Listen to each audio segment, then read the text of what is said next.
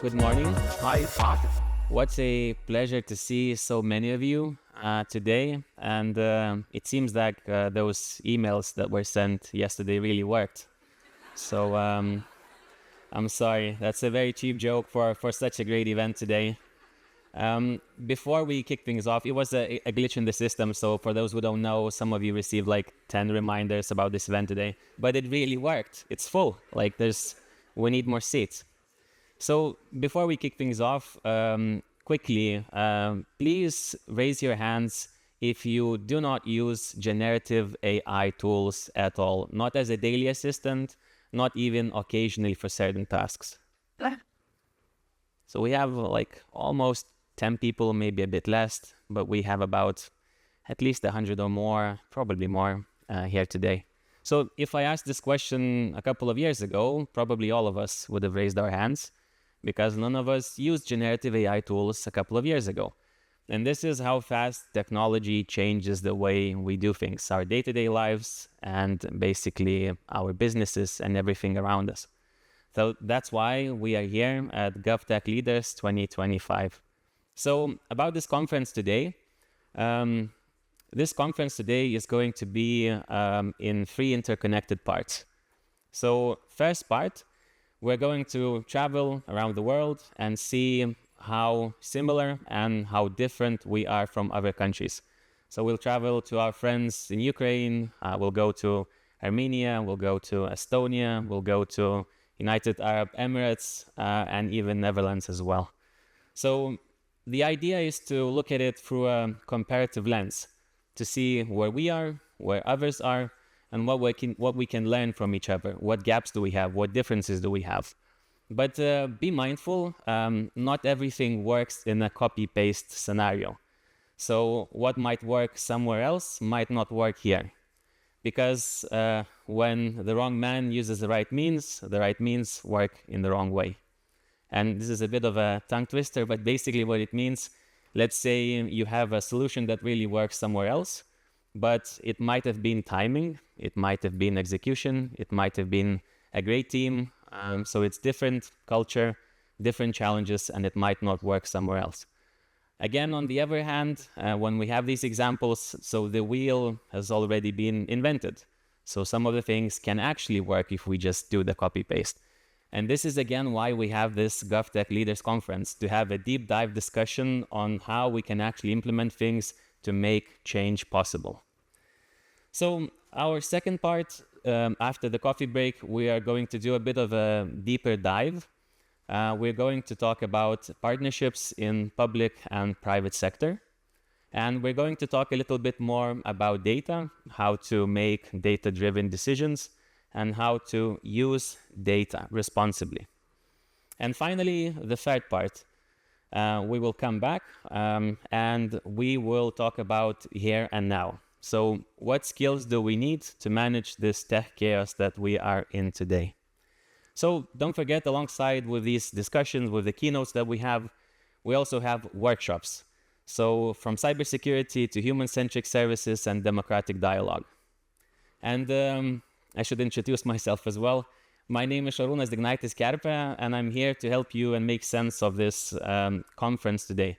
So I'll ask some follow-up questions, hopefully spark some discussions, and try to make this, so many keynote speakers, so many discussions, and try to make sense of it all. So for a quick context, I worked in an IT academy. I do a weekly technology radio show.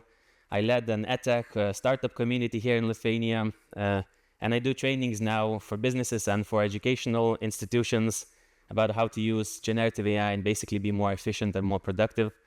But I still struggle with the same things that you are struggling. I just can't keep up with the tech and everything that's happening here and now. So I have a quick advice for everyone, and that is basically staying curious. So the main advice for me to you is staying curious. Have arguments, disagree with something. When you have those arguments, ask questions, meet people, and stay curious. So to wrap up, today is about connecting the dots. We will be discussing all the various different scenarios that we have in different countries. Then we'll go to partnerships, we'll go to data, and we will talk about many different other things. So I want to officially open this conference, but I want to invite Minister of Economy of Innovation of Lithuania, Edvinas Grikšas, to do so.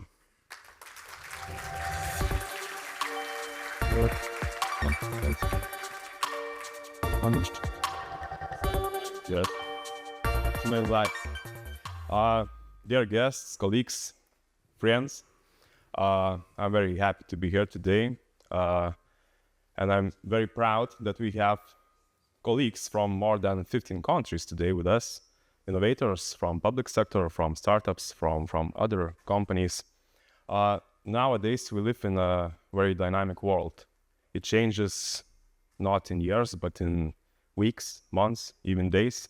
I speak about technologies, geopolitics, and many other, I can say, issues, challenges with which we are facing today. And we have to answer the question, not should Lithuania do something, but how we can do anything, everything we can to be competitive, to be innovation hub, not only in the region, but in the whole Europe. That's why 2 days ago we introduced our plan. It's called 3E: innovation, investment, and institutions. And today, from audience, I can see that it will be very horizontal, but mainly institutions. Our main goal is to have our public sector twice as effective as we have it today. And without GovTech decisions, we are not able to do anything. So more AI in our public sector, more startup-like thinking in modernizing our procedures. Speaking about AI, I can see our very big boost will be our AI factory, which we are opening next year. Next year, we'll start with the procedures. And my special thanks goes to colleagues from GovTech Lab for having us all today here. They are doing a great job. And from our side, we can see how GovTech initiatives can grow. We had GovTech challenges, which made very serious decisions for public sector to innovate. And now we have to think how to scale, how to have more products in all our public sector. So special thanks to colleagues. I don't see you, but I can wave. So I hope that today you will have a lot of fruitful discussions on how Lithuanian public sector can change, can adopt, can be agile. And we will hear a lot of good practices from our colleagues from different countries. But I'm very proud that Lithuanian GovTech sector, our achievements, is one of the best practices, not only in the Europe. We can already monetize our decisions. So let's go to have our best possible products, inventions, initiatives, to have only one-stop shop in Lithuania based on AI for all the regulation to have zero impact and state. We have to be friend for our businesses, for our startups, and for our competitiveness. Thank you, and have a great event.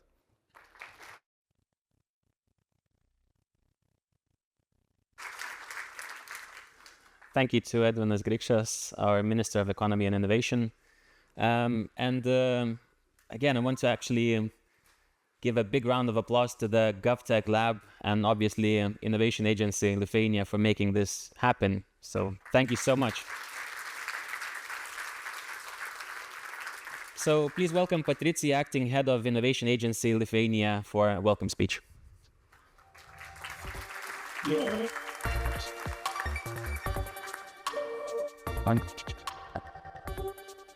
Good morning, all the innovations and government enthusiasts.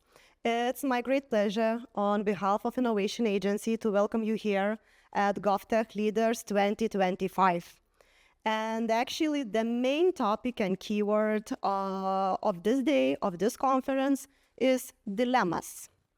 And I think that we really have a lot of dilemmas while considering government technologies, innovations. And the main dilemma could be how we can act fast, but still remain trusted, transparent, and actually agile in our sector. So for today, I actually have 3 main messages for you. And the first one is to be brave. Please be brave to use all the possibilities and all the facilities to innovate in governments. And actually, that's why we are having a great team of GovTech Lab with the full facilities and really comprehensive package, starting from innovative and largest the program of innovative public procurement to GovTech AI Sandbox. So be brave to use that. Secondly, I really call you to be open for partnerships, because when we see the word GovTech, only the one part is Gov, other part is tech. And we in governments not really strong on that. That's why we really need to partnership, to cooperate and co-create with businesses. So I call you for that. And the third, be proactive. Be proactive to experiment, and actually we really need to start from personal initiatives and make them systematically. So actually for us and for today, the really topic is how to go from all the decisions and all the problems into really actions and solutions. So enjoy this day, make partnerships, make connections, take your insights, and actually after my speech, all the applauses I just forwarding to my colleagues at GovTech Lab for gathering us together here. So thank you all.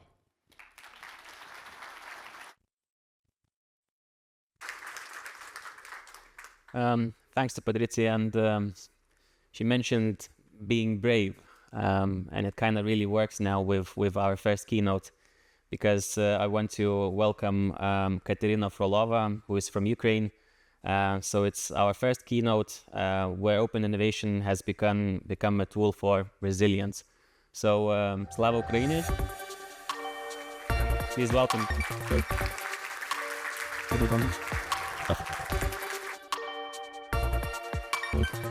Hi, everyone. My name is Katerina. I'm the head of innovation piloting at Global Government Technology Center in Kyiv. And I'm very honored, first of all, to be here and for this introduction, and for all of you for cheering for Ukraine. So indeed, Slava Ukraini.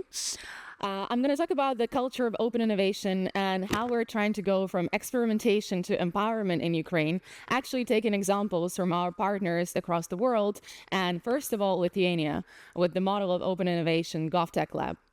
So talking about us very briefly, we're the center of the fourth industrial revolution, initiated by World Economic Forum in Davos on the one hand, and the Ministry of Digital Transformation of Ukraine on the other hand.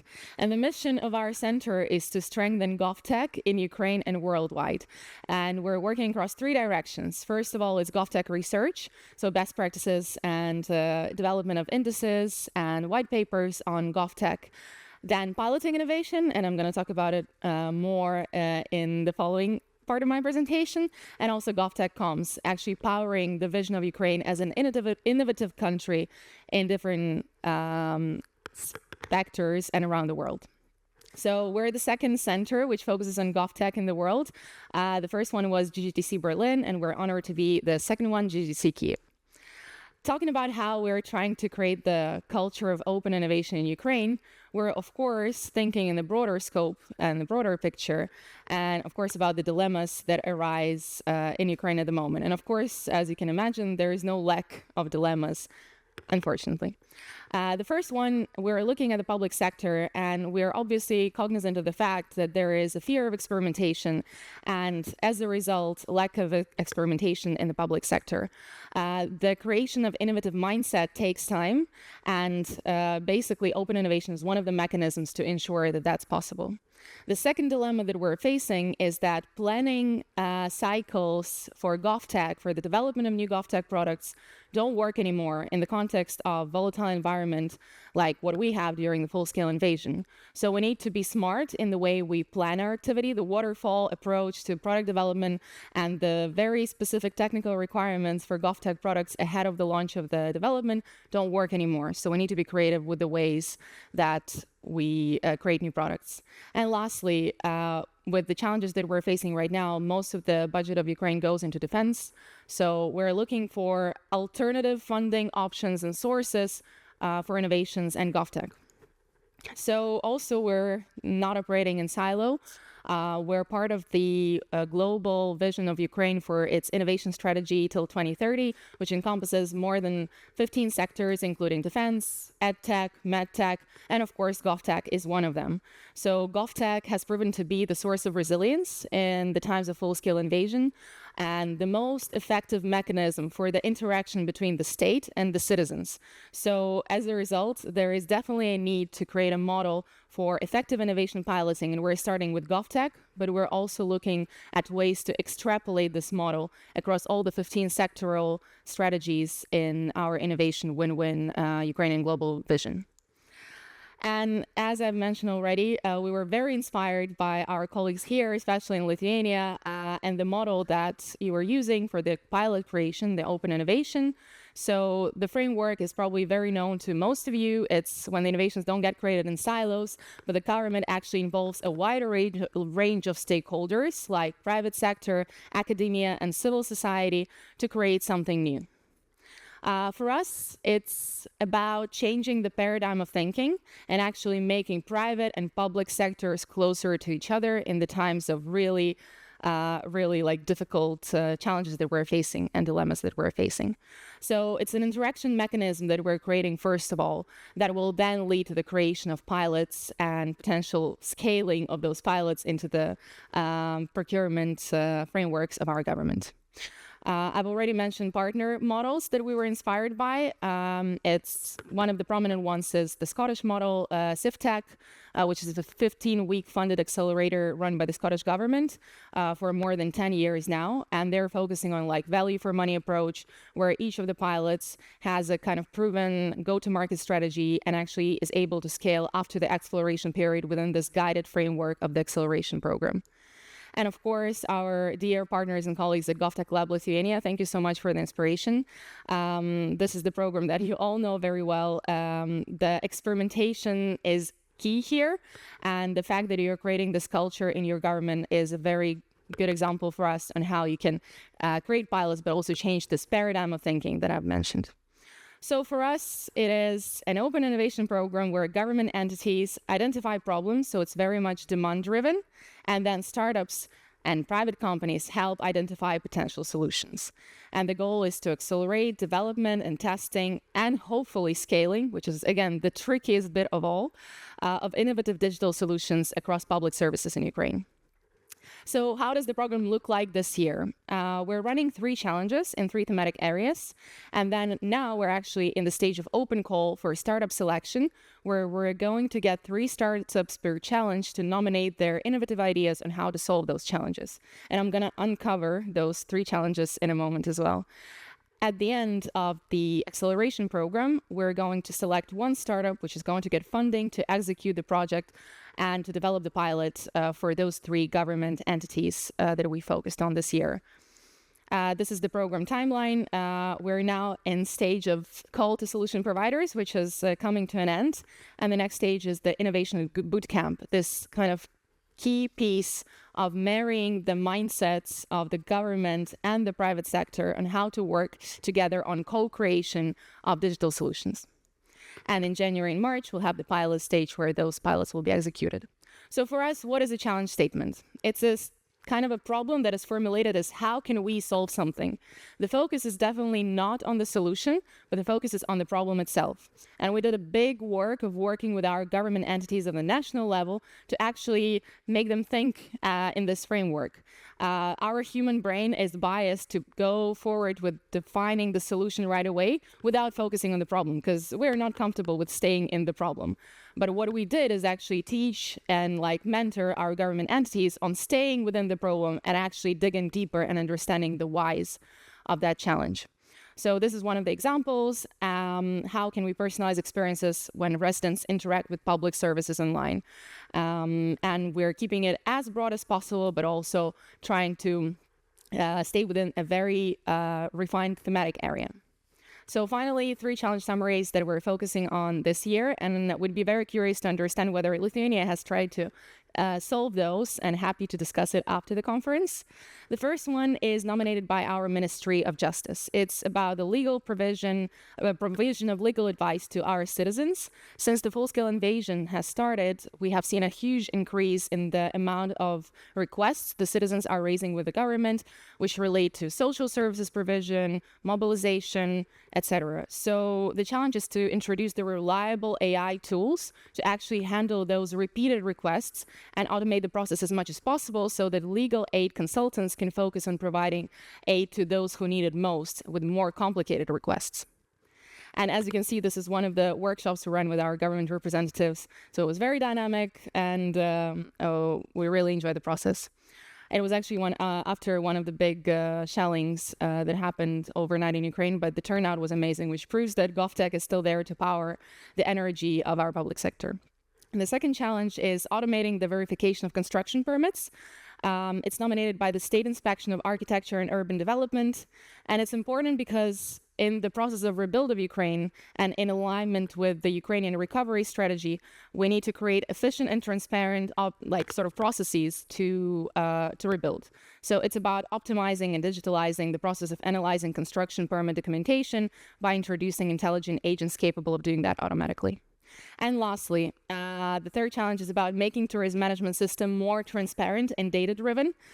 We have some unified tourism register which powers the back end. However, we don't have an effective mechanism of the front end to actually interact with the tourism objects, with the tourists in the country. And again, as a recovery strategy tells us, this will be a huge area where we'll need more transparency and more insight.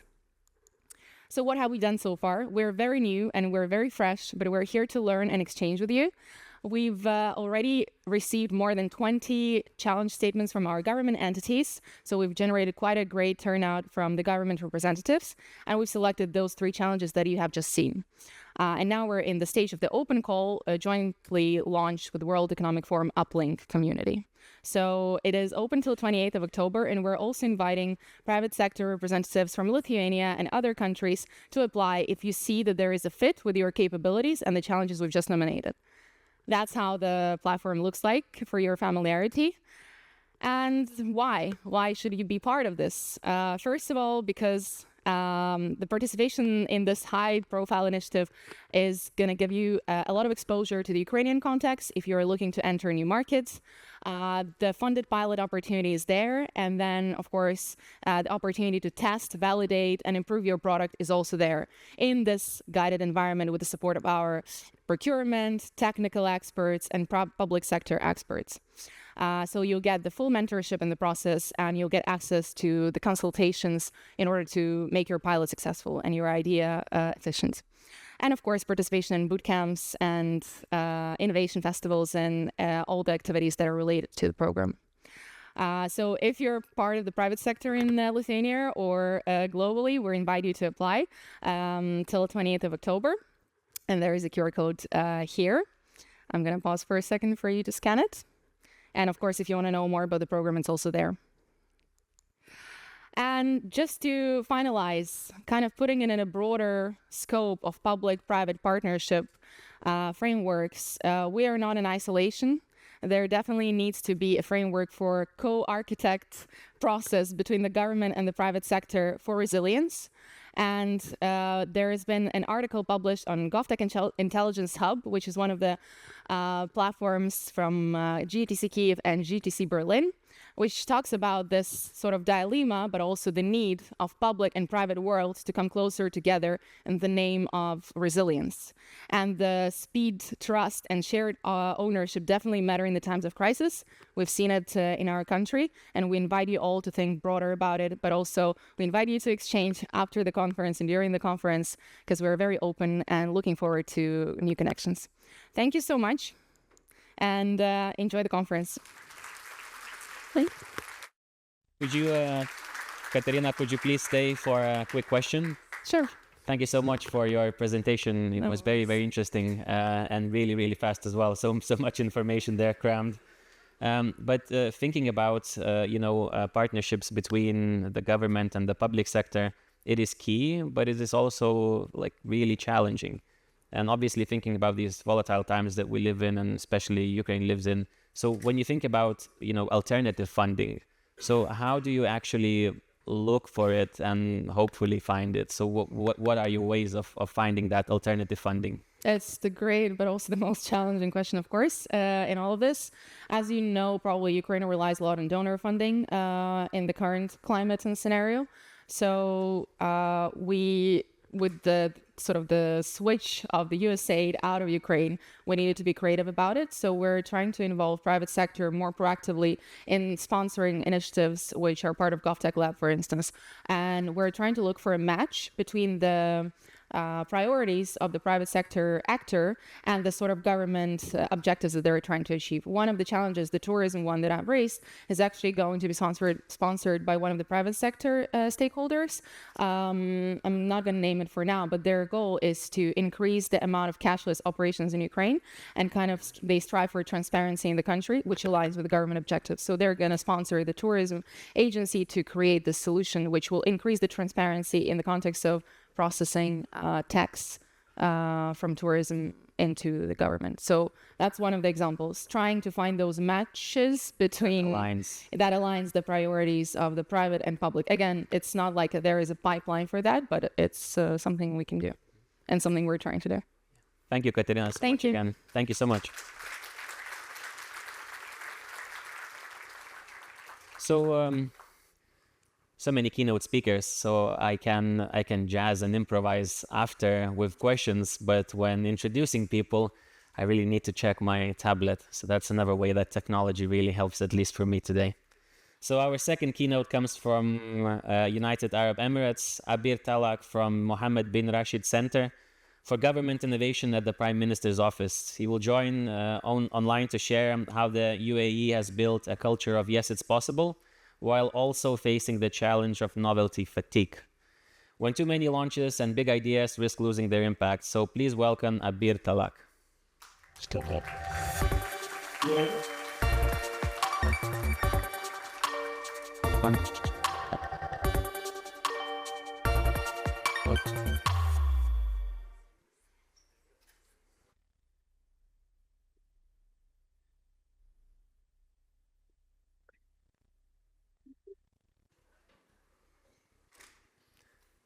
Good morning, everyone from Dubai. I am Abir Talak from the Mohammed bin Rashid Center for Government Innovation here in the UAE.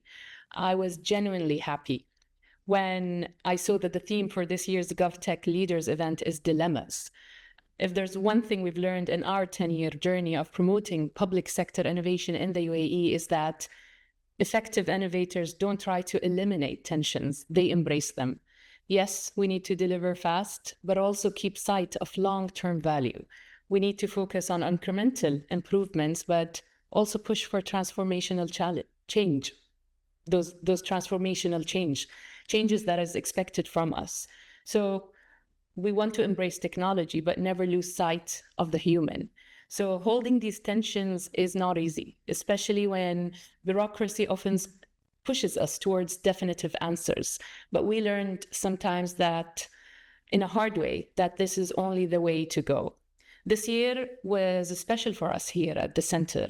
We turned 10, and unlike many places where innovation labs have come and gone, the UAE government actually doubled down on its commitment to innovation. As His Highness Sheikh Mohammed bin Rashid Al Maktoum, Prime Minister and ruler of Dubai, often reminds us, government innovation is not a luxury. It is the secret of nations, progress, and the engine of their renewal. So, guided by that conviction, we launched a new public sector innovation framework here in the UAE, where we have built it on three main pillars: intelligence, possibilities, multipliers. So these pillars mark a shift in our maturity. It is no longer enough to run pilots and experiments.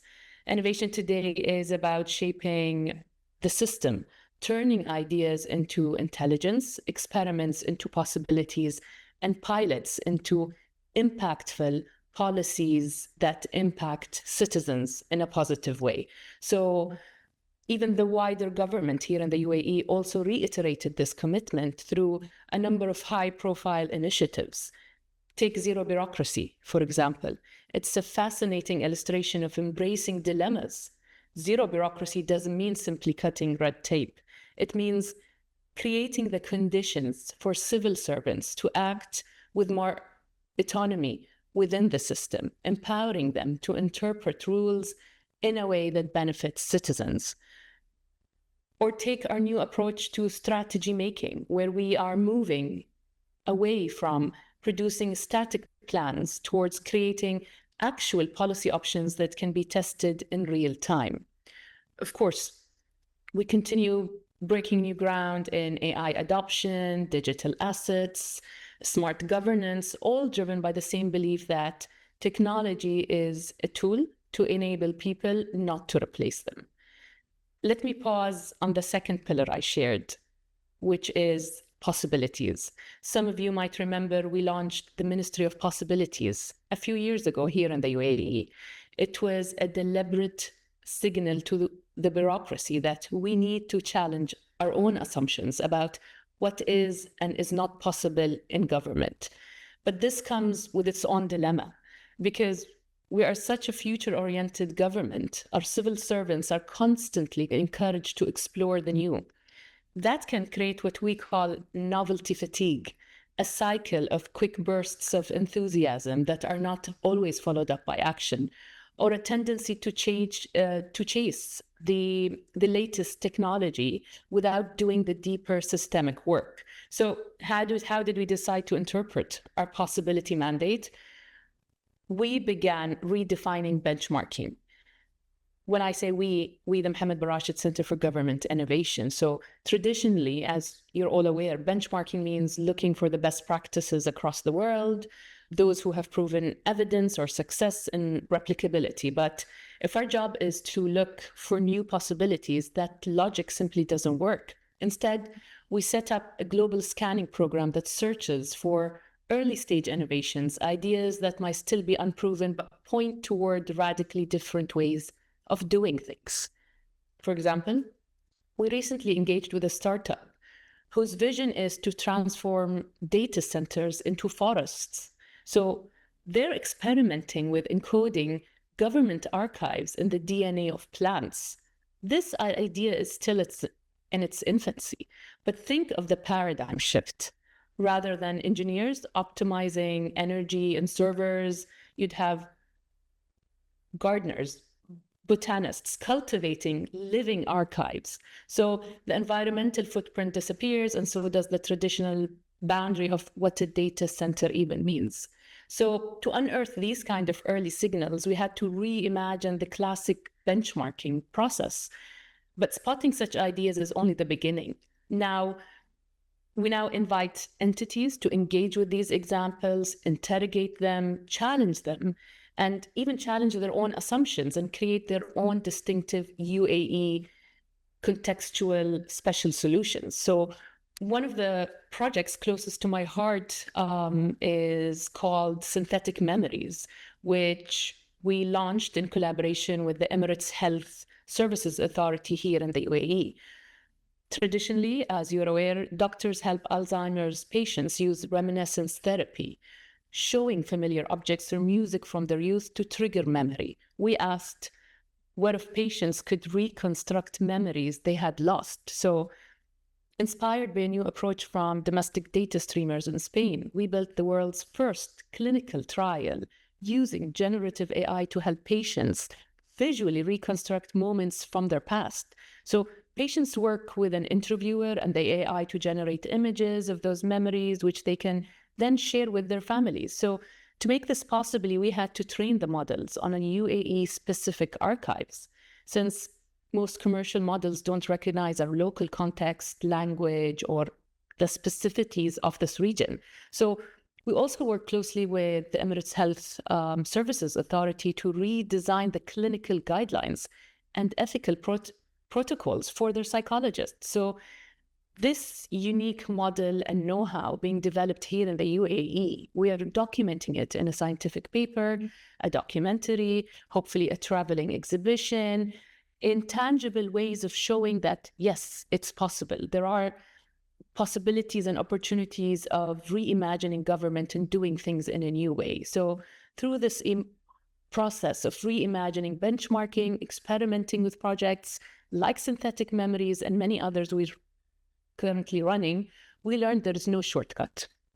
So turning impossibilities into possibilities requires handholding, teams through a lot of change. It means being both inspiring and demanding, encouraging and uncompromising. So again, we come to dilemmas every day, but if we can hold these dual roles, good cop, bad cop, visionary and the realist, we can gradually change the culture of government. So how we build a pipeline of distinctive initiatives that reflect the UAE's signature and DNA, innovations that are not replicated from elsewhere, but imagined from within. So as we mark our 10 years of UAE government innovation, the main lesson is innovation is not about choosing opposites. It's about learning to live in their intersection. As His Highness Sheikh Mohammed bin Rashid said, in the UAE, we do not wait for the future, we build it. And that's what it truly means to create a culture of, yes, it's possible. Thank you. And I hope you have learned and I have shared the UAE's experience so far with everyone. Thank you. And I wish that I was able to join you there physically.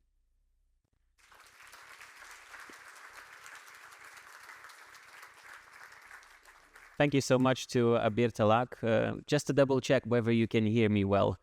I can, yes. That's perfect. Yeah. So you mentioned AI adoption and enabling people and not replacing them. So we know the current challenges that we face, at least with generative AI tools, where we don't need as many junior programmers, we don't need as many marketing specialists. We have so many things that we can automate with generative AI tools. So how to make sure that we use AI for the people and not replace them? How to make sure we can do that? That's an amazing question, and thank you for asking it. I think it's the dilemma that all of us are living and thinking, but I think the main way to go about it is to understand how AI is just a tool to complement, a tool to enhance certain tasks. But the main thing is how much we understand and socialize this tool and not be scared of it. A lot of it is not understanding what this tool is about. It's about how to interact, how to add value to the things we already do. It's not about deleting or eliminating the human side of it, because you still need the human part for decision making, for training it, for modeling it, to contextualize it to your specific needs. What's available is also, as I mentioned, is off-the-shelf solutions. Again, it's just a tool, like any other tool we've been using for the past decades. It's just, are we aware of how might it support where are we going with our goals and purposes of making our lives easier, faster, helping in decision-making, helping in designing customized solutions or services, or reducing and accelerating certain tasks around time. But my thoughts is it would never eliminate the human side.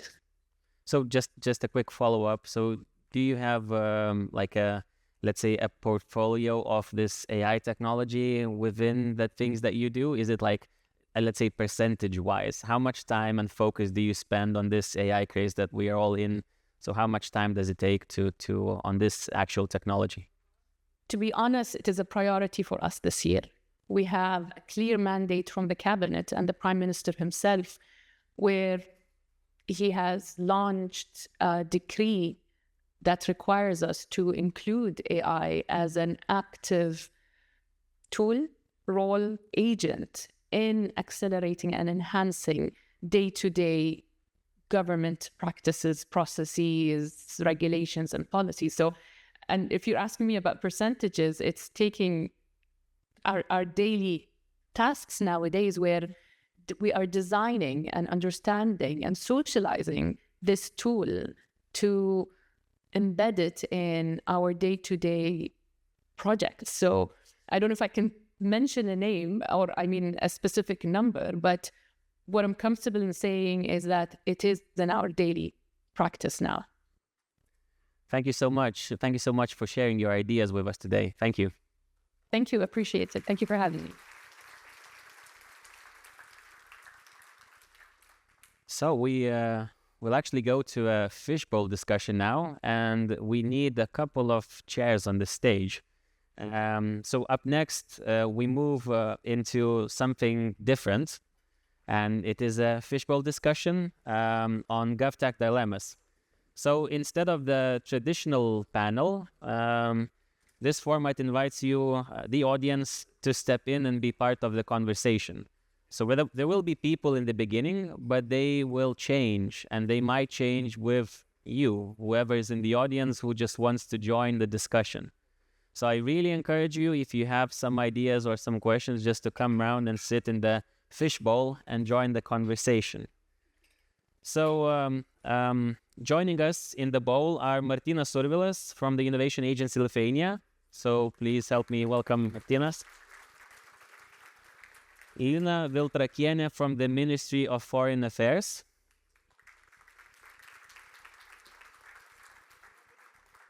Angela Hansen from the OECD, and Zoya Litvin from the Global Government Technology Center in Kiev. Applause for both. And guiding this discussion is Luke Kavanagh, founder of the interweave.gov. So let's dive straight into this, and Luke, I'm giving to you. So, thank you so much. Can everyone hear me okay? Everything's working with the microphone. Fantastic. Well, good to meet everybody. I'm Luke Kavanagh. So my day job is as an advisor to the Ukrainian government, but I'm here as the founder of interweave.gov, which is a platform that produces a weekly newsletter on digital government in Europe and Asia and brings together digital government leaders for intimate conversations, as we're doing tomorrow with an event called GovMesh. So digital dilemmas, it seems like a phrase that's in common parlance at the moment. It's front and center of our consciousness when we're thinking about digital, especially in a government context. So on my flight over, I was reading about how 800 public figures have signed to call for a superintelligence ban when it comes to AI. And the very next article is talk about tech bubbles in the market that continue to go up and up and up and haven't burst yet. And far from being exempt, governments are front and center of this conversation. I read an article last week criticizing one European government for going too fast on AI without the right guardrails. It made the point that they were heading for a disaster that would set back public trust in AI by decades, in the same way that Chernobyl did with a nuclear disaster and nuclear energy. So everywhere we look, we have major decisions to make: sovereignty versus global interoperability, moving fast and breaking things versus institutionalizing digital in a government culture, and balancing speed of progress versus being accountable to the publics that we serve. So all of this is coming up over the course of the day, but I wanted to start with our esteemed panelists by taking a step back to think about the age that we're in. So specifically, what are the dilemmas we're facing? How specific are they to digital government? How specific are they to 2025? And what can we do to tackle them? So we've got a fantastic group to join us, and I'll let them introduce themselves in a moment. But to my left, Zoya, Angela, Lina, and Martinas as well. And as mentioned, we're going to have a conversation in a fishbowl format. So what I'm going to do is do the initial introduction with our speakers. They'll answer a question. And then if anybody wants to come on stage to answer any of the questions I've asked, please raise your hand. We'll rotate one of you guys out. So if you get bored, you have coffee, you need some more breakfast, feel free to step out and then step back in. And we'll just rotate the cast as it goes as well. We'll keep it fairly fluid. So if you do come to the stage, please feel free and be prepared to give that seat back up to someone else who wants to speak as well. Fantastic. So we'll start with a quick introduction to each of our speakers. So please could you briefly introduce yourselves, the work that you're doing, and maybe talk about one or two dilemmas that you're facing in the work that you do today. So we'll go this way around. So maybe Zoya, we'll start with you. Hi, everyone. I'm Zoya. I'm in charge of Global Government Technology Center in Kyiv. You've already learned a bit about what we do from my colleague Kate with her amazing keynote speech. And basically, what maybe I should spotlight, that we are a platform between different international governments, public and private sector, to strengthen the GovTech worldwide. And to achieve this ambitious goal, we create projects and products to promote this dialogue, but also collaboration. We're not only think tank, we're do tank. And to achieve this goal, we also work in three directions. Communications, to have the common world agenda for GovTech, its dilemmas and challenges. It is also piloting innovations and exporting best things that we have in Ukraine and importing best things that other countries have and piloting them. And also providing evidence-based research on GovTech. Regarding the dilemmas, well, this ambitious digital journey of Ukraine, it started in 2019. So dilemmas are not a theory for us. It is our daily routines, because from COVID, we jumped straight in the middle of full-scale war. But, we learned that actually digitalization of the country, right GovTech tools, they also a key factor of resilience. And now we are #1 country for e-participation of our citizens. We are top ranked in government digital development indexes and many other rankings. So speaking about dilemmas, I'm thinking about two main now. One, if we speak about Ukraine and other countries, like national level, it's speed versus trust. And our host mentioned it today, other speakers mentioned, because in the world of modern challenges, the way governments operate, it should evolve. And governments should be able to react much faster. But at the same time, it takes huge time to build trust.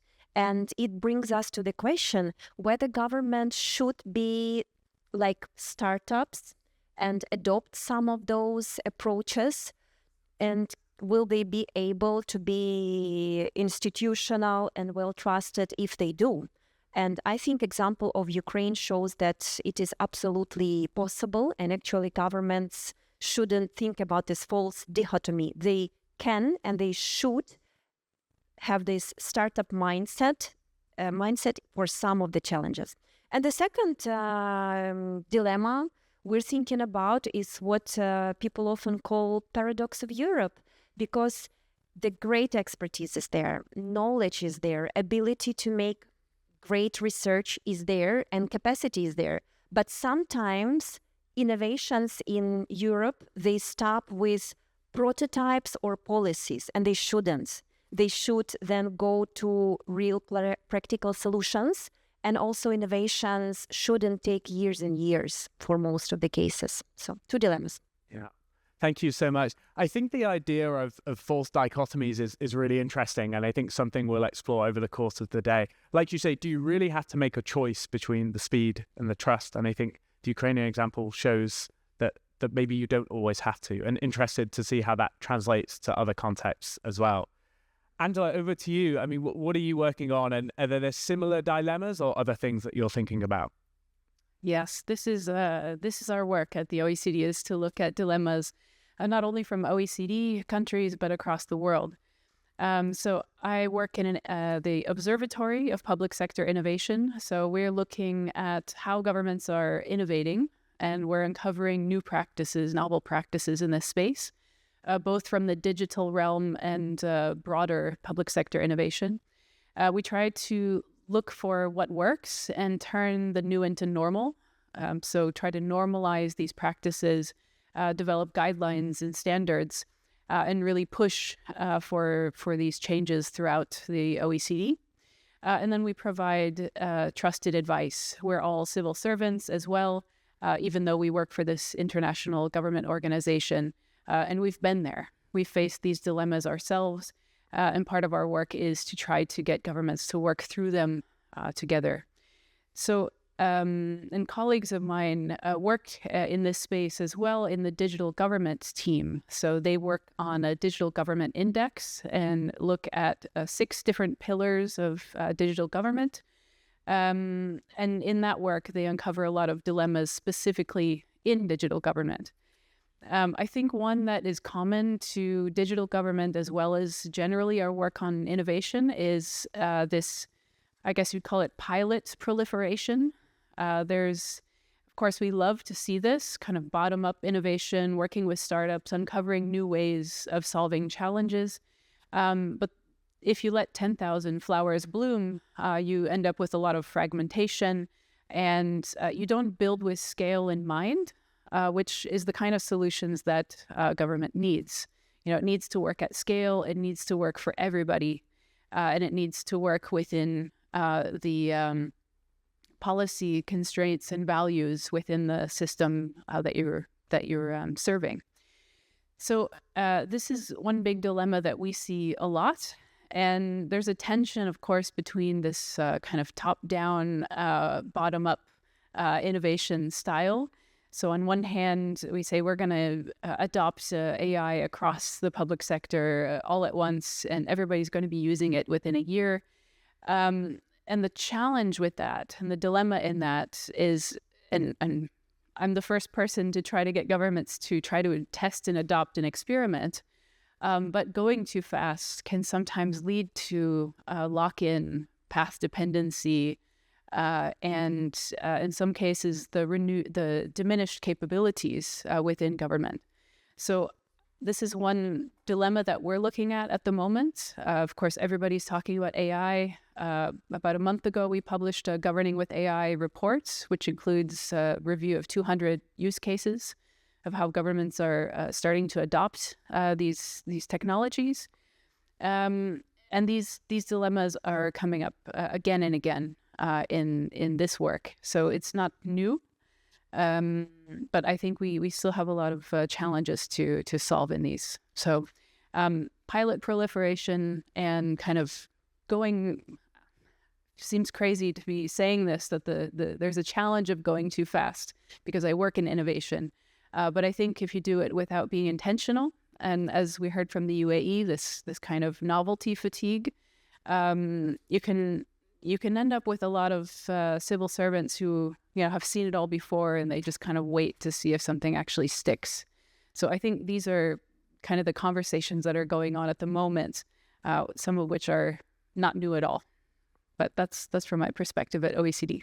Yeah, that's a really helpful dilemma to set up, I think, actually, because I know Zoya, Martinas, would love to get your thoughts on that in the context of the work you're doing in Ukraine and Lithuania and your challenge prizes. And also I know conversations later with Hassel, I don't know where he is, and others on new forms of innovative procurement that's going on as well, and how we both do a lot of pilots, but in a way that can be scaled and, like you say, doesn't produce fatigue in governments. Alina, would love to come to you now, and maybe in the context of the dichotomy over Europe that Zoya described earlier, or some other challenges that you're working on as well in your position. Well, thank you very much. And let me introduce myself. I'm Lina Wildrekene, and I come from the Ministry of Foreign Affairs, where I am an ambassador for digital and tech diplomacy. So, and I'm very glad to participate here today in this GovTech Leaders conference, where we are discussing dilemmas and where I can also talk a little bit about dilemmas in digital diplomacy and governance. And indeed, in this world of geopolitical tensions and rapid technological advancement, we face a lot of dilemmas. Number of them were already mentioned, including digital openness versus autonomy, strategic autonomy, global connectivity versus cybersecurity, preserving free speeches versus countering disinformation, and so on and so forth. So these dilemmas, as Zoya was saying, they are not theoretical. They are indeed shaping how we practically engage with our global partners, how we defend our national interests, and also how we uphold democratic values. So, driven by these dilemma, we in the Ministry of Foreign Affairs decided to prepare the Lithuania's digital diplomacy guidelines. We think that with these guidelines, we need to define the main digital diplomacy priorities in artificial intelligence, other emerging technologies, in cybersecurity, in e-governance, and among others. Our goal is to strengthen Lithuania's contribution to international tech governance, also to embed democratic values in digital transformation and build strong partnership with like-minded countries. So for us, digital diplomacy, or dilemmas in digital diplomacy, is not only about applying advanced technologies in Lithuanian diplomacy, but also about defining our strong, consistent position within the international digital agenda. To be more specific, I would like to mention also two dilemmas we are working on. One is innovation and openness versus foreign manipulation and cyber vulnerabilities. And on this dilemma, I have to say that indeed Lithuania promotes innovation and promotes digital openness. Our open data policy, our e-governance, government, GovTech are based on openness and trust in technologies.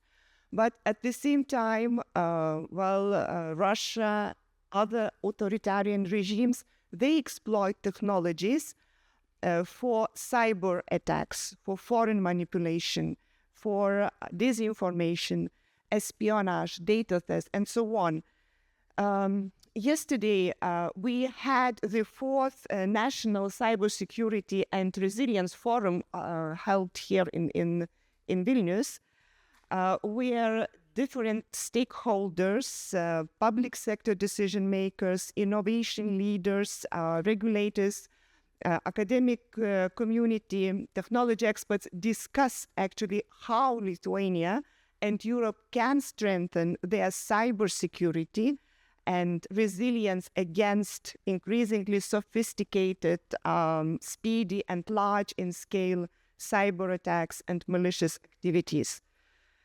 And we see that these attacks are accelerated also by artificial intelligence, by new technological solutions, by generative models.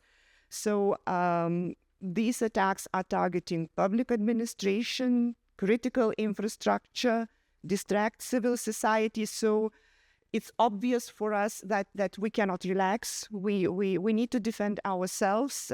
We need to be fast in adapting new technologies, also in strengthening competences in the public sector, but also enhance cooperation between public and private sectors, and of course enhance international cooperation, and first of all with like-minded countries.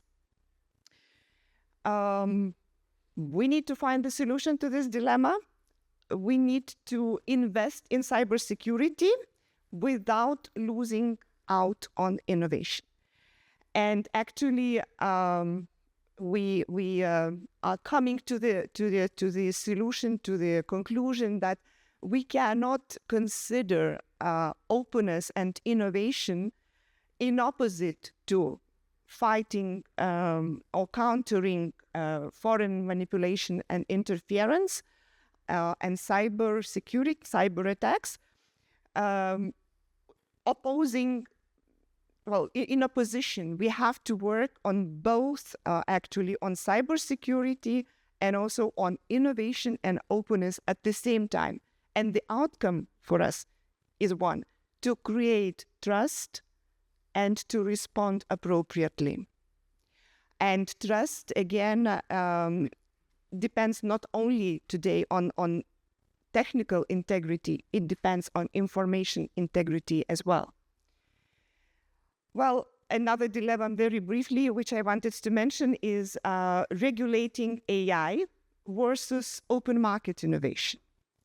So again, AI is really becoming a strategic asset, shaping global power dynamics. And this dilemma is really geopolitical dilemma, where we are talking about regulating AI in the context where China imposes state control. The US follows more pro-market approach and leaving a lot of openness to big tech companies. So the EU has its AI Act. We are in the stage of implementation of this act, and it creates a bit of tension for companies, between regulation and innovation. So to address this tension, now the EU is slowing down a bit the regulatory narrative in the EU. So just in April this year, EU published AI Continent Action Plan. Just recently, the Apply AI initiative was launched, where much greater emphasis is put on development and deployment of AI than on regulation. And also, AI Act is under the digital omnibus at the moment, where we are going to review legal acts and address overlaps and perhaps to clarify the implementation of that. The Minister of Economy mentioned the Lithuanian AI factory. So indeed, we are contributing to the EU innovative or AI development efforts, and we hope to have quite soon, the biggest at the moment in the Baltic State AI factory, LitAI or LitAI factory. So that is why it is so important for us to answer the question: what is the right balance between open market and regulation of AI for Lithuania? And to answer this question, actually, 3 months ago, we organized the international conference here in Vilnius, named AI and Global Power, Regulation or Reliance. So during this conference, we were discussing various AI regulatory approaches and emphasized that Lithuania indeed supports innovation and competitiveness, but not at the expense of fundamental rights. And indeed, we back establishment of value-driven AI governance standards globally. Well, Vilnius Convention is one of the international achievements. The Councils of Europe Framework Convention on AI and Human Rights was signed in Vilnius. So that is one of the contribution. So we have really a clear understanding that we have to have the right balance, and that we have to be really smart, agile, principled, and contribute to the global governance with these principles. Fantastic. Thank you so much. So one of the things that's really emerging for me across everything that you're all speaking about is these aren't dilemmas that are just limited to technology. We talked about the geopolitics, the broader public trust that comes out of a lot of this, the decision fatigue and morale within a civil service more generally. And I think it's a theme that I want to pick up on. 2-minute warning for the audience. If anyone has anything that they want to share, we're going to move in a minute to thinking about setting up teams well to combat or to help solve some of these digital dilemmas. So once we've heard from Martinas, I'll ask people to raise their hand and then feel free to come up to the stage to make your own intervention as well. But before we go there, I wanted to turn to you, Martinas, and ask, we spoke a little bit earlier about your portfolio being quite broad, and we'd love to hear your thoughts specifically on GovTech dilemmas, but also whether there are lessons that you think the sort of GovTech part of your portfolio can learn from other strands of it and other areas that are already tackling some of these dilemmas particularly well. Thank you very much. So to begin with, I'm Martina Survilas. I'm Director of Innovation Development Department at Innovation Agency. So we're working with breakthrough areas. As already mentioned, we have a wide range breakthrough areas at our department.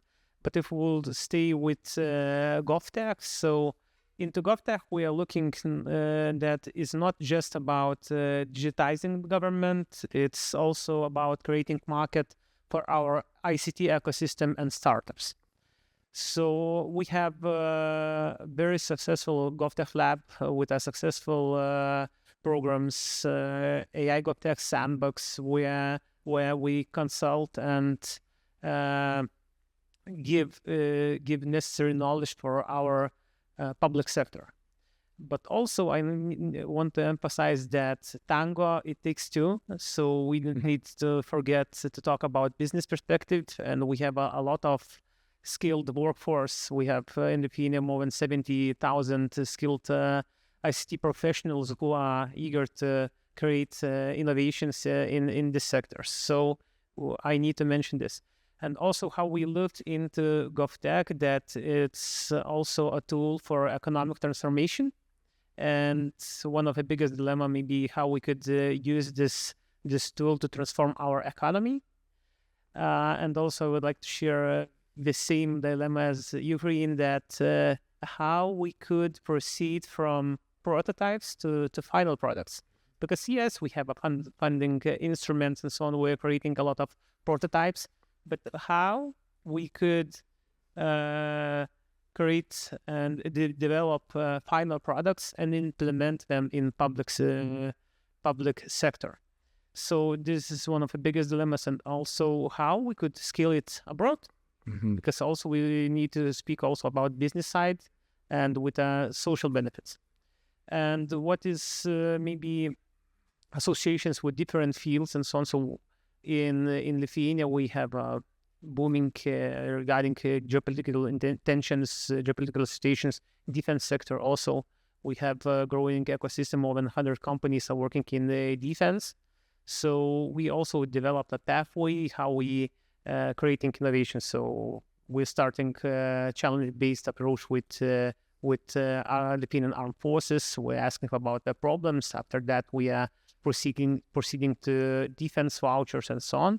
And lastly, last month we had Miltech Academy, where we share we created a knowledge platform for it. So maybe for a start in these dilemmas.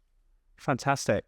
Well, it sounds like international collaboration is a theme that is running across all four of your work, and I want to come there. But I also want to give a chance to the audience as well. So we'll ask a question to these guys, but does anyone want to come and talk about how we can best collaborate internationally on some of these dilemmas, and also anything that you've heard so far? So please come to the stage. Does someone want to take a 2-minute breather and then we can sub you back in? Either that or you can have my chair.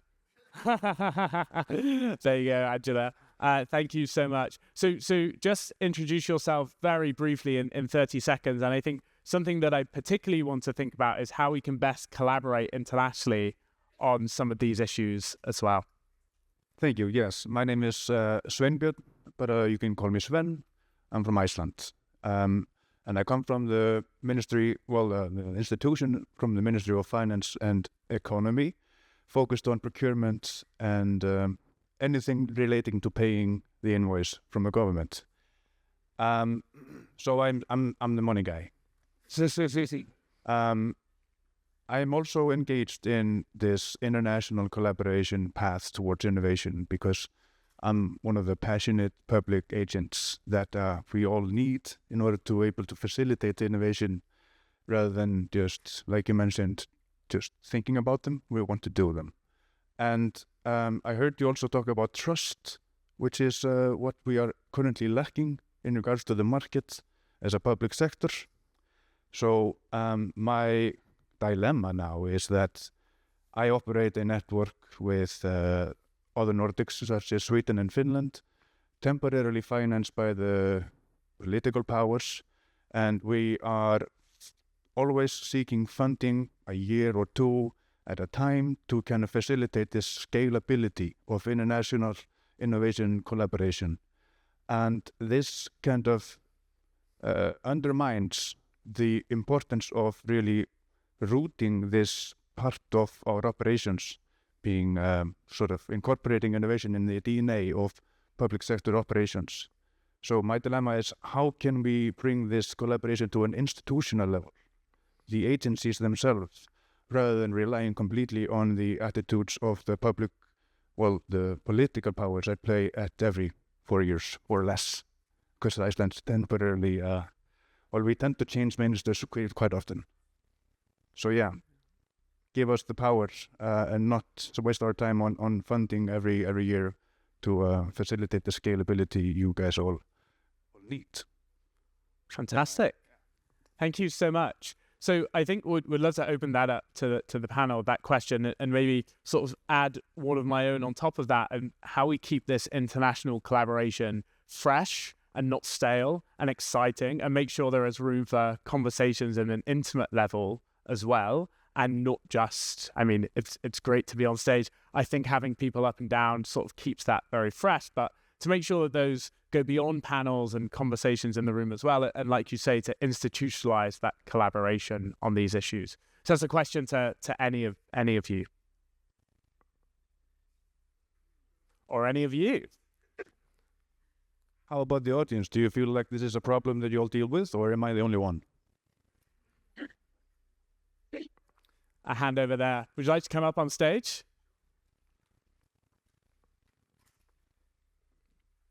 Thank you. Can I hear? So my name is Julius. I'm from Lithuania, from actually private sector, but what's one mentioned particularly resonates to me because we work both with GovTech development and consultancy on GovTech innovation. And one thing that I think is particularly relevant in this topic is when the presenter presented all the countries that we're going to discuss today, I think the final country that was mentioned, even Netherlands, but it was very, Europe-focused, UAE maybe, and Armenia, the only countries outside of our region. So also to think, what do we do with countries that might not be yet, as we can say, digitally mature already, but want to experiment with GovTech or things? Do we just tell them, no, you are not digitally mature yet, so you need to wait for maybe 5-10 years, and then you can come back and we can have this discussion? Or do we try to see how we can co-create something unique that works for you, can utilize our lessons learned, and so on and so forth? So I just wanted to refer that is also very important for us to discuss, because otherwise we can create an even deeper digital divide. And that is a dilemma that is particularly relevant for me, because we work with the countries in Global South, and how do we make sure that everyone benefits from this GovTech innovation? Maybe I would like to add that also our team at the GovTech Lab had a project with Kenya, where we shared our knowledge and skills and about GovTech. So we have a huge possibilities also to scale our solution to these markets, to third countries. So I think there are a lot of space for future development for international collaboration. Yeah, I really like this point. I'll let you two come in, but I think one of the big trends that I've seen in the space this year is thinking about DPI. And I don't know how many of you are familiar with David Eves' work back in London, but he talks about DPI as one of the first spaces in tech that the global south are really leaving the global north in the dust. And suddenly we think about international collaboration, and we're thinking, well, how do we learn from these guys? What structures are set up to be able to do that? And I think some of the things you'll talk about with those collaborations there really speak to that. I know the two of you wanted to come in. Maybe Zoya first. And just a brief example from Ukraine, because digitalization is about resilience and it has to be implemented fast. So before the full-scale invasion of Russia, Ukraine was having 3 projects on exporting our knowledge and even some of the solutions to countries like North Macedonia or Guatemala. And first, it was the measurement of their digital maturity, then discovery stage, what we can offer, how can we help them. But unfortunately, I have to mention that with all those projects for countries that might need this support, they have to be done with implementation partner. And in our case, it was USAID. So we had to stop after the discovery stage because someone needs to pay for the digital empowerment of those countries. But we have some good news, and there are other potential partners. So the work is going on, just not as fast. Yeah. If you're worried about USAID, just speak to the money guy. I don't know where Sven's gone, but he might have something for you. Lila, over to you. Well, yes, and indeed, when USAID really suspended, big part of fundings and so on. So indeed, it is time for Europe, I would say, to step up. And in the European context, Lithuania, we try to encourage working a lot with international partners, with neighbors, but not only neighbors, with Global South, you mentioned. Indeed, it is very important to build this trust, in democratic values, first of all. And also trust in technologies, trust between our nations. So we in our positions, we emphasize the importance of like-mindedness and values among the democratic societies. We have to be together. We have to unite our response. And in this, I would say that 2 things are very important. One is awareness raising, is talking about what is happening all around the globe. And another thing is to share practices, to share how we counter some malicious activities against democracies, how we protect our people, how we protect our societies from manipulation, from data thefts, from disinformation, from propaganda. And one example I wanted to mention, Angela just left the chair, so I will mention the example where Lithuania cooperates closely with OECD by hosting peer-to-peer seminars for OECD and non-OECD partners, public representatives who come here, learn from each other experiences, how to prevent, and also share the information about the attacks, about the disinformation campaigns, and also learn from each other, build capacity, establish good networks.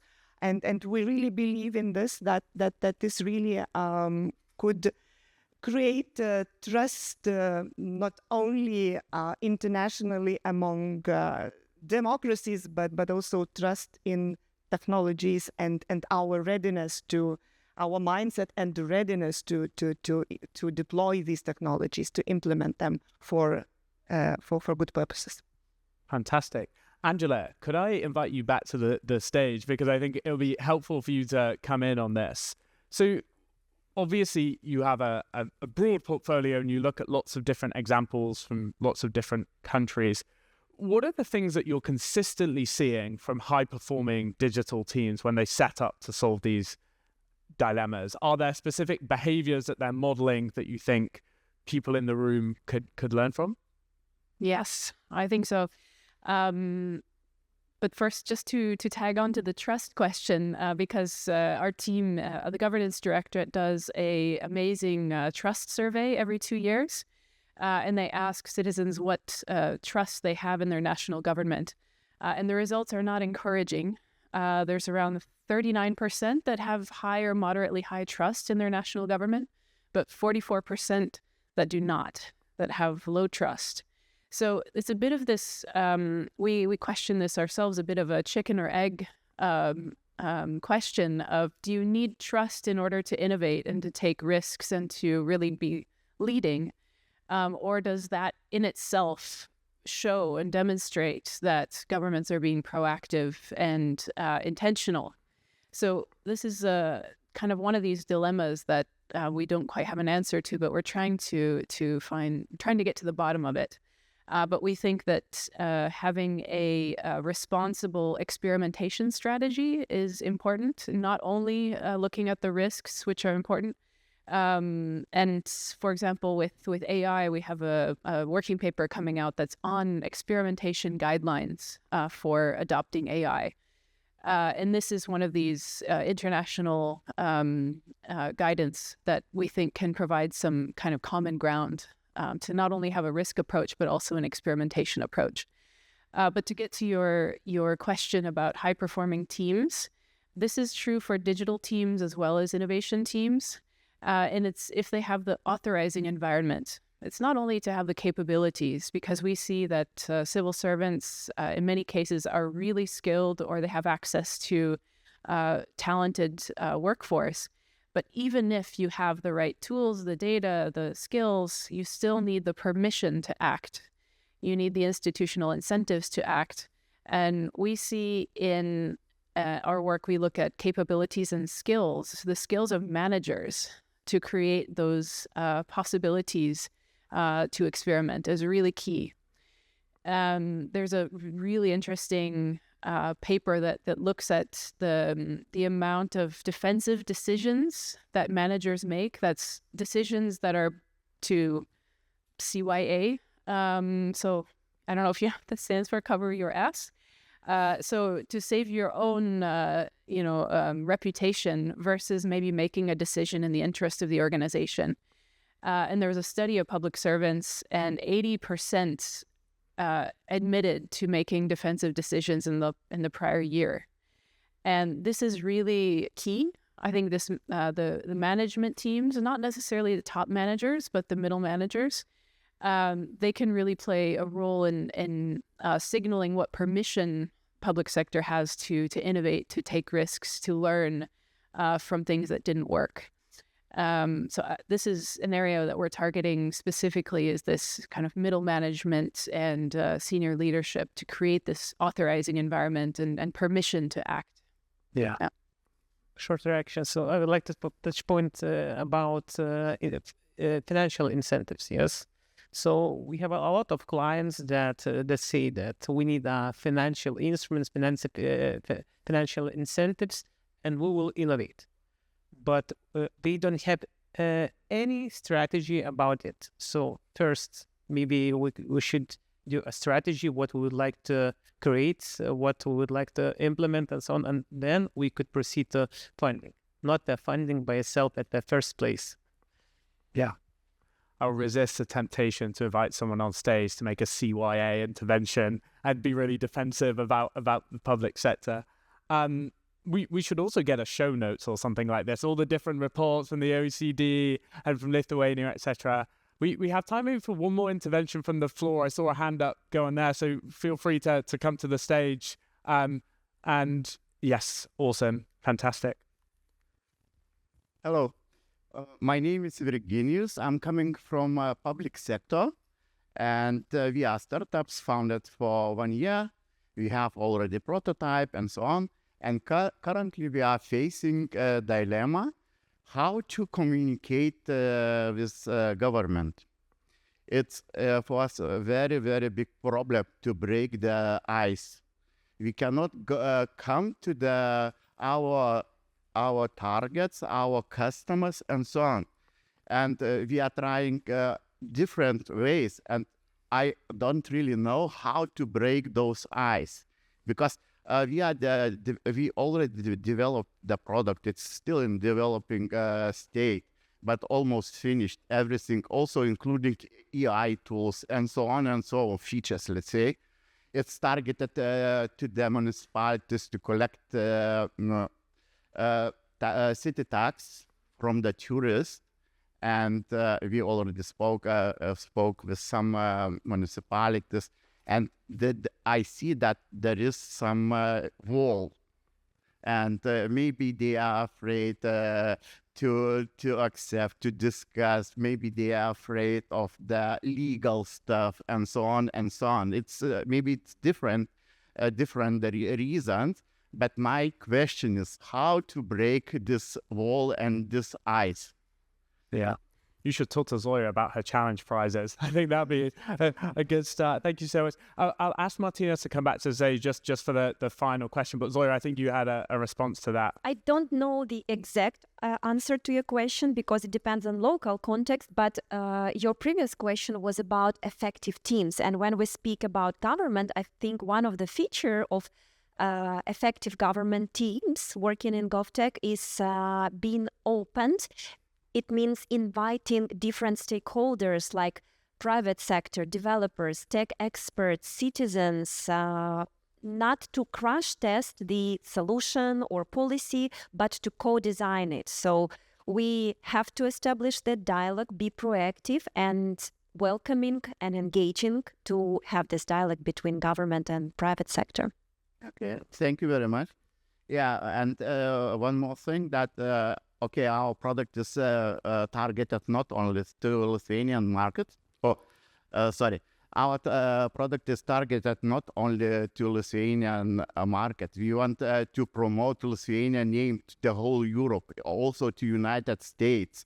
And but the first steps should be done here. The idea came from Germany. I'm originally from Germany. I'm Lithuanian, but from Germany. This idea come from there because Germany is in stone age. What is GovTech? That is not the official position of the conference, I don't think. It's not to compare with Lithuania or Baltic states and so on and so on. It's even more difficult to come to government in Germany. But first steps you would like to do here, and then promote, give the message to the whole Europe. Yeah. Unfortunately, you guys don't see, but we have a clock on stage. It's glowing an alarming shade of red. So I'm going to have to invite, if we could switch out and Martinez come back to the stage. And I know there was other interventions, and I'm sure this conversation will continue on into the lunch break. But we're just about out of time. So all that remains is to give a massive round of applause to our participants. And thank you so much.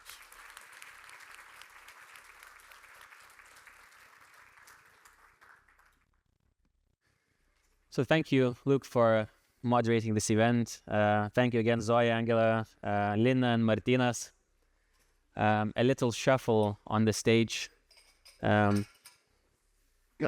So just to wrap things up a little bit before we have another keynote, and then we'll have a break. There's quite a few things that these people talked about. I just want to wrap things up a little bit. So Zoya mentioned speed versus trust. Should governments be like startups? And to me, it's actually a very important question because I come from educational startup community and we face those issues all the time. So whenever a startup comes, they say like, this is what we have, we want to do it, we want to innovate. And then the governmental sector says, slow down, how are you going to scale this? We're not sure if we can implement this. We can't make mistakes like a startup can. So it's two different worlds, and those partnerships need to be somehow, I don't know, more symbiotic. So quite a few more ideas, but again, I'm also seeing the times and the screens and everything, so we'll have to manage it really well. So what I want to do now, I want to invite our next presenter, who will take us to Armenia. So Arusiak Martirosyan, Head of UX Service Delivery at the Information Systems Agency of Armenia, will share how their digital journey is moving beyond pilots toward the whole of society transformation. So, and the dilemmas that come with it. So please welcome Arusiak Martirosyan.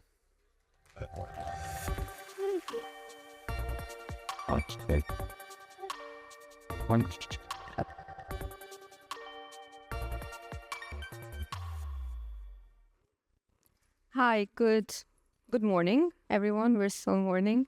I'm very happy and grateful to be here. Thank you for the organizers. Thank you for pronouncing my name correctly. Yeah, I'm here representing Armenia. I'm here representing Information Systems Agency, and we'll talk a bit about it. And indeed, my role is the head of user experience and service delivery. Now, the organization is only about 3 years old. So we're quite brand new because Armenia's journey is quite brand new. We are trying to digitalize in a world that's expanding. AI is everywhere. It's transforming. Our modern history is also quite new. So the challenges we've been experiencing, I think many of the countries represented here today can relate to. How do you transform from a history that's been static, but also been changing a lot in a very short amount of time? How do you catch up with the world developments and still maintain this very systematic but also holistic approach to yourself? And this is why in Armenia we use the word e-society. We don't talk about digital government that much. We don't talk about the digital private sector. We really talk about e-society because our whole approach is trying to create something that's just so holistic, that flows one from another. And this is why this agency was created. We do have a Ministry of High Tech, but what we realized is that it is a ministry. So the perception from the other ministries is it's another institution. And maybe it came from the Soviet era, maybe it came from the 90s, this isolation, living in the bubble of your own endeavors. So we created this kind of independent government body with whole goal is to enable, support, give the know-how, bring this international experience into Armenia, learn from all of you, and try to build something that is for the people and with the people. I always like to start with this photo and maybe ask who recognizes this building. I mean, not this exact building, but a building similar to this. Maybe raise of hands. I think many of you do. And it's quite representative of the situation in Armenia, not just in the public sector, in many sectors, but public sector specifically. We have a building that's been built in the 50s. It's functional, it's great, it works. But things changed, people changed, services changed, and everyone built their own thing to just kind of coexist. And because, well, there was no uniform way of doing it. You know, you could do something, you could expand your walls, you could make them warmer, you could paint them. And everyone did their best. And this is what we have looking from the backside, where at the front, it's quite nice and uniform and pretty. Whoever been to Yerevan, if not, you're welcome. But from the back, this is what we have. And I use this as a comparison to how our public web pages still look like, a lot of them, and the services as well. They're digital. I think more than 90% of Armenian services, you can find them online. Now, is it fully digital in the context of what we're talking here? Is it user-centric? Is it enough for the person to go in and do their thing and not waste time and energy? Not really. And the colors and the shapes is not the only issue. The main issue is that we have fragmented services. It's partial digitalization. It's cumbersome because it's still been done from the perspective of the public organization. Okay, I have a doctrine. I've been told I have this regulations where I need to digitalize something. I'm going to do my bit. So Ministry A does their bit. It's digital. It's online. Not all of it, but the most important parts. Exceptions never taken into consideration. Ministry B, great, everything online. Then we need to go to Ministry C because, well, services are not in isolation. And then the person is stuck. They need to either go in person, they need to print the documents, they need to redouble entry the data that already been there.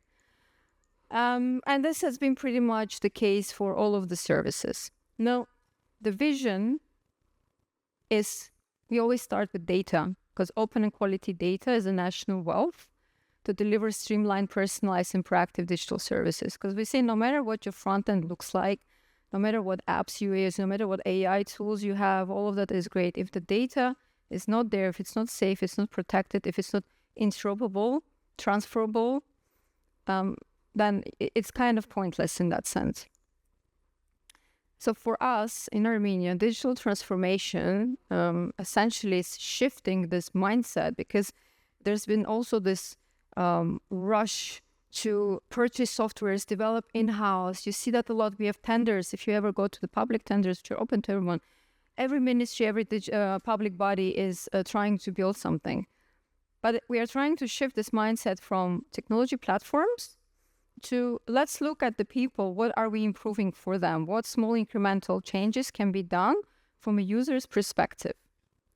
And we are trying to enable, and I will talk a bit more about each of these points, but enable the infrastructure for the public and the private sector. We have this concept of a marketplace that we're really working on, and we're trying to build this, which essentially will be the space for international vendors, institutions, individuals to come together, and almost like your App Store or Google Store, where you can select things. You as a public government, you can also do that. You see, okay, I want to create this service, I want to digitalize this, I need this kind of AI concept. Let me see what's available, and then create this direct connection between the public and the private sector internationally. That's very important for us. And then we have this notion of digital by default, which means data wants entry, interagency collaboration, and the user experience. I mean, I'm representing user experience. We have this whole live events approach, we'll mention as well. But that's key for us. We're really shifting from what does the government want to do or needs to do, but looking at it, okay, I'm a citizen, we're all citizens. We are all participating in different activities of our country. What do I need? And then from there on, we either encourage or discourage the public institutions to transform and digitalize. This is what our whole strategy is based on. It's the e-society enterprise architecture.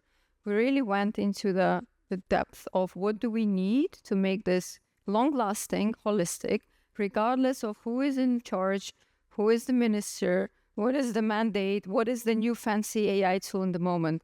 What can be the foundation that will be lasting? At the base of it, delivery model is basically what teams, what capabilities, what capacity do we need?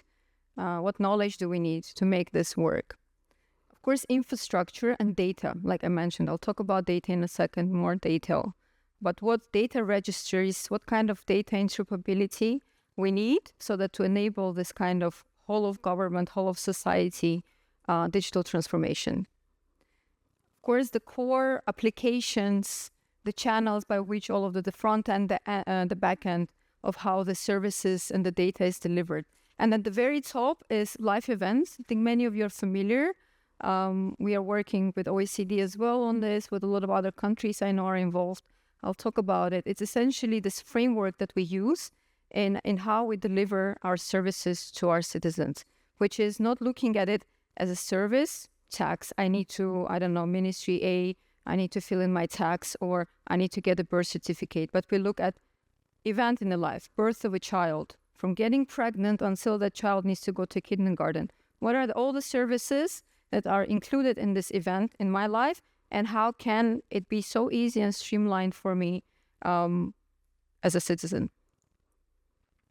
Now, the basis of all of this to make it possible started when Armenia, just a few years ago, adopted this legal act. And I mentioned this, I'll mention briefly because it is the foundation, basically placed this ground where we say, okay, public information law, law on population register, cybersecurity, and law on electronic identity. This made it possible for the agency to exist and to enable also all the public institutions, which for years never really had to work together because of all the different reasons I mentioned earlier, started collaborating.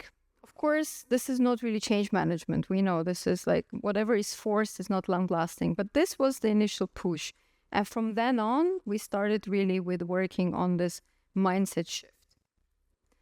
Now with data, this was one of the most difficult things to do, like I said, for a country that has went through so many transitions in such a short period of time. It was classifying and mapping all the data that's available in the country that exists or should exist for the services to be able to be provided digitally, streamlined, user-centric. Intensive work has been done, and in the end of it, we have this very simple data catalog available for all the public institutions where they can access and they see which data exists, which registries, who are the owners of them. And when we're talking about services and API integrations, we know which data needs to flow from where is it saved, who can use it, who cannot use it. This also protects the rights of the citizens with data protection. Cybersecurity risks are lowered, and a lot of great other benefits. And like I'm saying, interoperability, that's extremely important for anyone if we're talking about holistic approach to service delivery. We are almost have implemented Xroad with the support of our Estonian colleagues who've been of great help to us in sharing their experience. But this platform basically enables what I'm talking about, all of this data elements from regardless which institution it is, with the right setups in the back to be transferred so that the citizen can experience a very easy and streamlined approach to whenever they have to dealing with the government. Cybersecurity is extremely important for anyone, I believe, for us particularly because it's never really been paid attention. And then as soon as we started really driving into this digitalization, we quickly realized that if we're not protecting what we're doing, then we're just causing more damage. And it's better to keep things on paper. It's probably safer that way. So we have established a center, National CERT Center, which is basically responsible for all cyber incident responses. It's supporting all the government institutions for any kind of cyber attacks. We are collaborating well with our electoral committee to ensure that the upcoming elections are also done in a proper and democratic way. And it is also one of the key components of this or deliverables of this organization, of this setup, is to also train people, government institutions, private sectors. We're conducting cyber drills, hackathons, conferences on continuous basis to bring the mindset and awareness to the population, to the public employees on how important it is and how to work with data, because that's how you need to start with. So why do you do what you do? What do you do? And then how do you do it? Another thing, another important step that has helped us to really move, and when I'm saying move, we haven't moved fully. You'll see in the end that if you look at it from, let's say, numerics, we are still at the beginning of the journey from the amount of services that are 100% digital and according to the standards that we uphold so dear to us. But it's the background work. As we all know, the foundation is the hardest and takes the longest and most expensive to build. But one of the foundation elements was this, to create a framework for a two state-recognized sign-on mechanism. So meaning that whatever government initiative or service you need to access as a citizen, there's going to be a uniform sign-on with your credentials that you have already signed and agreed, data protected, to sign on and from there on be able to conduct the service that you need to do.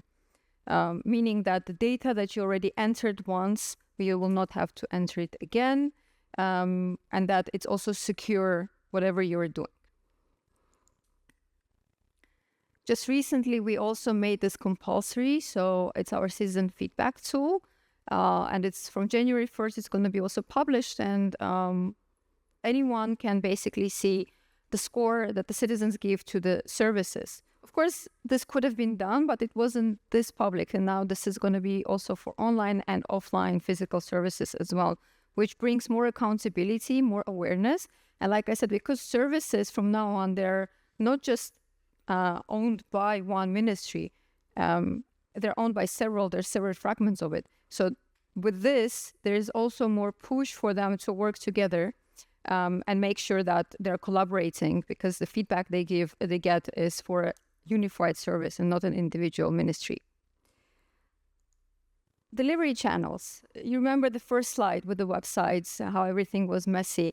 We have established a standard. We call it HENAGET, and we have been working with the UK government and the Denmark specifically. I'm not sure if anyone from UK or Denmark is here, but thank you for all your help, because we've used a lot of great experience that you've had. And what the standard does, it basically makes it uniform, how you create your websites, how you create your services. It has all the accessibility standards included. It streamlines the experience for the user, but also makes it so much cheaper and easier for the government institutions to create a website, to create a service, because the templates and the tools are there. And what we do as an institution, we help them, we teach them, we train them, and then we perform audits, which are now being also automated with the help of AI, to ensure that this process becomes so much faster. And most of the time and energy is being spent on research, on innovation, on creativity, instead of the mundane tasks. We have live, basically, it's our Getaway webpage, which includes all the information and all the links, direct links, to all the services that anyone who is visiting Armenia or living in Armenia or moving to Armenia will need. Again, this is a great step, because finding information in Armenia up until recently has been, I only moved there a year and a half ago, and I know for myself was also a struggle unless you knew someone or you had to make calls. Now with this, it makes it transparent. Information is available to everyone. It's done again with a lot of research from user-centric perspective, how to make it easy and very intuitive for a person to find the right information, immediately access the service that they need. We are now developing, and actually we've worked quite a bit with our Ukrainian colleagues, and we've been learning from their experience on their DIA app, which looks amazing and feels amazing, I'm sure, to try to basically developing our own app, which will be also including the digital wallet, the Getaway, personal information, and access to all the digital services. And then live events, like I mentioned. I will not go too much into it. I will talk also more about live events tomorrow for whoever is joining the GovMesh session.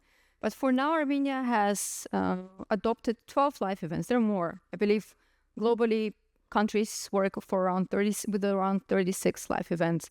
We chose the ones that are more relevant currently for Armenian citizens, again, through a lot of interviews and questionnaires and surveys.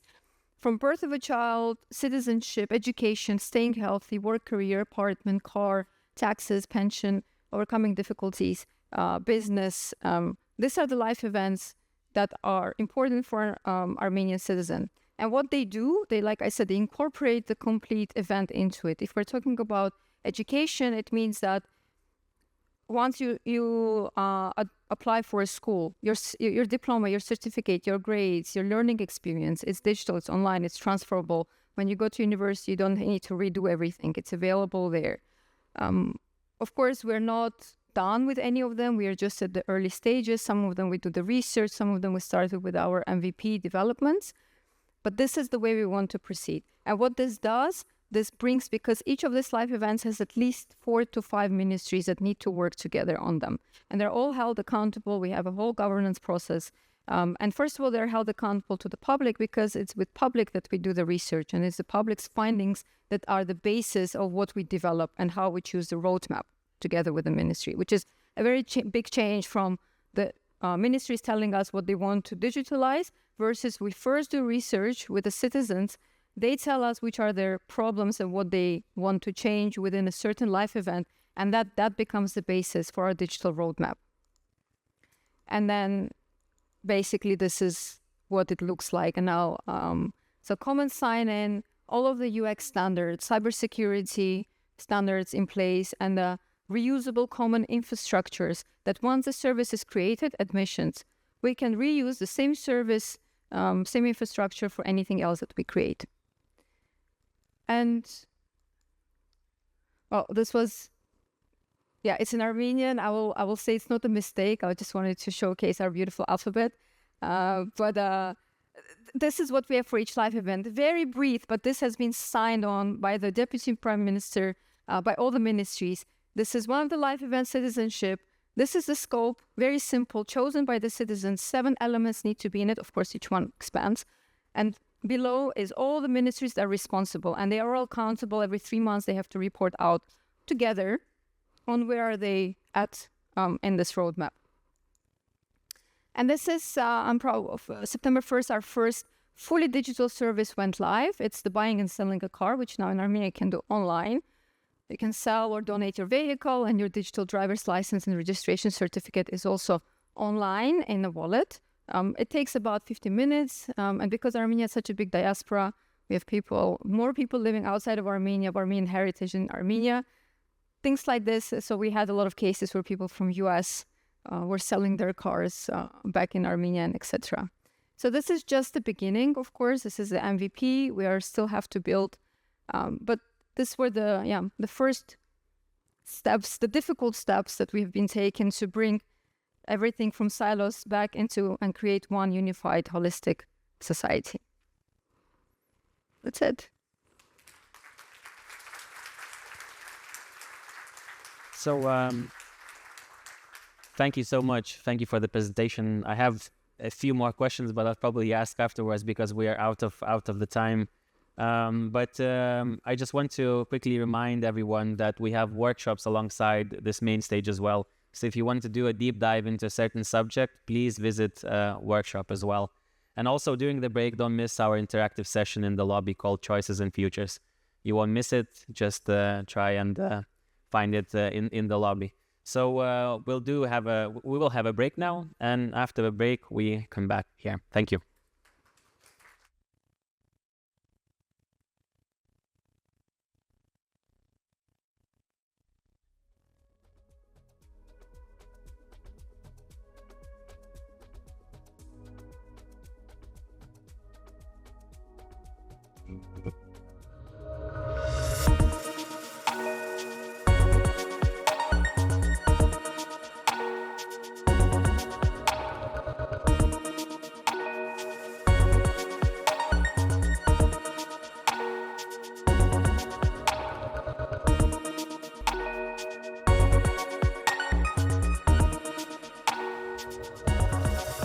So just a quick recap from what we did in the beginning in the first part.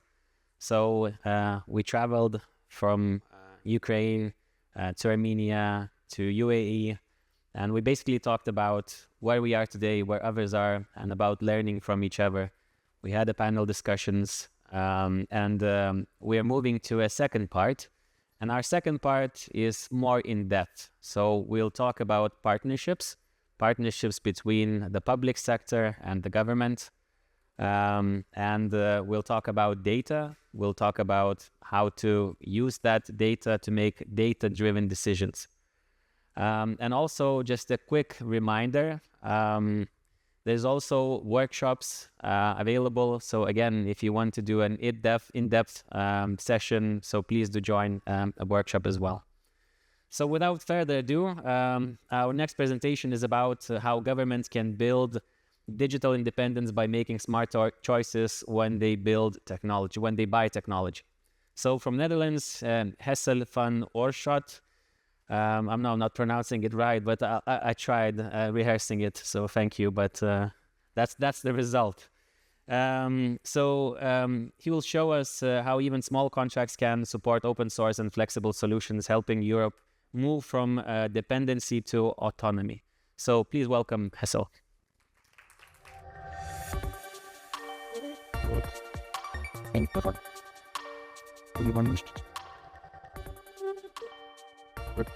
Thank you. Is this mic? Yeah, this mic is working. Thanks so much for inviting me over from. As mentioned, there were people from the Netherlands earlier in the room. So I would like to point out two people, Laura, Patricia, can maybe raise your hands. Okay. So there are 3 people from the Netherlands, at least, maybe more that I'm not aware of. So feel free after this presentation, if you have any questions, feel free to ask. This is also an open invite because I only have like 40 minutes and 30 seconds left. So I'm not going to tell you all the details about our impact program, Startup in Residence Intergov or Sir Intergov. But I will give you a couple of tips and hints. And there will be a European premiere that was actually scheduled for next week in The Hague during the Impact Fest for Europe. But due to the very kind invitation here today, we have an announcement to make for Europe, as a gift to Europe. And we will do that today here. So that's to come. Startup in Residence Intergov is an impact program. It used to be called an innovative procurement program, but that didn't stuck really or rang a bell by people. So it's about impact. And you hear people from UAE and also from Ukraine saying that it's more important to talk about impact than to talk about innovation. So we're moving the needle from innovation and pilots to making societal impact. We're not doing that alone, so we represent at this moment 4 ministries. Those are the ones in blue, a couple of provinces in the Netherlands and municipalities, and some other clever ways like Smart Ways, that's about e-mobility throughout the Netherlands, with all kinds of organizations. So we're representing 8 local national governments in the Netherlands at the moment. Some numbers. We run impact programs twice a year, 2 cohorts per year. And I will explain you exactly what we do in those cohorts. But here are some numbers. Up to now, from recent years, we have received 1,900 proposals from startups and scale-ups actually willing to work with governments. And I'm pausing slightly because people go like, yeah, of course they want to work with governments. No, most startups and scale-ups don't want to work with governments. So getting 1,900 proposals in is astonishing, amazing. From those 1,900, we selected 160 plus to actually work on a societal issue together, which means that a civil servant or department, government department, works very closely 5-6 months in co-creation together with a startup to come up with a solution. And then, and this is the big surprise, the Dutch government will be a launching customer. So it's not about doing a pilot and then the pilot ends up in a drawer. It's about trying to make or find a solution for a big societal issue. All kinds, bio-based material, cybersecurity, AI. What do we do with all the wool that sheep create? Stuff like that. That's in there as well. And then the other amazing number, especially when I'm in Silicon Valley, this is an amazing number. Normally it's 10%, like 1 out of 10 of the innovations actually makes it up to a certain standard, and 1 out of 100 might be the next Google. At this stage, in general, we reach 35% of those 160 that will actually be procured by Dutch government at the moment. The last cohort that we did was even 71%, which is too much. Does that make sense? If I say that 71% success rate is too much, it means that we haven't taken enough risk. You have to go back to max 50%. If you reach 50%, that's the holy grail. 71% means that some government officials were a bit risk averse and they just allowed the challenge in that we thought wasn't a big challenge. So that's one thing. How does it work? It's a 5-step process. In short, the first step, we discussed this morning with the speakers from Ukraine and the UAE. Identifying and validating challenges means that you have to have a lot of discussions with your peers within the government. And what they think is a challenge might not be a real challenge. So it also means that you have to ask civic organizations and other people to really pinpoint to, is this a societal issue that we need to fix now? And why doesn't the Dutch government just go out with a tender to businesses to actually find a solution? We ask them to tender first or do market research first. And if they can't find a solution that they can buy today, then they are allowed in our program. So we don't want to touch anything that you can buy today. The second phase is, of course, publication. And this is a fun part. Ask a government official to write down on a piece of paper, like, 1 page or a 2-pager, what is the challenge, what are the boundaries, blah, blah, blah. And you will get a document that nobody can read. Like, it's not suitable for publication. So we spend a lot of time rewriting those documents. And actually, if they deliver like 20, 30, 40 pages, we write them down to 2 or 3 pages. But in a way that a startup actually understand how to interact. Phase 3, market research and tendering. So we invite all these people, not by, come and send in your pitch of 20 or 25 pages. No, send in a 2-pager. We just want to hear your ideas. And sometimes we even ask for a wild card. So even sometimes we say like, maybe we have blind spots. So maybe not write a challenge, but maybe just ask the businesses what our biggest issues are in government. That's and then the 4th phase is, of course, the fun part. 5 months in residence. In residence actually means that they can go into office, into the ministries, look under the hood, talk to lawyers, test if it's something for road safety. They will get like 2 or 3 kilometers of highway to test drive stuff. They can break stuff. So we actually facilitate the whole thing. We have mentorships, we have training sessions, it's a full-fledged program where we nurture startups and civil servants who work together in those 5 months.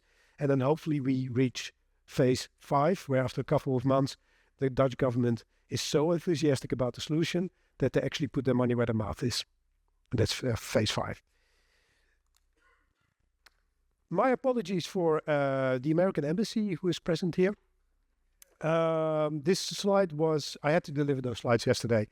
So I wasn't aware that, so I'm based in the Netherlands, very close to Brussels.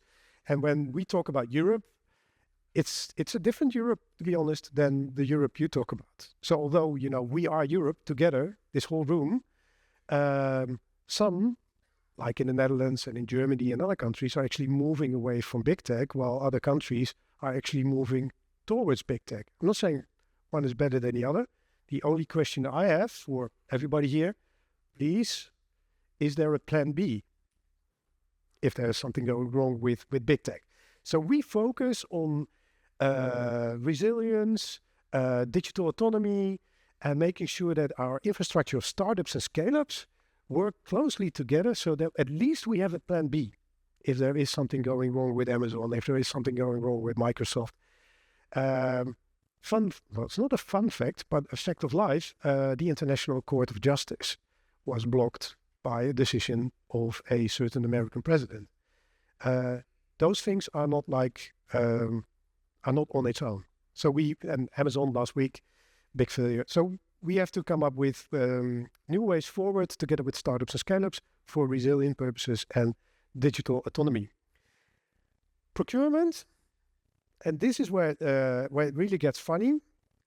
We don't ask for a specific solution. We don't go out there and say like, build us an AI app that can do A, B, or C. We will go out challenge-based. We will go out and say like, help, this is our problem. And we have to stick within those boundaries because we're the government. And oh, by the way, we tried A, B, C, D, and E. That didn't work. So come up with something new. Think out of the box. And those are the 2 pages. So it's a completely new way of actually tendering to businesses. Startups must be able to register. So that is what we call the red carpet treatment.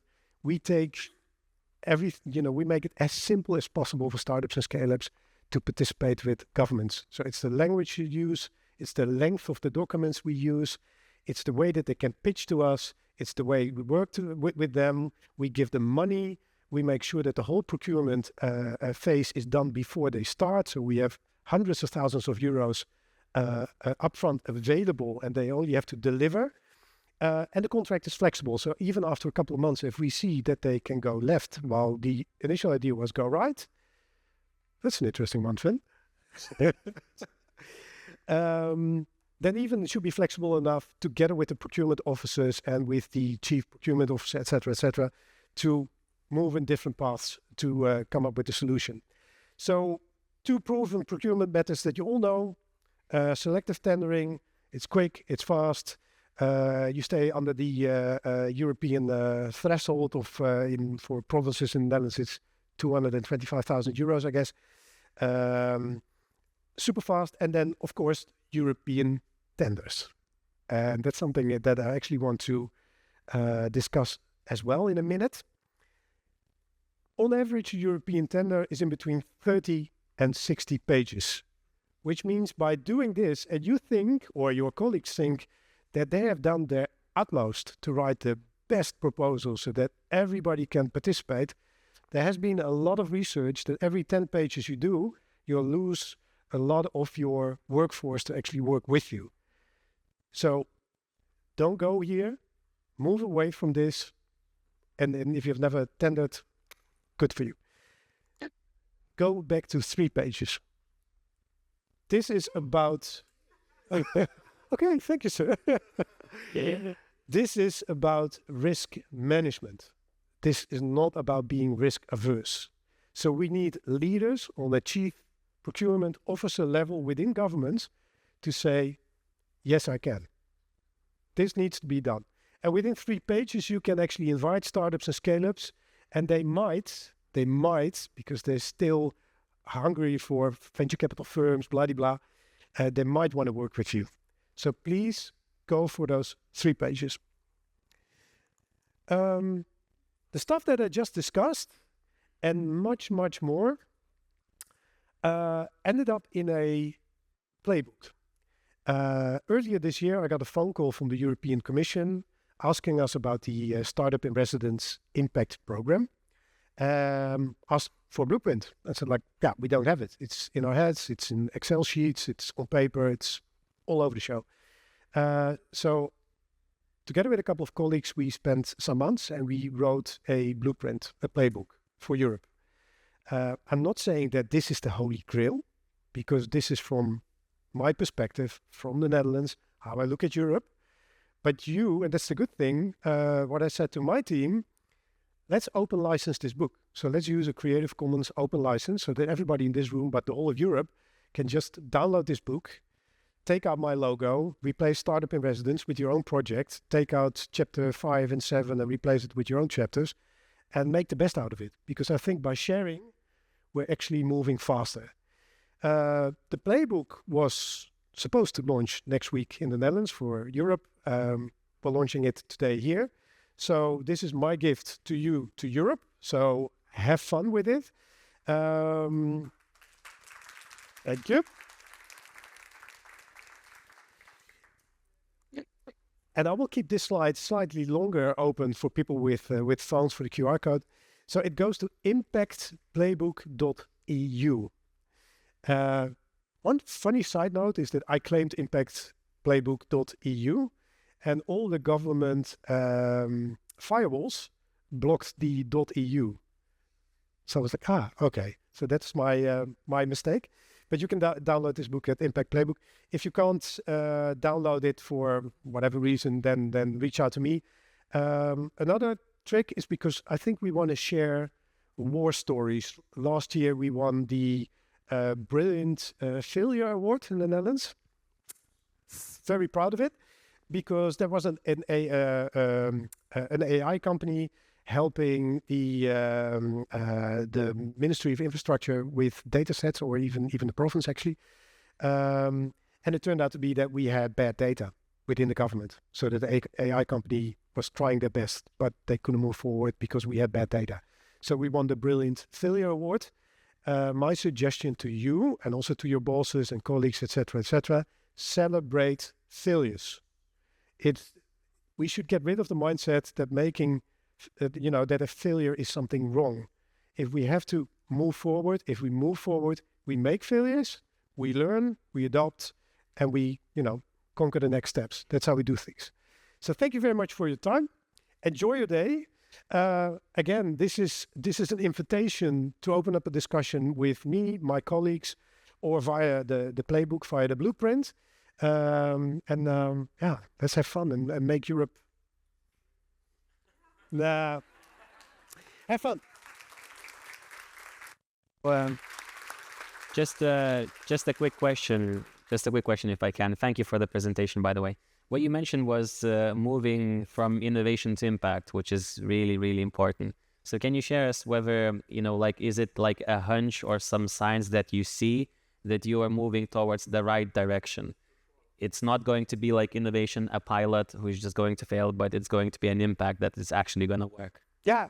So the easy way of explaining, thank you for a really good question, is that it starts with that challenge validation, with that question. So the government will say like, we want A, B, or C to be developed, and that's the typical innovation program. Like somebody in government already decided that they want to have like an app to do A, B, or C, and we said like, no, what is the societal impact that we need to fix? Because then I can go back and say like, why don't you just purchase something that's already in the market with company A, B, or C? And then they find out, hey, it's not available. And then I invite them over to say like, okay, societal impact is the goal. Then with KPIs and reverse engineer, we start here. And this is what we can do in 5 months, 2 years, 4 years from now. Having that backbone as well for us doing it at the end. Yeah. Thank you, Hessel. Thank you so much. Not fun. So our next keynote comes from Estonia and looks at a key question: who should run digital public services, the state or the private sector, and how do we balance the two? So Estonia has created new guidelines to help make sense of these decisions, focusing on cost, risk, security, and sustainability. So it's going to be 2 presenters, or a presenter and a panel discussion as well. So please welcome Kadri Pungas and Aivar Hio.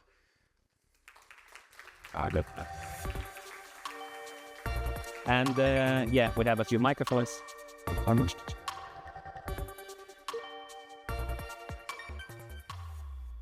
So I'd like to start with Hessel. I wholeheartedly support what you're doing, and we abide by the same principles in Estonia, or try to as much as we can. So my name is Aivar Hio. I'm the head of the innovation unit at the government office. Yes, hello. I am Kadri Pungas. I'm working as a policy advisor for the association in Estonia that represent the IT sector companies. So I'm representing the private sector here. We have this kind of public-private thing going on here. It's a real pleasure to be here and to share a little bit of Estonian story of how our small country became one of the world's most advanced digital societies, and what are the dilemmas that we face today when trying to maintain and further innovate this digital society that we have already built.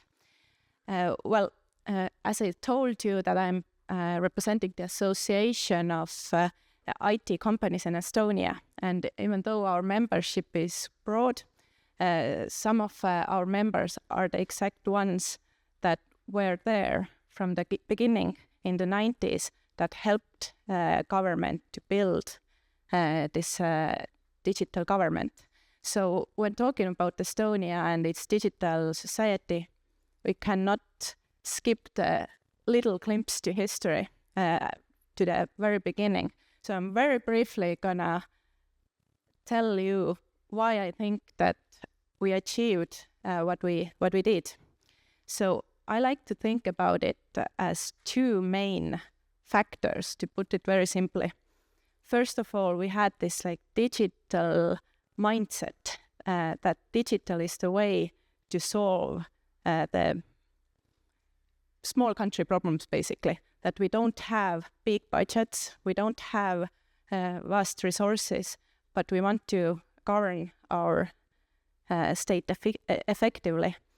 So we had that digital mindset from the very beginning, and it was strongly rooted to collaboration with private sector, because during the 90s, a lot of things were going on. The government didn't maybe even think that they could do all by themselves. So they were in a close collaboration with private sector.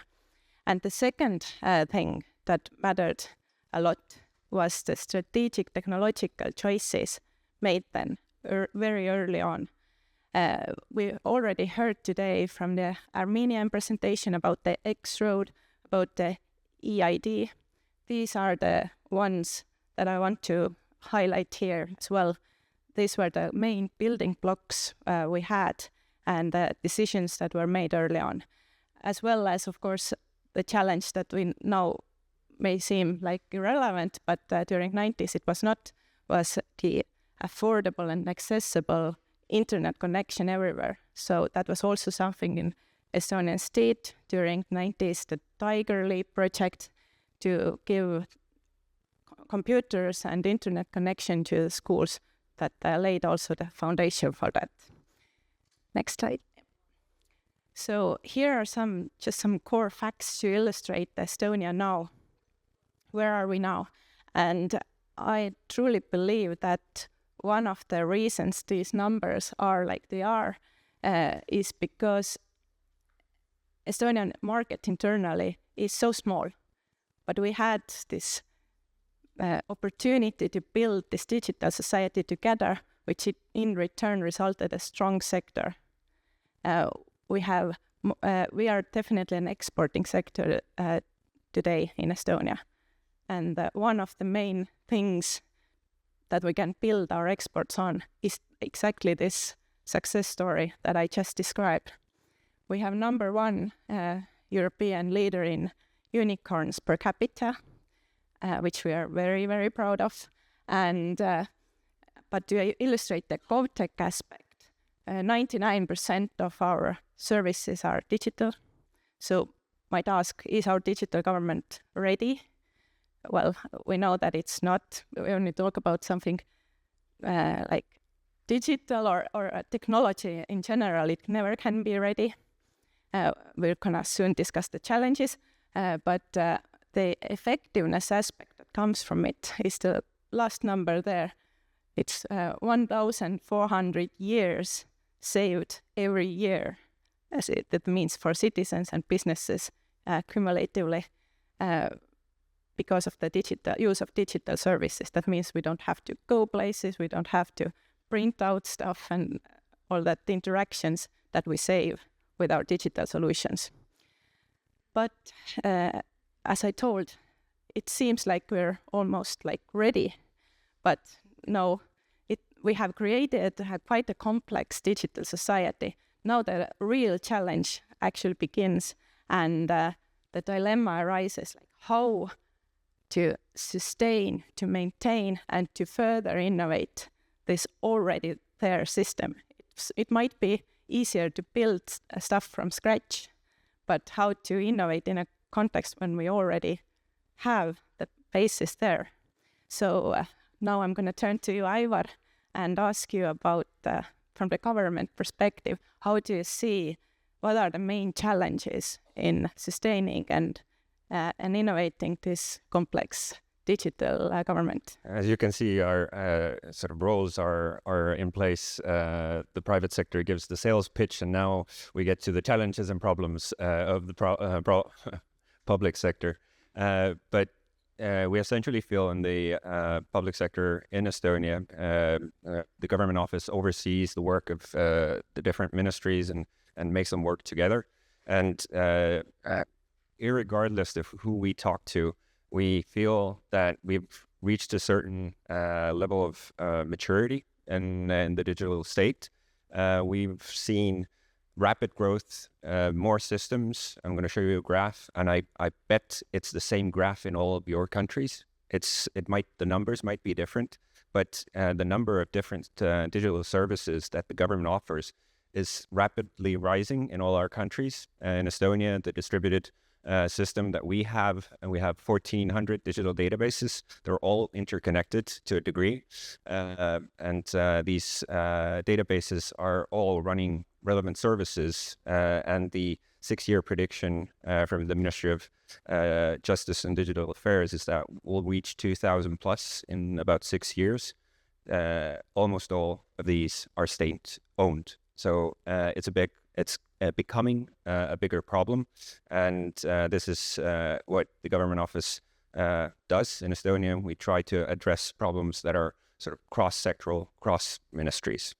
So as the state becomes more sort of legally and bureaucratically mature, I guess you could call it, and so the maintenance costs are rising. So it's harder to stay agile, to innovate, to do different things. So we need to rebalance. And this is what we've told different ministries. This is what we see as a necessity, not to give more, just a push towards the private sector, but take a balanced look at where we should go. So this is just the graph. As I said, I bet if you ask the relevant authorities in your countries, it's the same picture. The number of national databases in all our countries are rising, so we need to make sure that we actually make the most of it through cooperation with the private sector. We'll get to that now. Yes, thank you, Ivar, for describing the challenge, so I don't have to. But I believe that this graph and the challenge you described, the growing complexity, the cost, the growing number of systems, it's not only the challenge for governments when they reach this kind of digital maturity, it's for every larger organization, the very, very similar challenges. And what I see is that how to address this issue is to go back to the 90s that I just described, the model there, like the collaboration with the private sector, but not in like this divide, like public versus private, but to have this trust and to co-create the solutions there as well. The new challenges, the new, not like building only the new systems, but addressing this challenge of legacy systems, of how to integrate new technologies into already existing systems and so on. Because only partnering drives this innovation, agility, and what's most important for me and the sector is the expert and taxes that come from that. These are gonna take our economy, take back to our economy. So what's another aspect to consider is the whole life cycle costs. When governments build something in collaboration, maybe they focus too much on the building part, but when we give the private sector a bigger role in the full life cycle, then the costs for that are also going to be shared. So one challenge what the previous presenter also addressed was the procurement side. Yes, I totally agree that it must be simpler, less pages, etc., etc. We actually have those innovation friendly procurement models and practices already there. We just need to use them more. In Estonia as well, we see that there are some institutions that are better in that, and some are not. So that's something something we can improve. We can share those good practices. So. Yeah, just to give you a few examples, we have two systems here managed differently. So on the left-hand side, you have TAFEL, which is a vocational education LMS that is state-owned. The taxpayer expense per year is about 350,000 euros. Because it is owned by the government, and there is no incentive for the government to export, to have any activities related to that. They simply talk to the vocational educational institutions. They tried their best to manage that side of it and essentially provide the information system for the vocational institutions to work. So export is zero. We cannot use that same system in other countries. Others cannot benefit from that. So the state only regulates, the state both regulates data collection and manages the development of the information system within house. So in this case, even within the ministry. yes, it is the actual work, the actual coding, the actual development process of that is being done mostly by the private sector. But this is a question of also ownership. So this leads me to the next one, which is ELISE, which is an information system for kindergarten management. It is used by over 80%, I think, the kindergartens in Estonia. It is completely privately owned. The taxpayer expense per year is close to 300,000. While they haven't been operating for too long, but the export activities are already giving in €500,000 per year and growing. So these are the countries that they're exporting to already, to our knowledge, and they're quickly expanding. And so the state only regulates here the minimal data collection of these different aspects of the children participating in kindergarten, the teachers, the overall system. There is no management from the government side. And this is where we get to the most important part. In 2024, they surpassed the expenses of the taxpayers in Estonia. So we as a country benefit more financially from exporting than we actually pay in the public sector from all the different municipalities to use this service. So these numbers might not seem big, but going back to some of the previous slides, if we're talking about tens, maybe hundreds, maybe thousands of different information systems, that's where you get the final effect for the public sector. So it's very important to consider who is the owner of these different systems so that the private sector can do exporting activities. I can bring a lot of different examples of this. Another one might be DreamApply, which is a university application system for foreign students. So if you want to go to another country to study, this is the system that the university uses in their sort of management side. So it started a few years ago in Estonia, when a couple of universities wanted to introduce a system like this. So instead of putting up an information system within the ministry in collaboration with the universities, they found a two-person team that had just started something like this. They involved them and even had the code that they were using supplied at the notary. So, and kept it updated at the notary so that if anything happens to that two-person team, they would have a backup plan. And there are multiple ways that you can actually manage these risks working with the private sector. All of them are out there. They're just not used as much as we should. So, and it doesn't have to be digital technologies. It's another case would be last year in Estonia, we changed from food aid being given out in like warehouses to the people that desperately need food aid. We changed that system from going to a warehouse, which is not a good process if you put yourself in that position.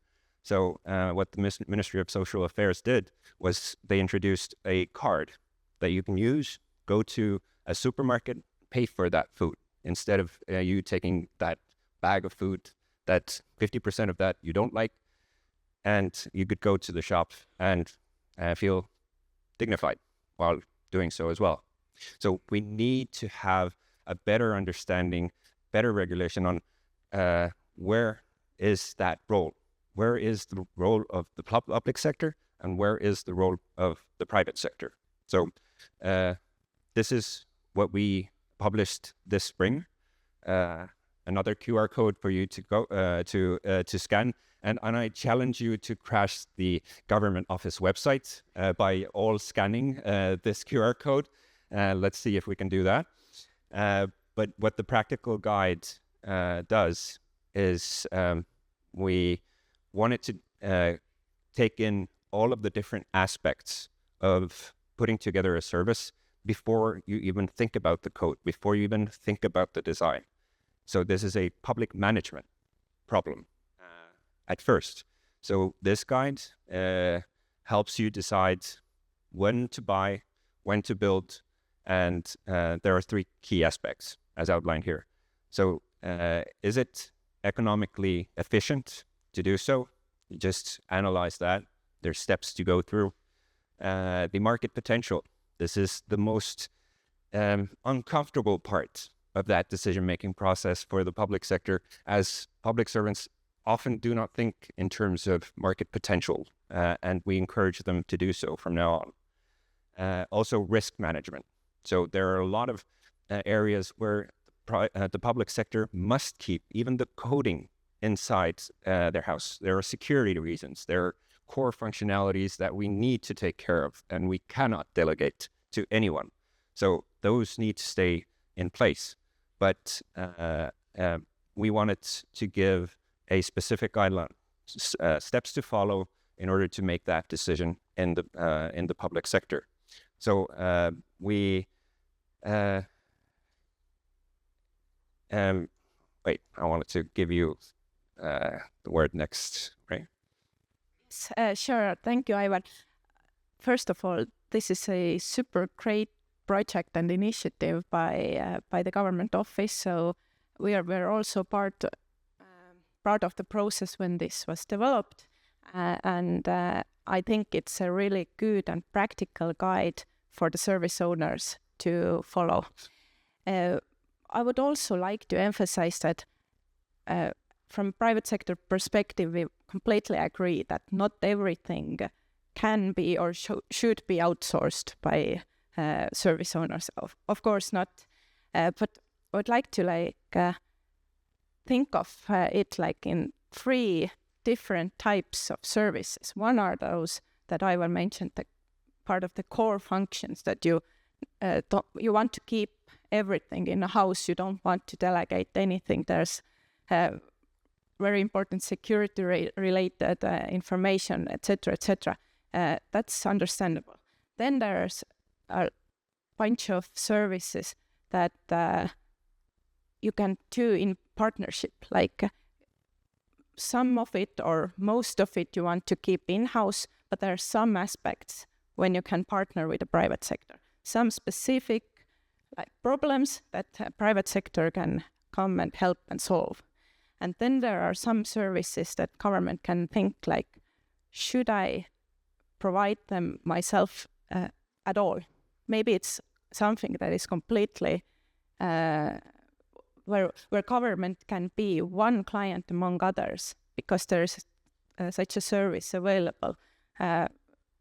Maybe it's something very standardized. Maybe it's something that it's not so like core function, but like for a citizen perspective, like nice to have, not essential, but very good service that they want to use.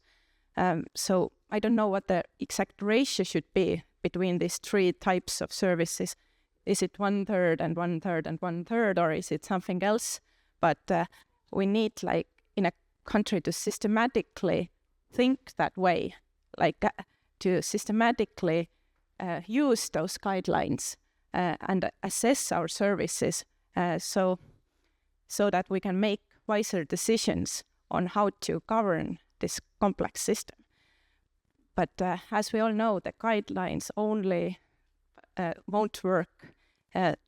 Service owners should actually follow them because, as discussed before today, in the public sector, there are some service owners, some civil servants that are more eager to think outside the box, to like analyze the process in a way that can accommodate innovation, but not all. So, Ivar, what do you think? How can this be achieved? That is something systematical. Well, I find it at first, like if you're handed a multiple, like 20, 30 page document, no one's going to read that much, right? You're going to try to work through it when there's an actual problem. So what we did also, and I encourage you to do so, not only with this, but other documents as well, just to get the first idea about how do we approach this. Just give the guidelines to ChatGPT or whatever model you're using, outline your problem, and it gives out quite a good outlook on how to solve the problem as well, just broad outlines. So that would be a first go-to as well. But I wanted to emphasize one more thing before I get to the regulation part. For a lot of public servants, when we were putting this guideline together, the click of getting these guidelines was, the service and the digital service are two different things. And a lot of people in the public sector think about their service that the government should provide as something monolithic with the digital side. But this is not the case at all. You can have universities having students apply to your university without running the exact your own databases, your own services, digital services. So it is your service. You're accepting students. It doesn't mean that every digital tool has to be owned. So this is something that we have to separate in the sort of public psyche, I think, as well. So our future outlook, we are going to have a new act, a new regulation come in for digital development projects, and the guidelines will be referenced there as a mandatory point of view. So this is a step that everyone in Estonia, when you're trying to create a service that is needed and pile on top of the 1,400 databases that are already out there, they are needed, but you need to go through this process in the future. This is probably going to be enacted in December of this year. So it is important, it's now from December, a necessity to have that GovTech cooperation. So we really need this joint innovation ecosystem to work with startups, with private companies, not so much with big tech. I totally agree with the previous presenter as well regarding that. And why I'm speaking here, and why I insisted that we do this, is that I really see a necessity, and this is talking to colleagues at the dinner table yesterday as well, that we really need to have European cooperation regarding this and reduction of protectionism that I see and the private companies that I talk to see all the time in Europe. So we need to open up to other countries' solutions as well. We cannot create dozens of different ecosystems. We get that value from the scalability of all of these different solutions, and that's where the effectiveness of the public sector can really take a big scaling up. Yes, I'm gonna start wrapping up this presentation we had together with Aivar, and what we've learned from the Estonian story is definitely that the digital state is not something that is a one-time project. The building might seem like it at first, like we need this kind of database, we need this kind of service, we build it. No, it's a constant reinvention, constant innovation is needed in this domain. So Estonia's success has been on the collaboration and the trust between public and private sector, and this is something that we need to maintain. And the GovTech dilemma there that we addressed is how to find this right balance, how to think about it, how to find the right balance depending on what type of service we are talking about. And this needs a systematical approach for every service that there is. And that's why I'm so super glad that we were able to share those guidelines also in English, which were initially, of course, in Estonian. So now everybody can read them. We finished them last night. Because yes, those systematic and value-based decisions keep the governance effective in Estonia and in every other country as well. Yeah, so for the last slides, whenever we're talking about technology, I really love to have anything else but technology, because all these GovTech services are there so that we can actually do this, to have us spend less time with the services, with the interactions with the state as well, because no one needs that more than to get the service, to get things done. Then we can go and have some fun in nature or do whatever you like. Thank you. Thank you. Thank you so much. So please do stay for a minute or so. It was very interesting to hear what you had in this presentation and the discussion as well. So for me, what caught my eye was many different things, but I only ask a few questions, like a question each, a quick one. But Ivar, I really found it interesting that you talked about the role of private versus public sector and where we have to find which way should we go. But then you talked about the learning management system, or LMS, that you have in Estonia. What we have in Lithuania is we have Tamo, I think it's called, and it's basically owned like privately, but you have it in the other way. So my question is, because it's state-owned, so my question is, like, how to make sure if that LMS system, which is state-owned, gives as much of a, new features and as much of a good user experience, user interface as, something from like a business could do, because it sells its product. So how to make sure that LMS is of the same quality or maybe even better? Well, I think, first of all, what I've found is there are almost no exclusive or problems that are only in Estonia. They're the same in the vocational schools in Lithuania. They're the same all across the world, for the most part.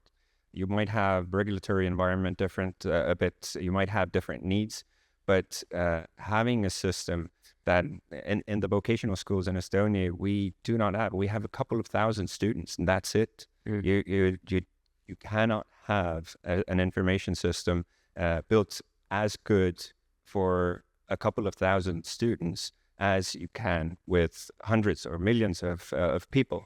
So I would advocate for a vocational LMS to be either based on that or something else, to be born in Estonia and then venture outside to have that capacity and get that investment. We simply, we have to be realistic about what can we afford to build, what can we afford to sustain in the long term. So again, going back to what Kadri said, we're thinking about the building part, but but across the public sector in Estonia, we also have to keep reminding ourselves that all of this is paid by the taxpayer. We also have to make sure that we can scale the solutions that the private sector comes up with to other countries, and that's where we get the resources to actually have good services. Yeah. So you're always like at least the way the Lithuanian sees Estonia, always Estonia is trying to be at the frontier of innovation. And just another quick follow-up. So how's it going with the open AI and using ChatGPT in the formal state schools? I know it's an off-topic question, but I know that you started just now, so it just kicked off, and the students from the 10th form, I think, are using ChatGPT formally in their own like day-to-day school. So did it kick off smoothly, or was there bumps? There are bumps. But we met with them on Monday, and I know that you, Kadri, do you know more details, or can I? No, I don't know about the details, but I wanted just to say that it took a lot of inspiration from this 90s Tiger Leap project that I mentioned, like through the schools, through the education system, to like spread the computers and internet back then, and now AI today. So we met with them on Monday, and I'm really glad at the reference, because I consider myself a child of that Tiger Leap era. I really remember the school getting the computers and getting that first experience. But I know that I think in November or December of this year, all of the students are now going to get access to the Socratic model of OpenAI that is being put together. Main concern is GDPR and compliance there, but the teachers already have access, all the secondary schools teachers in Estonia. That's perfect. I have more questions, sorry, but I'm not gonna ask them now because we're out of time. But thank you so much for your presentation and the discussion. Thank you so much.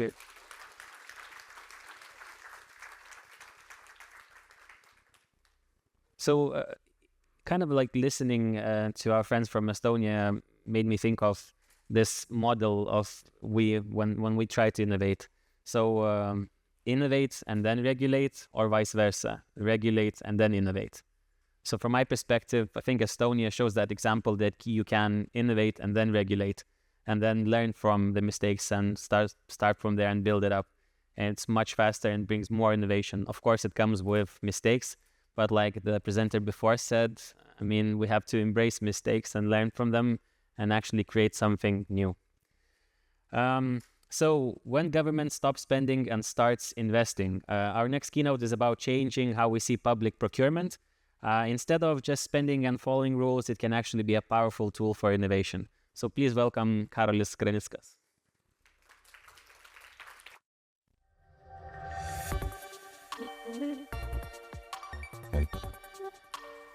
Thank you, Sharunas. Good afternoon, everybody. My name is Karolis Granickas. I work with a global organization called Open Contracting Partnership, which is a global non-profit based out of Washington, D.C. And we work to improve procurement across the globe. So we do work directly with governments to improve procurement, whatever that might mean in many, many countries.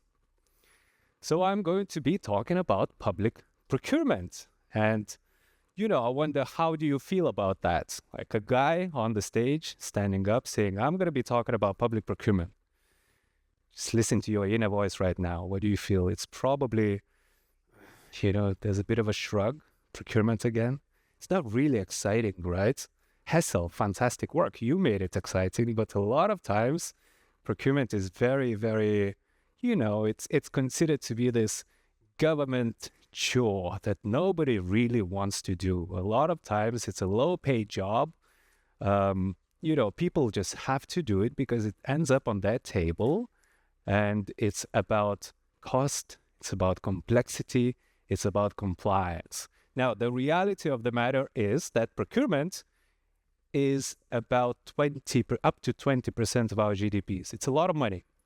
If you imagine $1 bill stuck one on another, it would go all the way to the moon and back. Right? So it's a lot of money. It's the largest marketplace on the planet Earth. At trillions, $13 trillion every year is spent through procurement. Now the question, how do we spend it then, is pretty important, isn't it? Right? And that's what I want to talk to you about today, shifting from procurement as expense to procurement as investment. Now, if you're still not interested, you don't care about it, that's okay. You don't have to be, because I also will give you a bit of a tour through some art that I've seen a couple of weeks ago in Oslo. Edvard Munch. I found him fascinating because he's very, very, well, similar to a lot of procurement. He's really depressed, very anxious, very dark, but there's also a lot of hope in the guy, right? And you'll show how. So I'll show a couple of pictures of him because I felt that, especially after Hessel, who introduced how it could look, how it could be like, I don't have to talk about that anymore. I can talk more about the human side of it, okay? Because ultimately, I've been in procurement for about 10 years, in open government for about 15 years.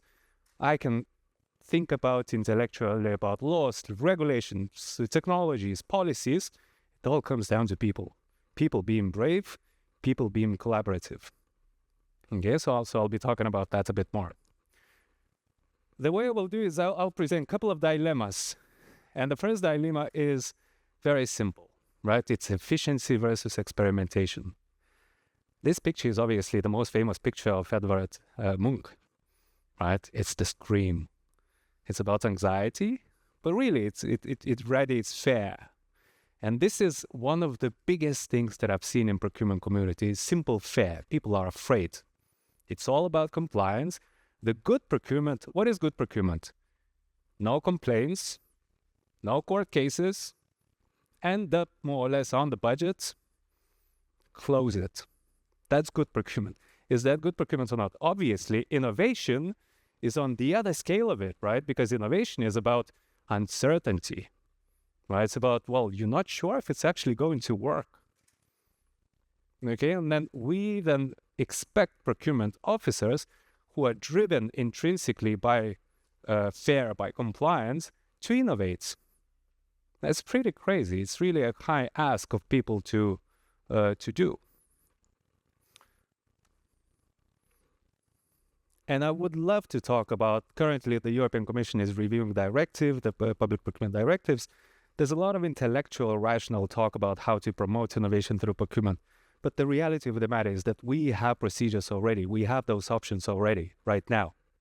Just to name a few, we have innovation partnerships, pre-commercial, procurement competitive dialogue, functional specifications, which is the key of all of those procedures ending up on functional specifications. What does that mean? That means a shift from, for example, we need a chatbot to an outcome-driven goal. Okay, that's not an easy thing to do. Have you heard about this Albanian minister, AI minister? So we work very closely with the Albanian government, and they came to us, they said, well, what kind of procedure do we need? The competitive dialogue. Go for competitive dialogue and try to, most importantly, engage the top-class global experts in getting to, to help you actually deliver on your promise, which right now, for a fact, I can tell you that promise is not well based. They say 95% of that procurement is going to be run by AI by the end of 2026. That's crazy. I've seen specifications, trust me. It's crazy. Right? So what they need to do is they need to open up. They need to engage the smartest people on the planet to get it right. Because the guy, the prime minister, is putting his reputation on the line for the claim that's right now seems like crazy. So that's dilemma number one. Now, dilemma number two, this picture is amazing, by the way. It's the predecessor to the Scream picture, right? So the Edward probably, he liked the setup and everything, so he started with this, and he realized, well, probably I'll go for the simple, face. But this one for me is about loneliness, I would say. The guy is anxious and lonely. I wonder how many procurement officers feel lonely because the accountability and responsibility is on them to get the procedure right. How do you share that? Obviously, there are rules, and rules are made to promote fairness. But let's think for a second. What is fair? Is it winning a tender because you tick all the boxes and your competitor did not submit some, qualification documents that kind of disqualify it from the tendering procedure? Is that fair? For me, fair is really being open, hearing everybody, collaborating, engaging experts early on, getting as many as possible, having a truly open procedure. But that's a skill. It's not a procedure, it's a skill.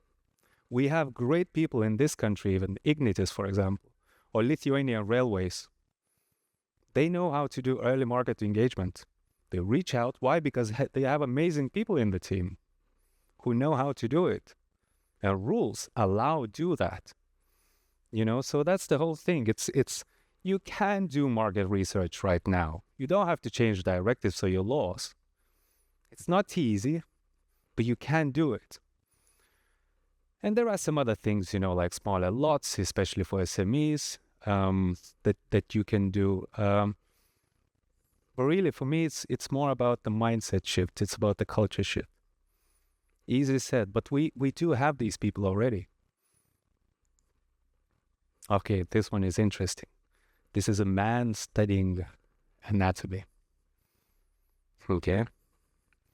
And the dilemma, you don't see the dilemma here. Okay. Well, guess what the dilemma is? Short term versus long term. It might be a bit too much, thinking about death. I actually have an amazing poem here from Mr. Monk, and you will see. That's what he said. From my rotting body, flowers shall grow, and I am in them, and that is eternity. So the guy was planning well ahead. I don't propose procurement officers to plan, after their death. It's fine, but at least plan after your project finishes, okay? So the key thing really is a complex issue. It's not only about procurement. The fact is that institutions have annual budgets. And we have done some analysis of spikes of procurement in 12 months. Guess which month spiked the most? Obviously December, right? Why? You have to spend the money because next year you will not get the money and you have to close it. Sad. As a taxpayer, it's so sad. But that's the reality. That's the setup, right? And there are ways to change it. And so people are doing it already. A small thing like life cycle costing, for example, when you think about the total cost of ownership and not just purchase, not a new idea, but believe me how difficult it is to implement. So that could be a good idea. But also just investing in digital infrastructure for procurement. Lithuania had this amazing vision a couple of years ago, Saule it was called. It's now in court. But it was a good idea. It was a really good idea. Create this open modular, e-procurement platform that speaks to that has all the business intelligence in place and stuff like that. It was really good. We should try again, we should try again. The problem there is, again, that they developed functional, technical specifications, went out to the market with open competitive bidding, which is not the way to go. And then maybe last thing I will say is about what is a success of procurement, right? We have so much data already that we can measure outputs of procurement, especially outcomes, impact already. If we were to shift the policy dialogue to a success of procurement is, reducing waiting lines, as I said, or, if you formulate it through social or environmental or economic impacts, all of a sudden the whole mindset changes, of your success. And I think that's the key thing to do. Intellectually, it's not actually a groundbreaking idea. Of course we understand it. But I work with procurers all over the place, and I know that it's not really a hard thing to do because it all comes down to human fare. We all want promotions, we all want salaries, we have our families to raise and things like that. So that's the beauty of it. Now, that's a surprise. Edward Dyke actually went to Riviera to take vacation. He was anxious, he was depressed. Look, if you want to feel better, that's definitely a good place to go, because that's hope for me. Maybe that's where I should end on the hopeful note, right? I cannot agree more on the balance. The balance. It's not one or another. That's false dichotomy. It's not even dichotomy. It's the balance we look for. So to recap what I said, if we can balance efficiency with experimentation, compliance with collaboration, and short-term with long-term, that can bring us closer to our money producing a bit more value for us and for our kids and for our planet. And the last thing I will do, I show you a picture. That's me in Edvard Munch Museum. Really good. Look how it affected me. I was just like watching Oslo. It's huge. If you go there, go on the top floor, sit down and enjoy the view. But even more important, the QR code is my LinkedIn thing. So if you want to take a picture of that, you're free to do that. And I will save some time for us, Sharas, and we can continue. Thank you so much. So I was expecting a good presentation, but I wasn't expecting paintings and poem. So thank you for that. That was really nice.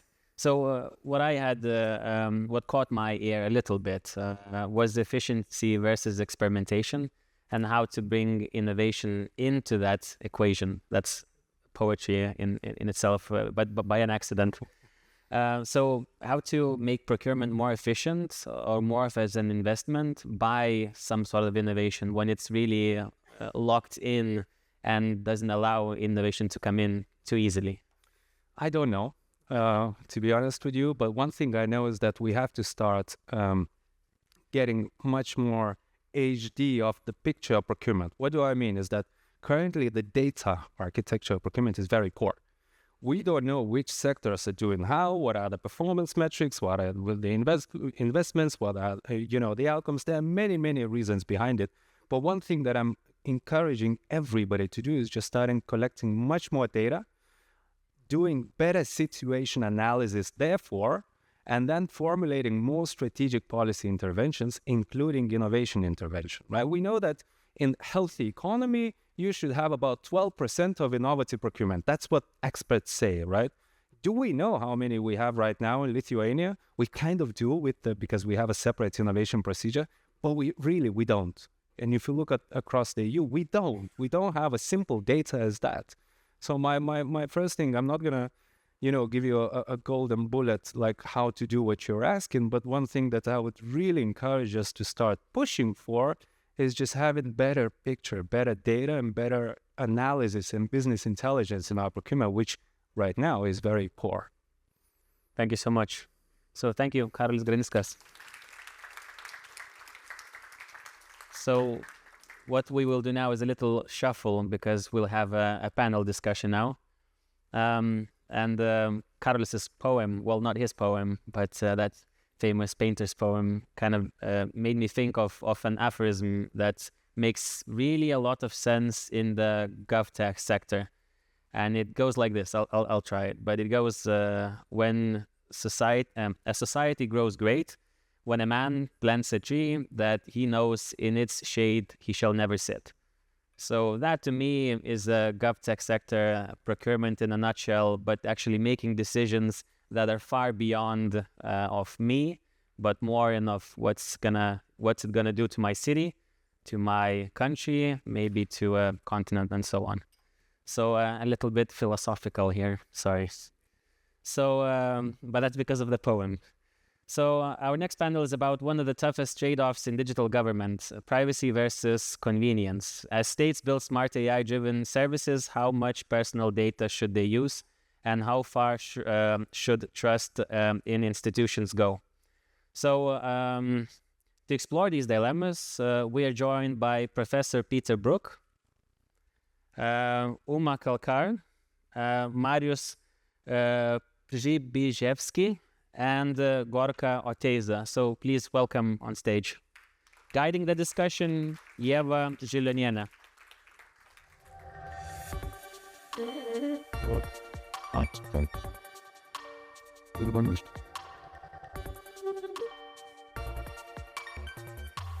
So hello, everyone.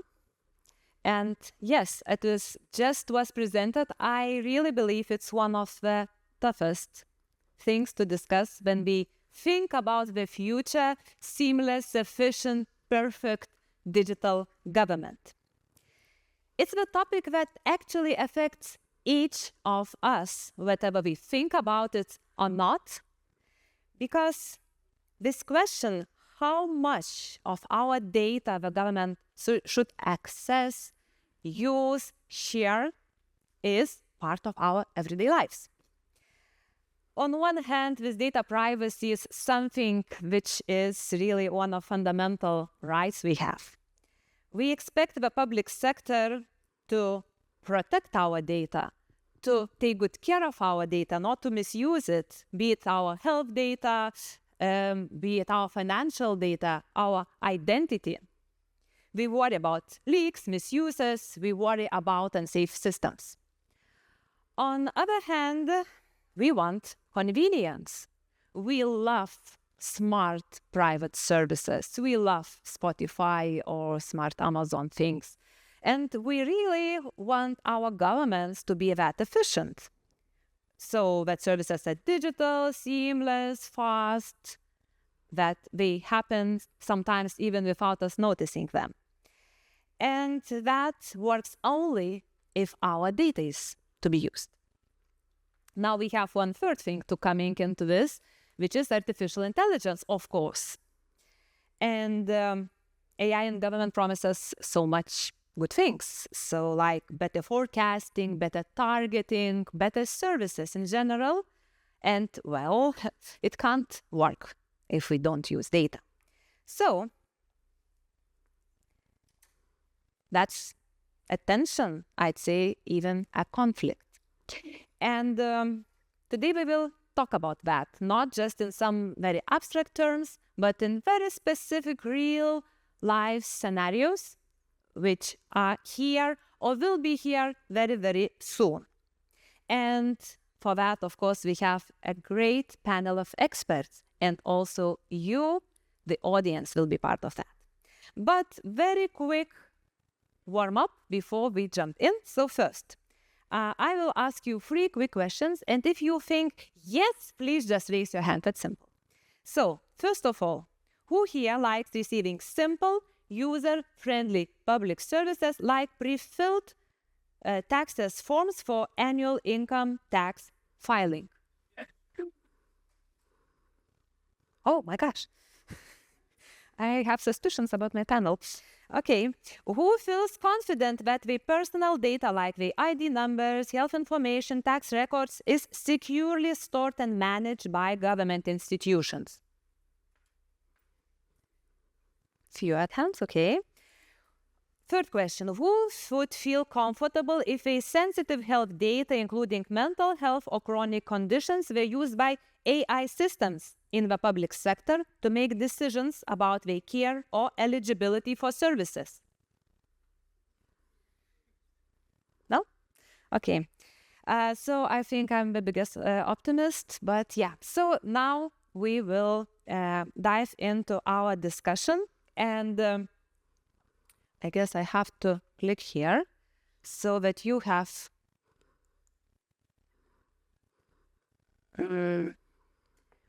So yes, now we will discuss several scenarios which you also have possibility to participate into debate. And please take your time to scan this QR code, which will enable you to express your opinion on each scenario which we will discuss now. But first of all, I will ask each of our panelists to introduce very short themselves, their background, and where do they stand in this dilemma between privacy and convenience. Gorka, let's start from you. Thank you. Well, in the dilemma about privacy and convenience, I go directly to privacy. But let me give you a small background information. So I'm Gorka Teiza. I come from Bilbao, in the Basque Country in Spain, the north of Spain. I work in Lantic. Lantic is the digital agency of the regional government of Biscay. It was established in 1981, so it's 44 years old now. It was established 6 years after the democracy came back to Spain after the dictatorship. So we needed a digital agency to manage the information the government was handling. I've been there for 28 years. I've been in the Parliament Department in infrastructures, in policies and innovation, especially now with quantum technologies and European projects. And we are also part of the GovTech for All consortium that the innovation agency Lithuania is also part. We are very glad to be here to share all of this with you. And my side is privacy always, but we'll see some exceptions later as we go down the road. Thank you. Peter. Hello, good afternoon. I don't want to tell you about me because you will forget it anyway. I will tell you about how I feel now. And I see 3 challenges I feel. The first one is that this has been an excellent conference, very interactive, and I want to congratulate the people who are organizing this. The second thing is that I think there's a challenge for the very idea which you have put in front of everybody. Can do, must do, will do. And I think that is something absolutely essential. And I feel very much inspired, and I think also by our discussion. And the third challenge is I thought that the best presentations were done by women. And I think that was just absolutely fantastic at the morning to hear everybody do that. I wear a green tie, which means that I'm thinking about data 360 in terms of green terms. And that means there's a lot of other things which I can say about it. And I wear a pink shirt, something a little bit red. And that is, I think that in data, our key issue is fighting for economic sovereignty. And I will explain this to you later on. Thank you, Peter. Thank you. A lot. My shirt? And your red dress. Of course. Uma, please. Thank you so much. Oh, it's always so lovely to follow Peter. Thank you so much again, Eva, for having me, and to the organizers of this conference. As Eva said, my name is Uma Kalkar. I work on the AI that is to come, thinking about how we can bring together diplomats and frontier and technical safety experts so that way we can have a multilateral coordinated conversation on what we can all do as not just at a national but at an international level around these challenges. And when it comes to this tug of war, as we're going to be discussing today in the panel, I like to think of this in terms of governed convenience. How do we get the best of both worlds and make sure that, number one, services are provided to a user in a way that is reliable and, favorable for them, while also making sure that if there is some sort of harm or risk that is occurring, we're able to catch it as soon as possible, correct it, and iterate to make sure that it doesn't happen again. Mariusz, please. Good afternoon, everyone. First of all, thank you for the invitation to this conference, to this panel. I represent the Polish Ministry of Digital Affairs, where I'm the head of unit of state information architecture. And we understand this concept as a method of managing of digital state. And in this method, we use architectural models together with principles, standards, and guidelines. The definition comes directly from our new implemented law, just September this year. The second pillar of my responsibilities is interoperability of public IT systems, together with so-called cross-border interoperability, which comes directly from the European law. And my opening stance between the dilemma you have proposed, the privacy and convenience, would be convenience, since it gives us, in my opinion, the development. But we will see how discussion goes. Maybe I will change my mind in the next 30 minutes. Okay, let's see. Let's hope. And also, I hope that we had enough time to scan the code, and now you are all ready to be part of our discussion through each scenario which we will be diving into now. You have one vote. So listen, reflect, and express your opinion, and we will see where you stand for each scenario as the audience in this tug of war between total privacy and maximum convenience. So, the first scenario, which I want to discuss with you, the helpful state. More and more institutions provide efficient, proactive services, like refilling our tax forms or even giving us some social benefits without asking. Like in Lithuania, we have this widowed person allowance, which can be assigned even without asking. And it seems that's a direction that more and more governments are moving into with these proactive services, then this granting different benefits or renewing licenses, etc., can be provided even without asking from our side. It's seamless, it's efficient, but what if the system makes a wrong assumption? and you never notice. It's always this proactivity empowering, or sometimes it is quite presumptuous. So should the governments proactively use personal data to deliver services, even without explicit citizen consent, if it makes life easier?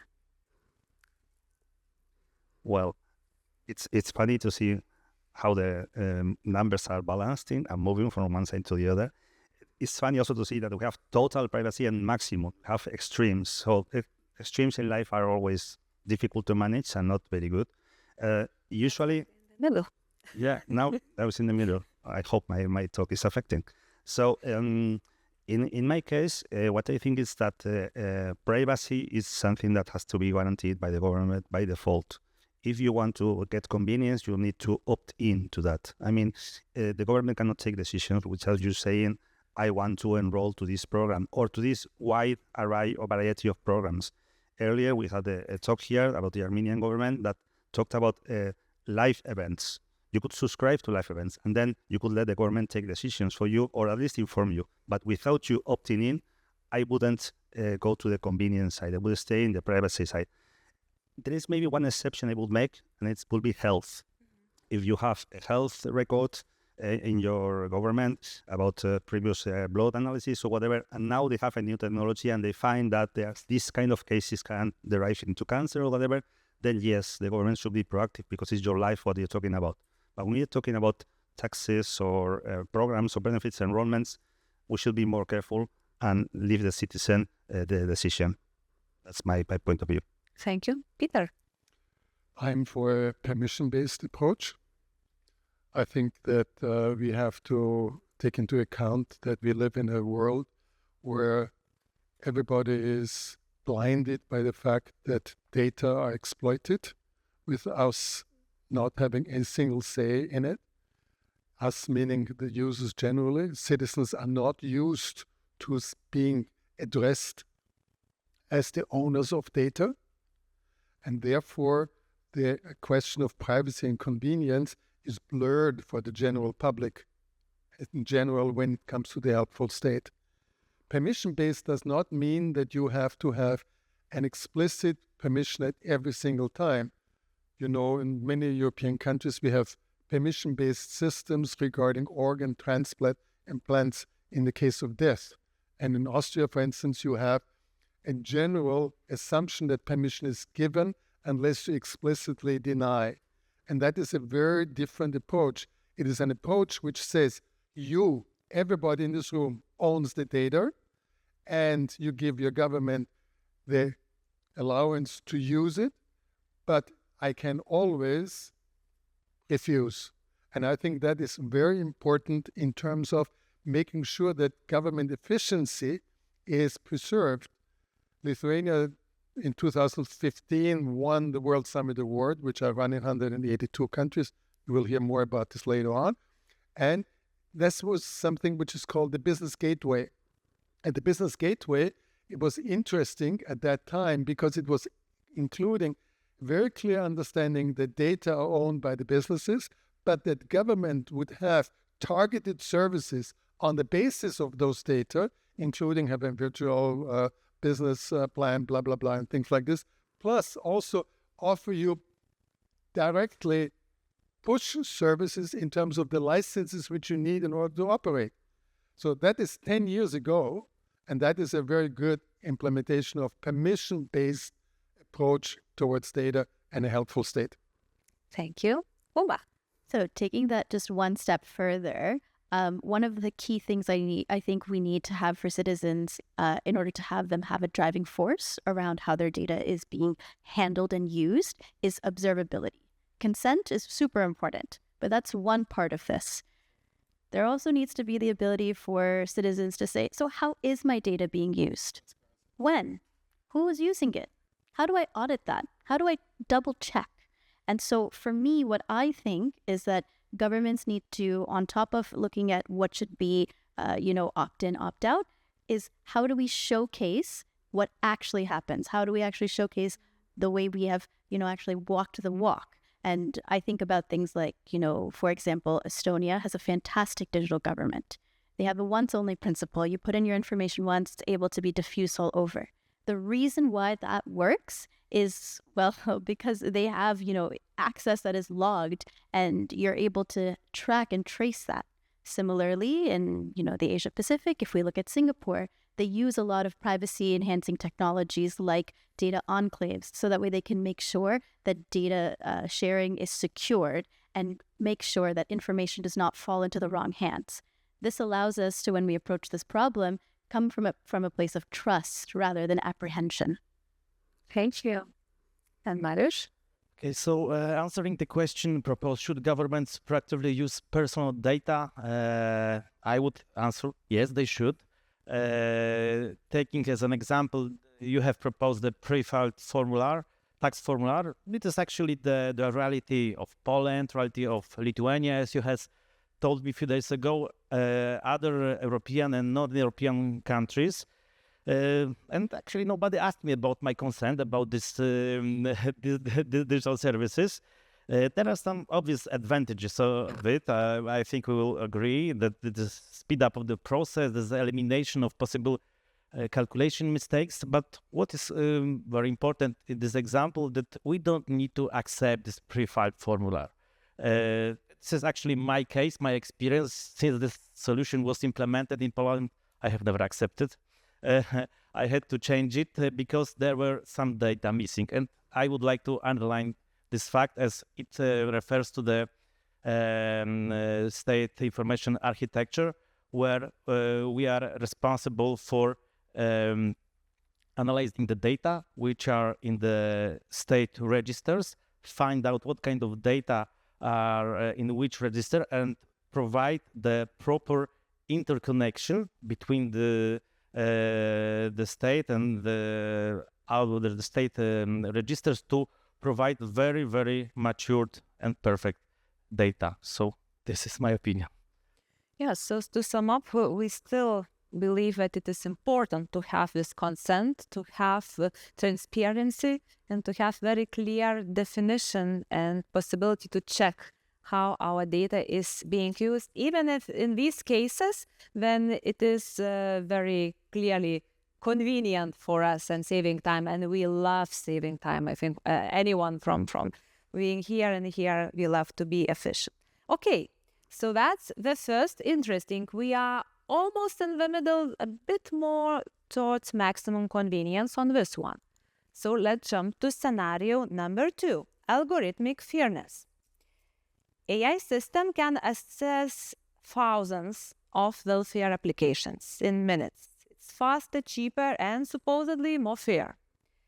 But what happens if that system quietly disadvantages certain groups without explanation? Or question is, can this fairness be coded, or does it still need a human face?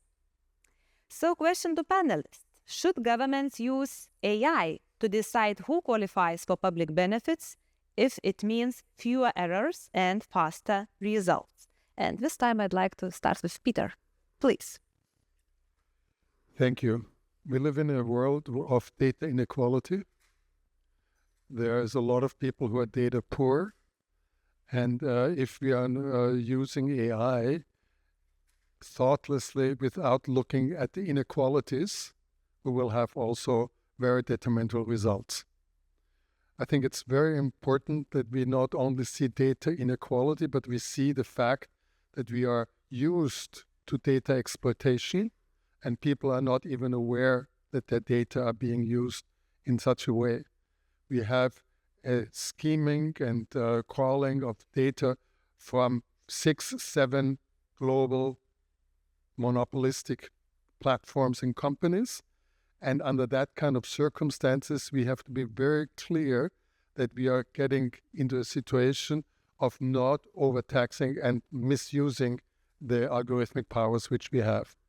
I think there has to be a data partnership with citizens so that we are moving into a situation where algorithmic fairness is part of a social data contract with people and not just generally on top.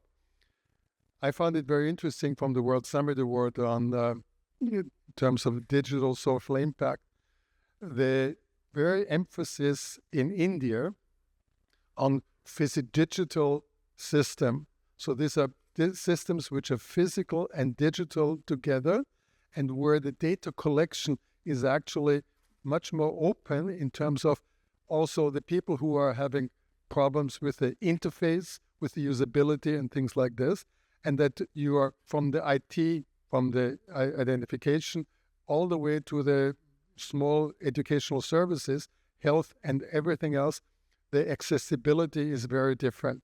So my point is, we have to see that we are living in a world of data inequality, data exploitation, and governments, you said it very well, trust is a basis of how you are basically also inviting citizens into a partnership. Thank you. Puma, I know that you know a lot about AI. So how do you feel about AI in taking decisions on welfare and government decisions? Well, so let me just preface by saying that I met Eva and Peter in Telangana, and now we are here in Vilnius. So I'm so happy that we're able to have this conversation literally at different... Telangana is India. Yes, Telangana, India, and Hyderabad, across the world.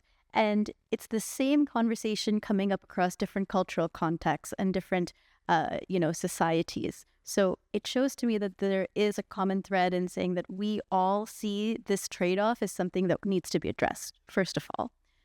The second is, Hyderabad, India, Vilnius, Lithuania. Let me bring it to New York. Just a month ago, we at AI Safety Connect held an event kind of bringing the conversation around AI safety to the 80th General Assembly of the United Nations.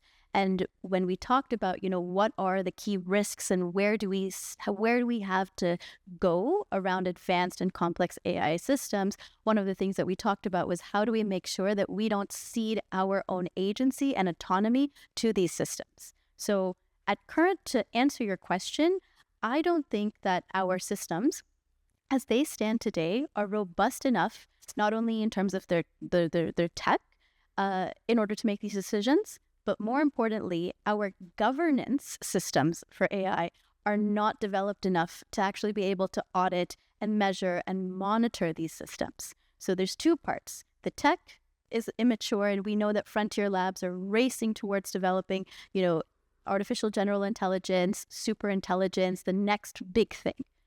But at the same time, our governance of these systems remains immature as well. So how do we first reconcile that? I think needs to be the puzzle piece we take care of, and then we can talk about, okay, how do we actually implement these systems in decision making? The last thing I'll say on this is I do think that we can leverage AI tools in order to help us have informed decision making. And what I mean by that is have these tools provide the resources and the wealth of data that's needed in order to make a decision, provide a summary for that scans from across historic and cross-regional information, provide that to a human, and then have the human be able to make those decisions in order for there to be traceability, accountability, and a real, at least in our current legal system and governance system, a real method for redress if there is a harm that, pops up. Thank you. Mariusz. Okay, so I would say contrary to the previous scenario, I would say, though, the government shouldn't provide such services which would be based on the AI trained on the citizen data. From my point of view, this scenario is unacceptable because it seems to creating some kind of scoring system. And for us as an European and democratic states, it would be against our fundamental rights and ideas, and it's not desirable direction of the development, I would say, as well. It would be against also to the law, the European AI Act, as it would give this unacceptable level of risk such a system, and it would cause some serious dangers like algorithmic bias, like unfair treatment. So in my opinion, I would support the essential rule, which is human in the loop. and to my best knowledge, which comes from my current responsibilities, as we have some kind of process which is called architecture assurance, and through which we go through each IT project which is proposed by a public institution. We take a look from the architectural point of view. I haven't seen such proposals to go in this direction. I hope not to see in years future. It would be interesting to see the same discussion in 3 years, and we would see where we are then. But maybe, hopefully, we will. Gorka, please. Well, most of what I was going to say has been said, but I'll try to say it in a different way or in a funnier way. Yes. So when we talk about AI, AI are two words, but there are many things. I mean, AI can be a tool that can help you do your job or work. AI can be an advanced form of knowledge base. You can ask questions and get nice results. Also, AI can be a decision-making, let's say, entity. So how should governments approach AI and use AI? Well, a government has to be accountable for what decisions it takes and makes. And sometimes, not sometimes, I will say most of the times, in the way technology is today, we don't know why AI takes decisions it takes. We just know that we feed some data and that technology, we ask something and gives us an answer. But if we feed a different data, we get different answers. So the government cannot say, no, AI decided this. No, but why did you take this decision? So we have to be very careful with that. And I think that at this moment, without traceability, accountability, explainability, all those parameters that make AI trustful, we should not make the AI take decisions by itself, or even this make suggestions of what decisions to make, because it can mislead decision makers to wrong places. So we have to be very careful. Maybe in 3-4 years, we'll have different technologies. We'll be talking something else. But now, it's a technology we should be very careful with. So I go again to privacy. So yeah, the question of responsibility remains, as always, I'd say, one of the main when we talk about AI. And of course, this bias related issues are one of the biggest, I'd say, dangers here. But of course, on the other hand, these biases sometimes reflect biases we have as humans. And in public sector, we still have humans, be they in the loop, outside the loop. So that's a very interesting dynamics, and I think very interesting times to see how all this progresses and what we will have in several years. Okay, so in this scenario, the audience sentiment is more towards privacy. So I think you did a good job. And let's move to the next scenario, which is data-driven democracy. What we witness from different countries on the world, governments really want to revive democracy, to rekindle this connection with citizens, to encourage more citizen engagement. Let's presume governments use data where you live, what you study, where you work, what you click when you are online, to invite them to consultations or so-called digital town halls, even to vote. It sounds like inclusion by design, but when algorithms choose who gets to speak, are we empowering people, or are we curating democracy? So the question is, should governments use citizens' demographic or behavioral data to target their participation in democratic processes, even without explicit consent, if the goal is to make democracy more representative? So, Mariusz, please.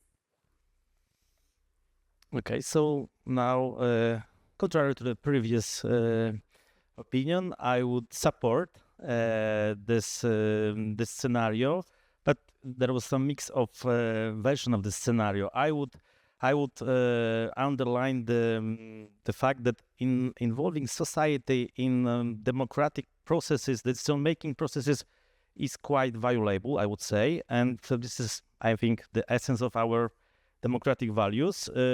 So all or most of the all solution that increase this social participation, I would support. It would be desirable.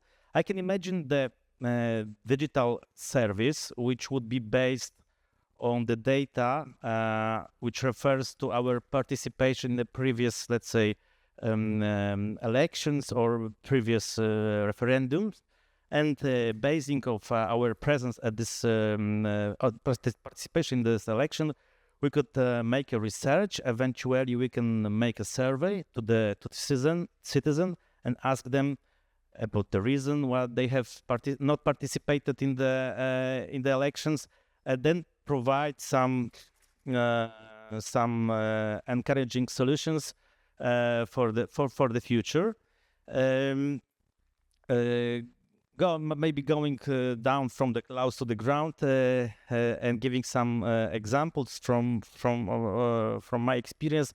In Poland, for example, we maybe don't have such solution. However, what we can do, we can decide change the place of our voting.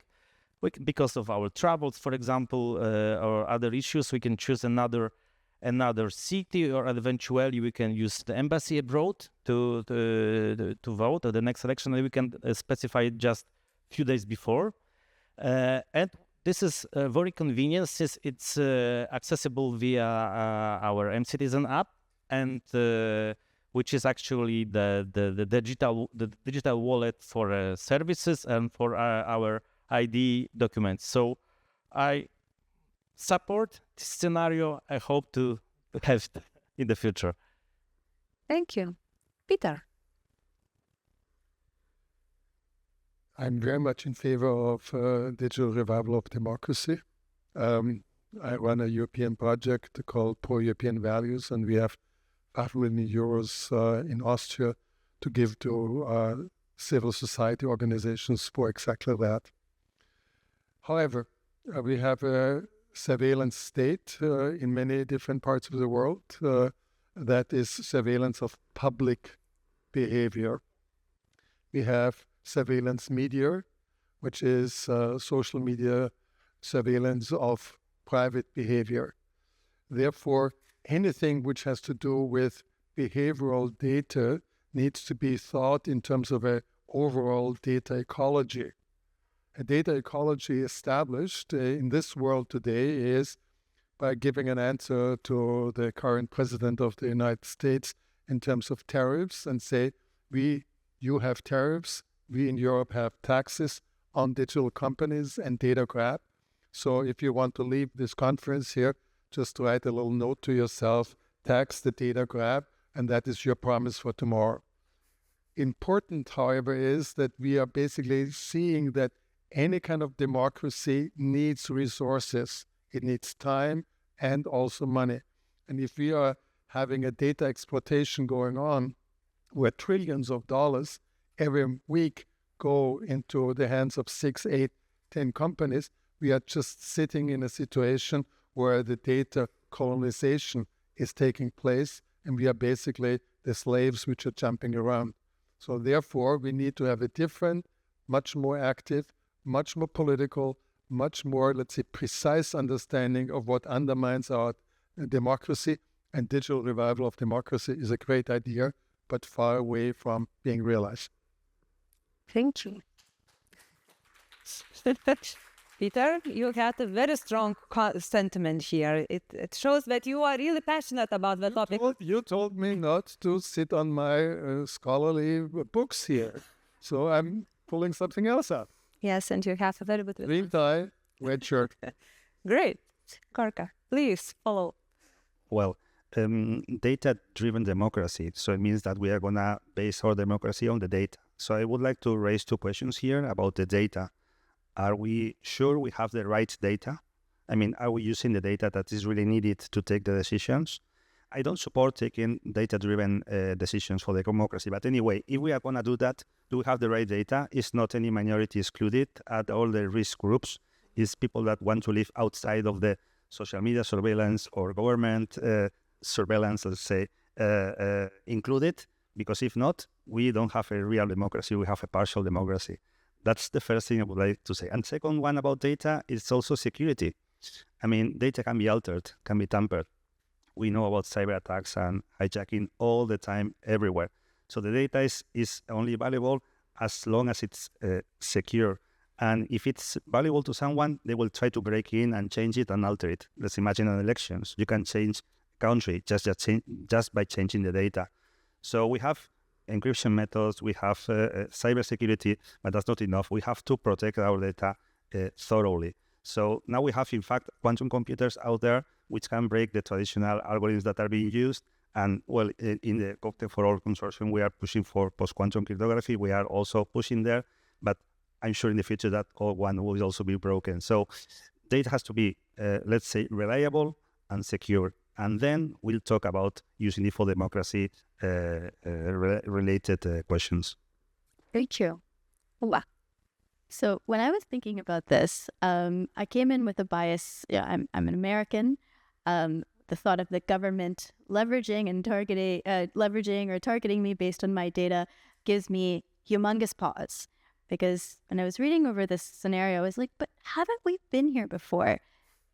And yeah, we have. In 2016, when Facebook leveraged all of their information in order to target via Cambridge Analytica specific sectors of the American population in order to, help showcase what they wanted to see and influence their votes. And now I think of, okay, well, that was really bad in the hands of like Meta, Facebook. And now if that's in the hands of the government, I would be extremely worried, not only about my personal information for me as an individual, but also about this distortion field between what I actually can do with my information, how much agency do I have as a citizen in a country, and what about the people around me? What are they seeing? What is their truth? What are their facts?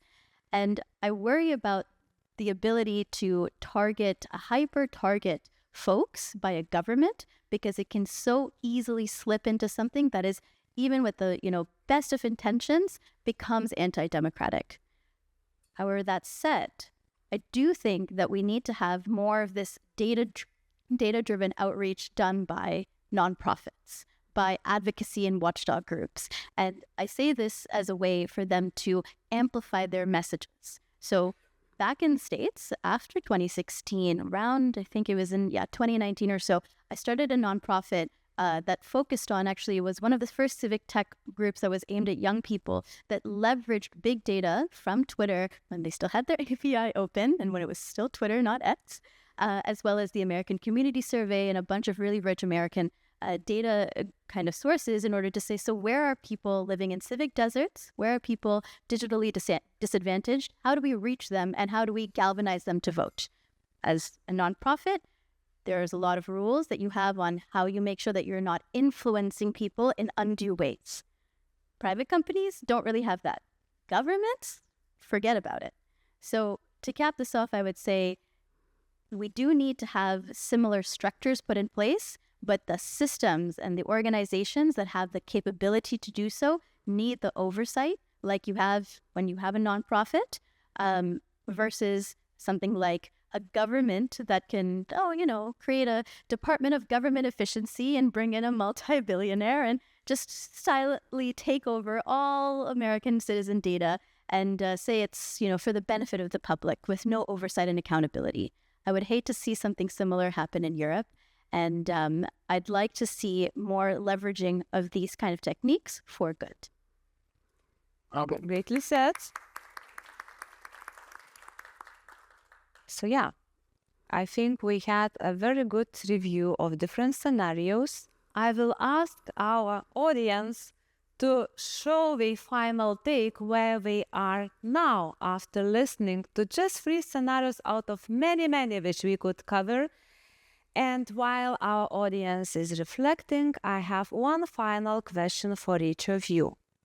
What one principle should guide how governments handle citizen data? Very short, sweet summary from each of you. Mariusz, let's start from you. Okay, very being very briefly, thank you for the scenarios. They were very interesting, and the dilemma you have proposed. In my opinion, I would say let's develop our states and our society through the digital services which are based on AI. However, the human being should be the highest priority and goodwill, and I think we should keep the regulation we already have, like GDPR or AI Act. Thank you. Oma. I think that when we talk about data and data use and its convenience, we're really talking about power and control. So the government needs to earn the right to use our information and our data. It's not a privilege that's just handed over to them. And in order to operationalize that, social contract, as Peter had said before, their use of that, we need to have in place strong testing and evaluation and audit systems, so that way we can create a line for traceability, which will then enable and compound trust. Thank you. Peter. Every citizen is a sovereign of his or her own data. When you start with that, you conceive of systems in a different way, of architectures, your approach, and then you enter into a partnership, permission-based, efficient, and human-centered, and also good for the environment. Thank you. Gorka. When we are talking about privacy or convenience, I go fully into privacy. I think privacy by default should be the way governments treat data. I think citizens should opt in to new uses of the data the government has. It doesn't have to be per service, could be for a range of services to make it easier, but the citizen has to grant that right. But also the citizen needs to know how his or her data is being used and what are the outcomes that come from there. So I think accountability, traceability, permission-based use of data is the right way to go. And all these tools we're talking about, cryptography or AI, all those things have to be built on top of that first base. That is, the citizen has to grant the data, but with the knowledge of what is being used for in a secure way. That's my... Very well said. And I think we really covered a big spectrum of different aspects.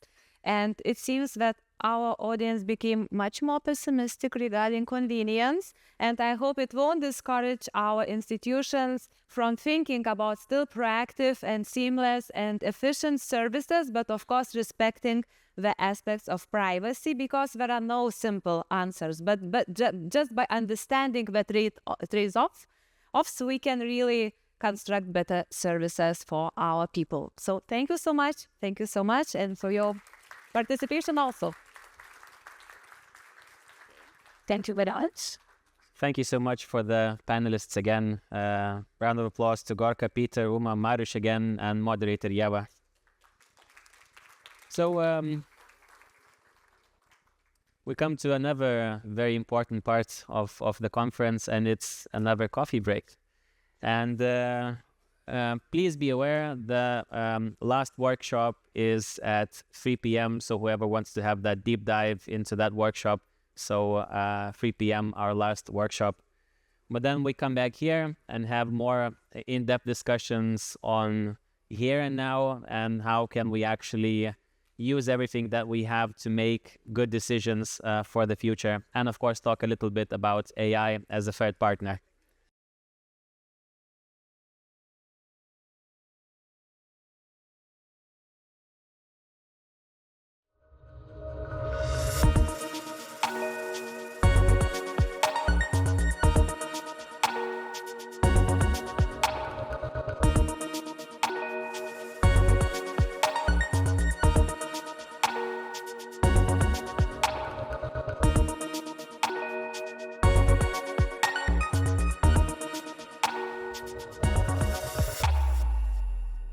Come back. So this is our final part, our third part, and we discussed quite a bit in the first part and quite a bit in our second part. In our second part, we touched digital sovereignty, procurement, meaningful partnerships and data, And of course, we enjoyed Karolis Granicka's poems and some art as well. So our next presentation comes online from Denmark. So Professor Jan Madsen, head of the Department of Applied Mathematics and Computer Science at DTU Compute, will share insights from the Tech for Civic initiative. So he'll talk about how partnerships with universities can help civil servants better handle the dilemmas of digital transformation. So please welcome Professor Jan Madsen.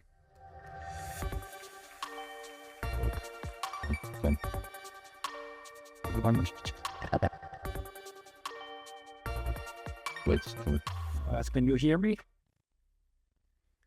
We can see you and hear you as well. Hi. Hi. Well, first of all, I'm honored to be part of this and being able to give this talk. And I'm very sorry that I was not able to be there physically. So yes, I will go to give a quick overview of the things that we are doing in terms of partnering with universities to navigate the accelerating technology development. So as you mentioned, it's the Technical University of Denmark. It's today a world-leading technical university. It was founded by Hans Christian Ørsted back in 1829. So we have had a lot of focus on technology and science, but also in the recent years on innovation and creating a lot of startups. So DTU Compute is one of 16 departments, but it's a rather large department of 400 employees. And what we are doing is working with digital technology, so the core technologies running the digital agenda, but also on the digital transformation. So I'll start out talking a little bit about technology because from our point of view, this is crucial to understand a bit of what technology is about in order to be able to navigate in this space. And I'll come back to that later on. So we all interact with the digital through our mobile phones. We may be connected to clouds, and we may also be connected into what we call the Internet of Things. So devices that are measuring and showing different types of data. Well, all of this is based on the hardware below, that is the chip, which is also a lot in demand and is also one of the things that we want to be certain and resilient about. So these are the machines that actually run it's the same kind of technology no matter where it is. The applications such as AI is typically programs running on those. We're thinking of it as running in the cloud, but it can run on the mobile phone and it can even run on the very small devices. But we can also develop specific devices, specific chips that are actually running AI to be able to be faster or maybe using less energy. And all of this is connected, so cybersecurity is a big concern on gathering into this. So these are the three big things: the chip, the AI, and the cybersecurity.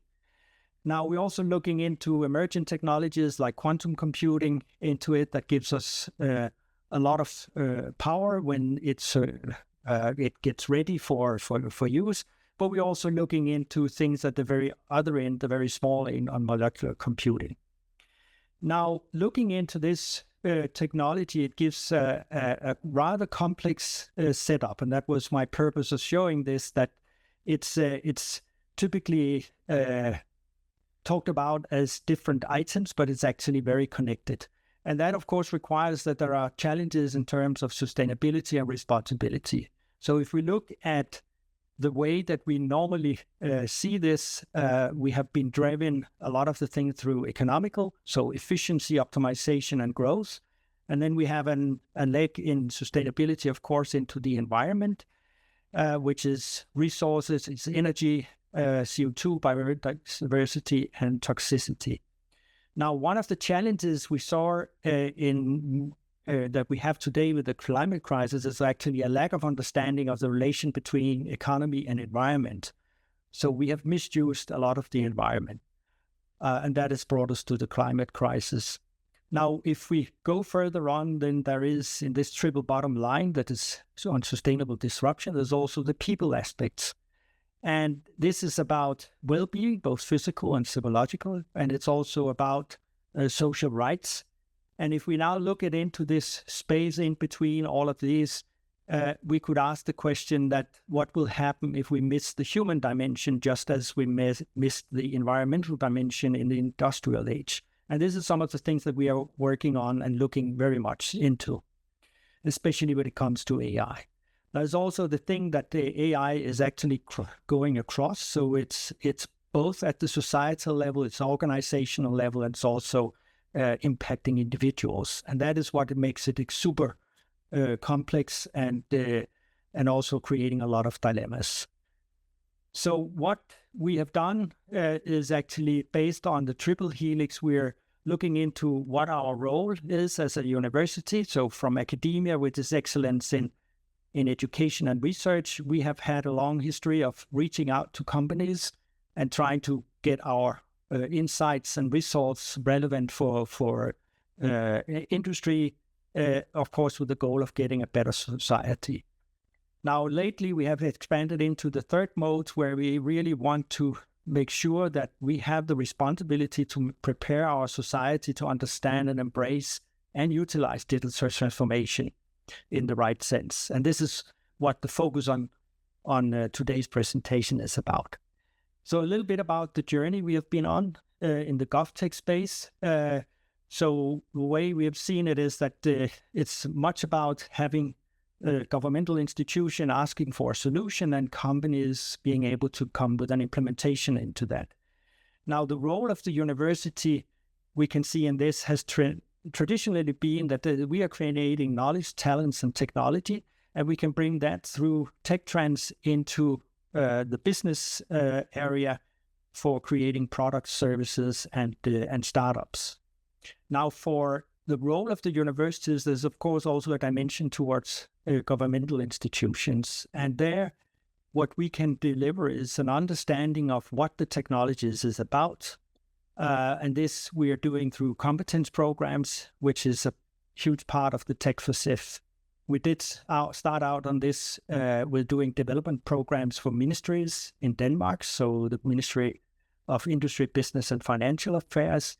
We worked with the Danish Competition and Consumer Authorities and also with the tax authorities to get them into a position where they can actually talk together with both researchers and others on what these technologies is about. Now, I think an interesting way of looking at things came across in trying to frame, not asking for a solution, but actually trying to state a problem and then having particularly startups being able to address this and helping them into an accelerator. This was a project that was run in Scotland, led by Alexander Holt. And during the COVID crisis, he gathered GovTech institutions around the world to try to work on a collaborative effort of how we can deal with GovTech solution. Now, DTU was a part in this. We were a part in this.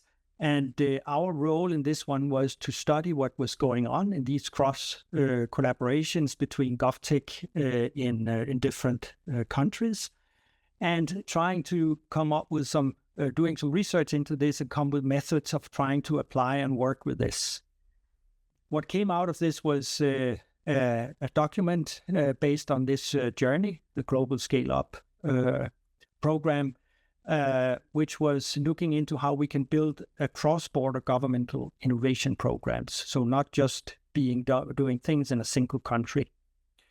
Now, this led us to creating a theory that we call the anti-helix theory. So it's actually based on the triple helix, where we look at both the societal part of it, where it's about bringing people into the let's say space between all the competences, and then also having organizations working, so moving people from silos in the organizations into this common space, and then also at an individual level where it becomes difficult to be in that space, and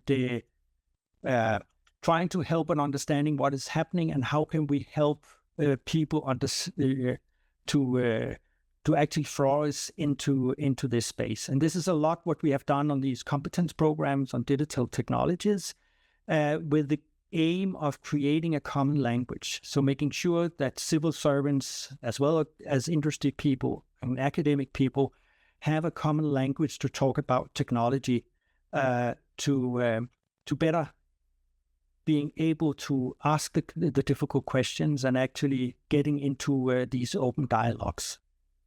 We did this by creating a section at our institute that was doing research. So this is done in a collaboration between myself as a digital professor, and then Mie Weile, who is a strategic HR person that has worked in more than 25 years in that space, coming into us and working on research. So she's a PhD student, but is also head of our section on this.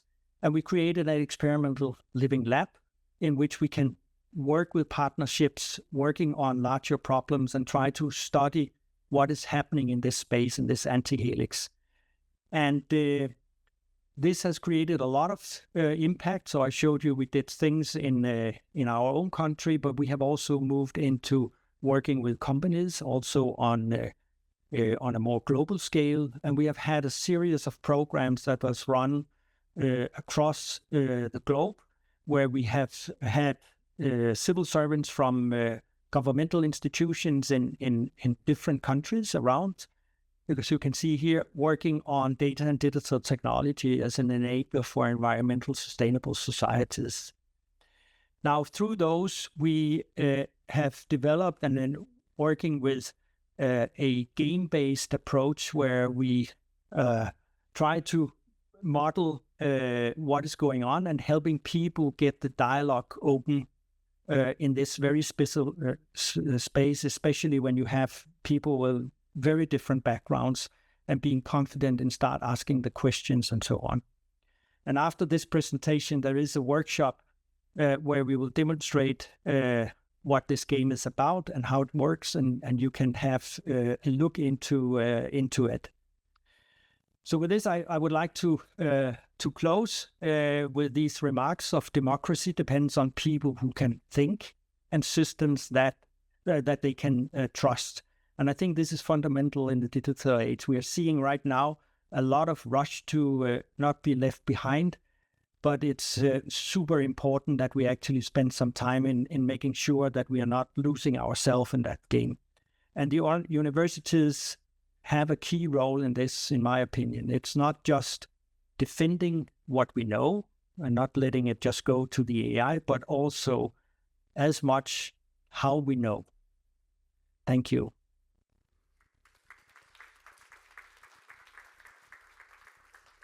Thank you so much. Thank you so much, Jan. Just a quick follow-up question. There's something that caught my ear a little bit before.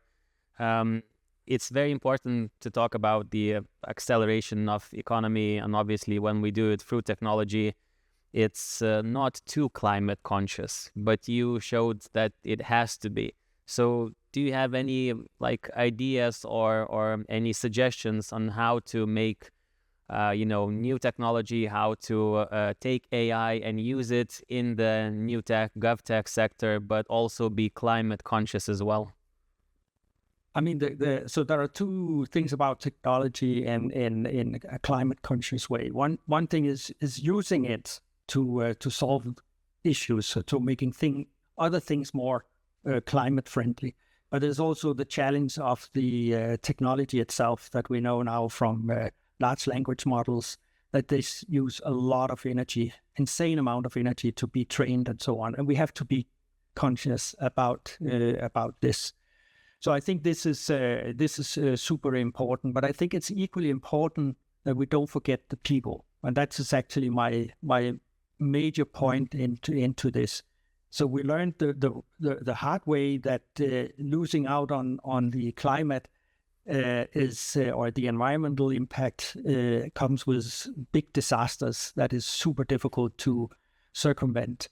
And I'm just worried that we make the same mistake in missing the people into this. And this is a long and probably also a little bit philosophical discussion on how do we handle this and how do we do this. But I think it's important that we are aware of this and we are not missing out. So at the moment, the race to the top is so fearful that we have a tendency to forget getting all people aboard. And I think that is threatening our democracy.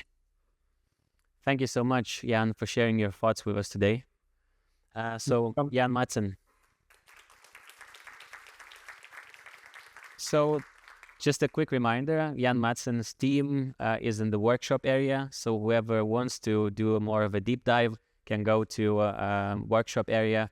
This is recorded, so if you're afraid that you're going to miss this out, it's recorded. So if you want to join the workshop, you still can. But time is essence, but also an issue now. We're a bit late. So our next panel, powered by Kurk Lietuvai. And really quickly, just quick introductions. So our next panel, powered by Kurk Lietuvai, looks at one of the toughest challenges in GovTech, attracting and keeping tech talent in the public sector. So please welcome Kristin Gudmundsdottir. Let me know if I pronounced it right. I tried my best. Eimantas Norkūnas, Dr. Antanas Ragotis, Dr. Antanas Ragotis, and moderator is Agne Kerishita. Please welcome panel.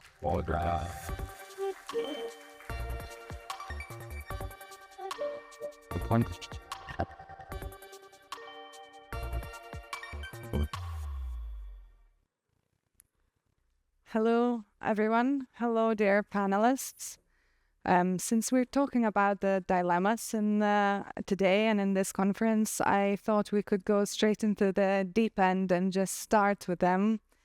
So one of the dilemmas that I personally find the saddest is the perception of the reputation of work in the public sector, and especially from tech companies, from private companies, where there's a view that if you're going to work into the public sector for a longer time, that's it. That's your sort of dead end.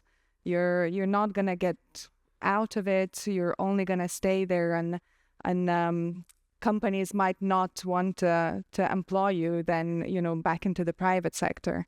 You hear these sort of views in the corridors and so on, and I'm really interested about what you all think about this, because I know you've all had experience both in the private and in the public sector.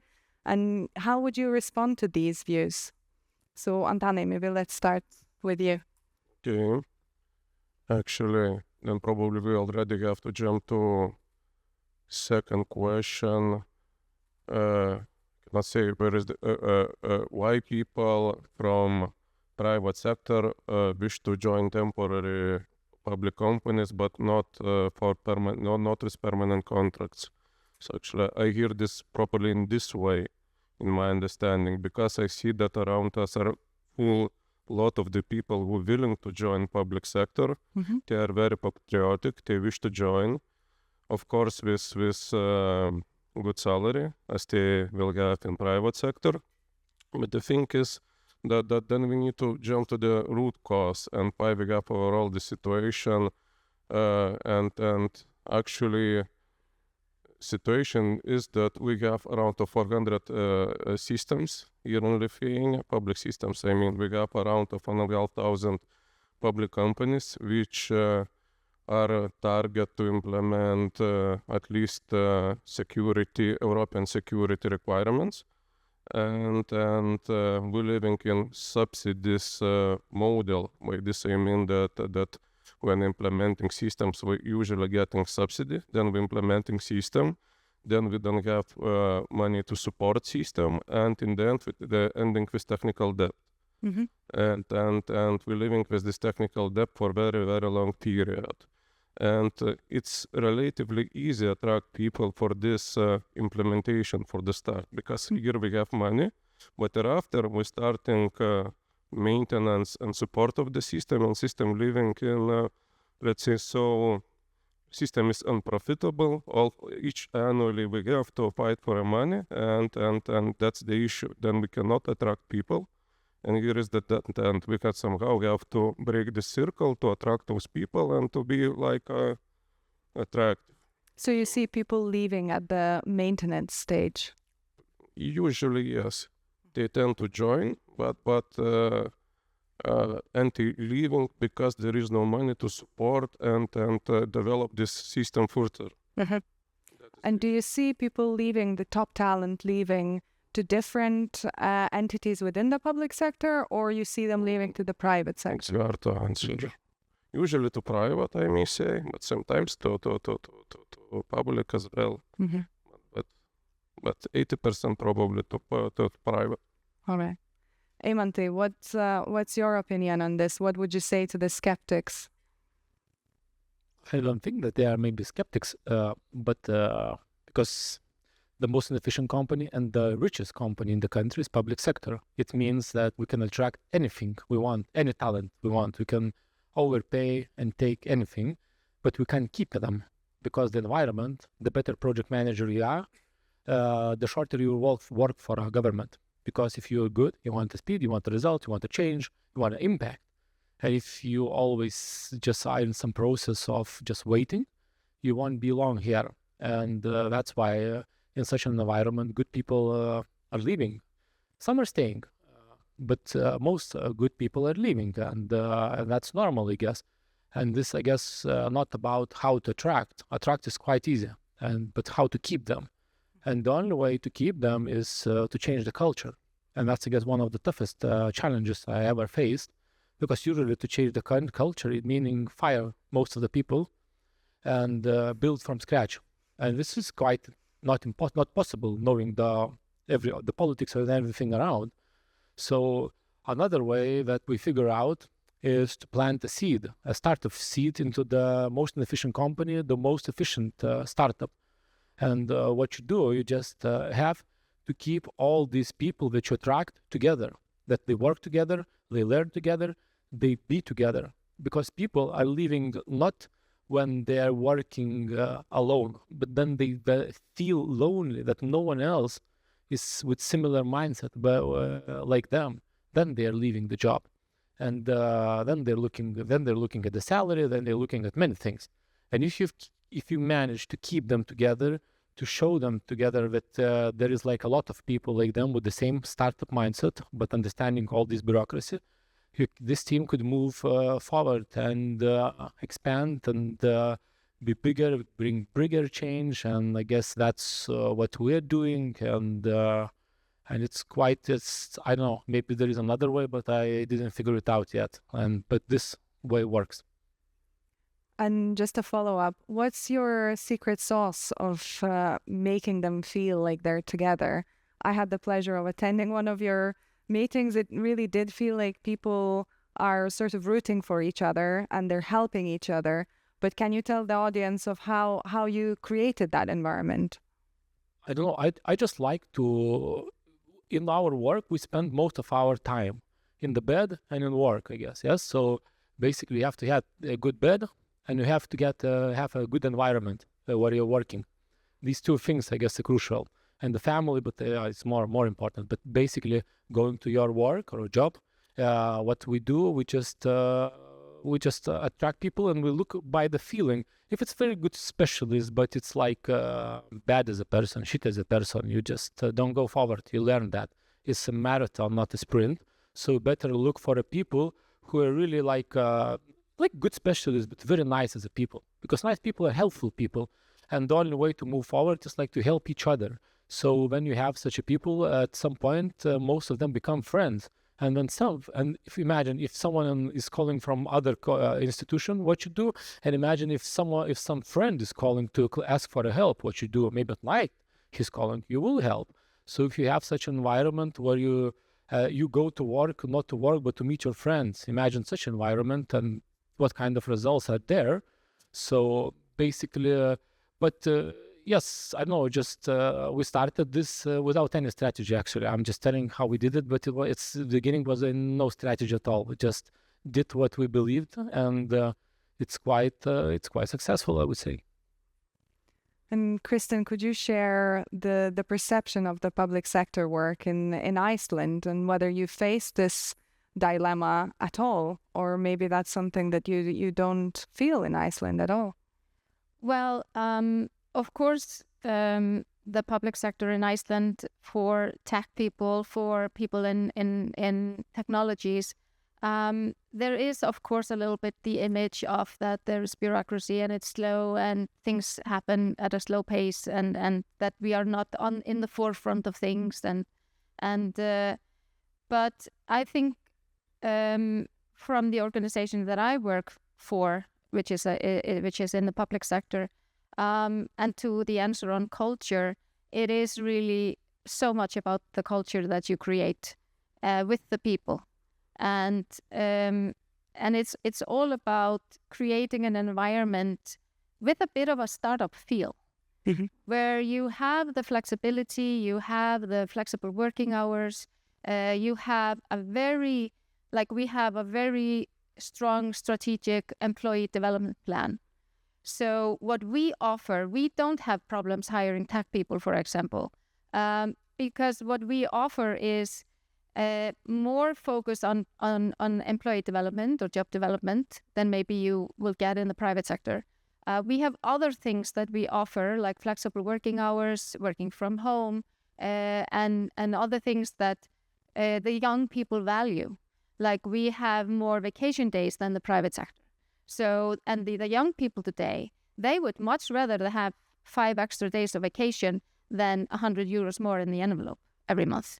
So it's about building a culture of collaboration, where everybody has a voice, and where we are actively working towards a goal and a vision. And the social responsibility part is really important when we advertise. We simply ask, do you want to help us have this impact on the lives of the Icelandic people? So it's you can use other things than salary to attract people. And segueing into the salary, which is, you often hear about the fact that public sector cannot offer the same salary as private sector can. I heard from Eimantas and Antanas that maybe is not the case. You don't have problems with attracting the talent, and you can offer competitive salaries. So maybe you can elaborate a little bit on that, and what's a competitive salary to you, and how do candidates react to sort of salary negotiations, and do they say that, I could get a higher salary somewhere else? Or is that really not the primary issue that you face when you're recruiting? Actually, I don't see issue here. We're recruiting a lot, and salary and overall this recruiting process in public sector is very similar with private. We're discussing salary the same way. Probably in public sector, there is only one issue. We have to find a financing source for this person. But it's like this is out of the process anyway. And usually we have already this financing before the recruiting process. So therefore, there is no problem at all. So actually, it doesn't sound for me as a problem. Okay, interesting. Eimanti, what's your view? As I don't have an institution or a company, and we help institutions to hire the people that we connect to one team. So basically, it depends on the institution. And usually, if they understand that's a priority, they just gather the money, and they have quite decent salary. And yes, when we talk is, business, what business wants, he strives for it, that all the employees would feel ownership. And public sector has this super special component, ownership. It's your country. When the people are asking, who am I working for, who will be my manager, like your father, your kid, your friends, you're working for them, If you'll do a shitty job, you will have to tell them, not to me. And now the country has invested into you, and now it's time for you to show what you've learned and to show for the citizens. And this meaning is totally, crushing people.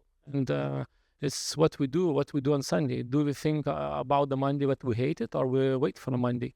And with the salary, there are some issues. Some institutions, they have new positions. Some, for example, looks like they need the help for one person, and they don't have like big salary, quite small, actually very small salary, and you're looking for a person. But what they have, if they will raise the salary twice, and they can get any good specialist and fix immediately the problems, but they have to raise for all the people that works in the IT department twice the salaries, because you cannot do like this, and then it will rise up the costs. Even though I say just fire 10 people that do nothing, I can easily find them and we can gather the money. But no, it's quite a challenge for them. And so some institutions, it's always priorities. How do we see it? Do we see it as a way out and to help for all the institution people? If we just gather this money, make an impact, make a change, and it will good for everyone? Or you just see as a momentum, as a problem now, and better like do not go, because at some point there'll be more problems, but in the end it will be better. But you don't want to go this bumpy road, and you just say, okay, we will be without this specialist. It's okay for us as it was. So it really depends on the institution, and for me it's a good way to feel how each of them feels. But yeah, so. And is there another way of getting a competitive salary for a new person without firing, so many people in the team? Just if it could give me a public procurement plan, for me it's 5 minutes to gather 100,000 euros for each institution without losing anything, just gaining more free time, because you won't need to buy something and do some work that is not needed. So for me, I see it's like this. So if some institution believes, it gives me a right, we gather the money quite quickly. Some study they are buying. Where did you see? Have you seen any successful project that started with the study? No, this starts from the idea, from the problem, for the people that believe, that see the problem clearly, that do the homework before the public procurement, not after it. And that's the beginning. And that's the priorities of each institution. It's everywhere. It's the CEO, the head of the institution. This is the main component. You can see it's good for the institution does good or no. Okay, so Eimant has offered a few solutions that we have in Lithuania. What about the practices in Iceland? Do you have any success stories on how you've solved that problem, or maybe some issues that you're still facing and solutions you're considering in terms of offering a competitive salary for your top tech talent? Well, it's different, as you say, per institution, with different budgets, different functions. But in my institution, I think that our focus is on, getting young people in and growing them within, and offering them the competitive salary to the private market.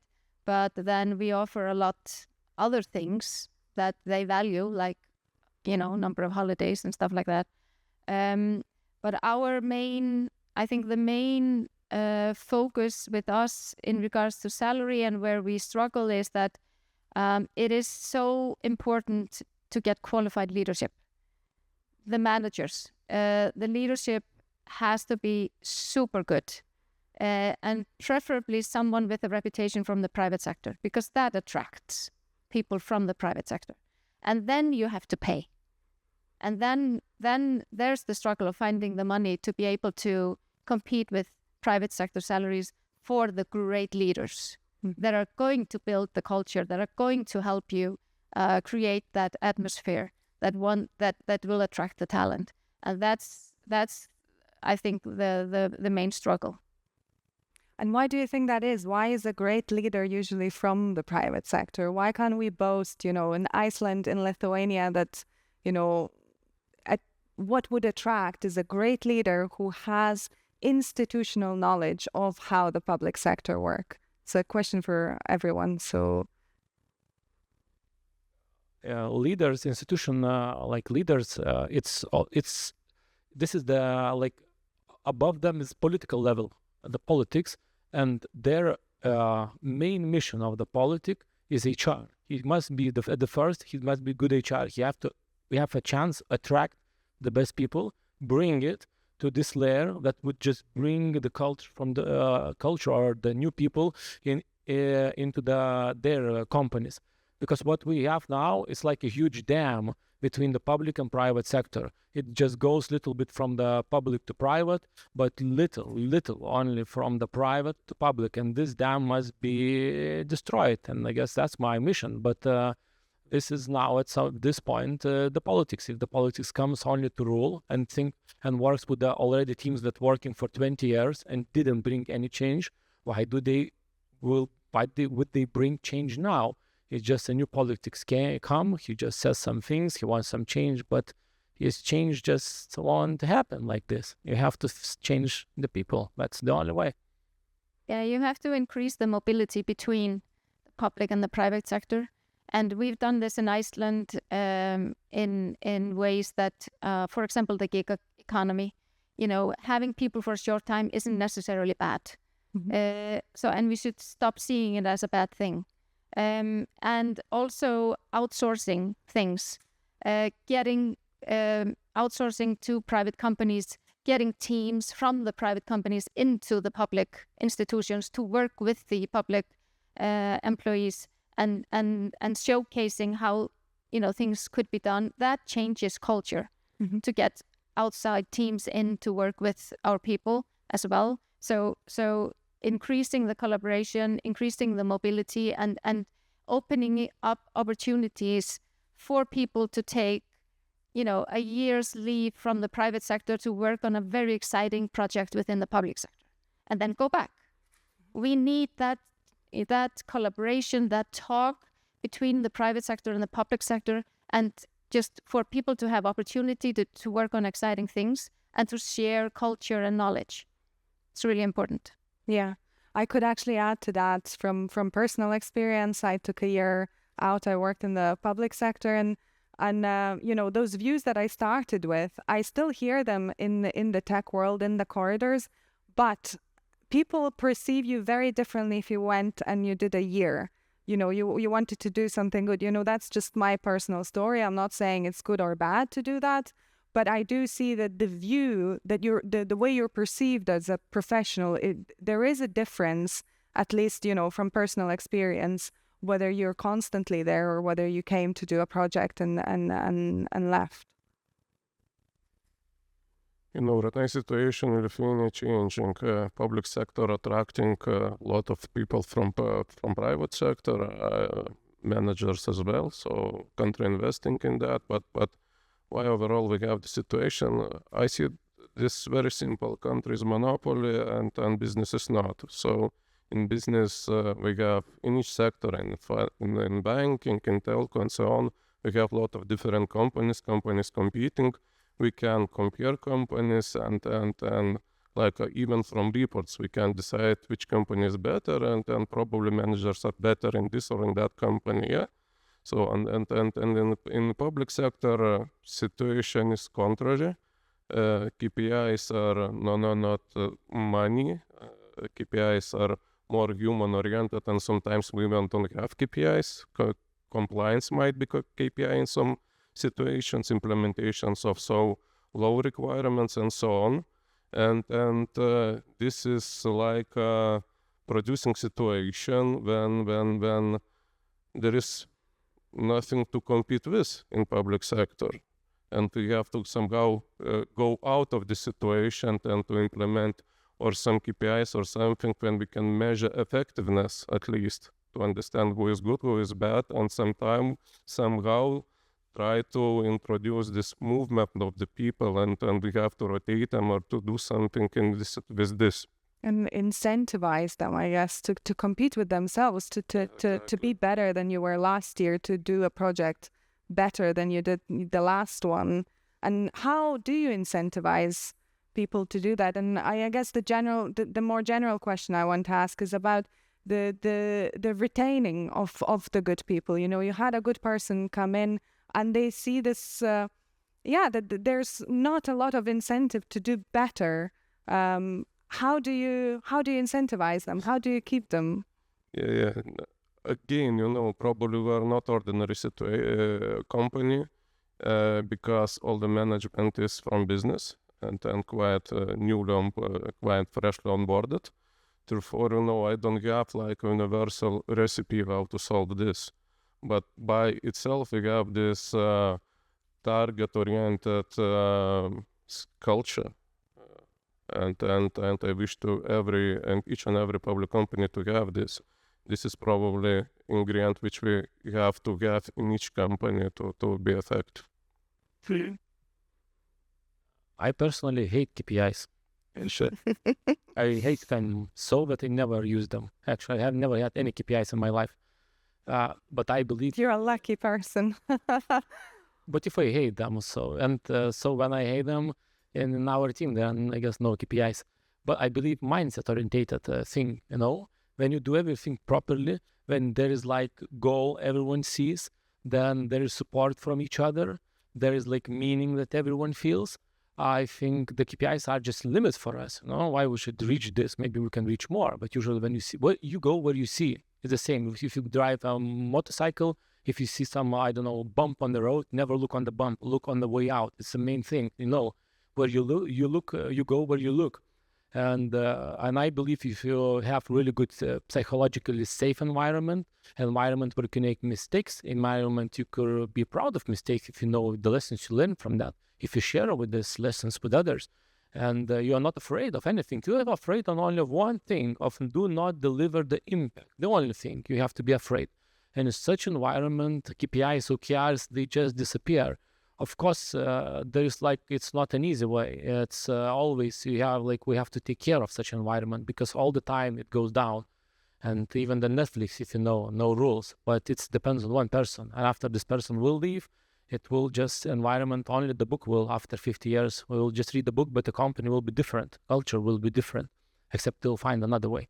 So this is, I guess, so what I personally believe, and I believe dedication, if you understanding the goal, and going toward these goals and together with the team. If you have this feeling, I think all the KPIs you will beat, even if you don't know these KPIs. Not a fan of KPIs either.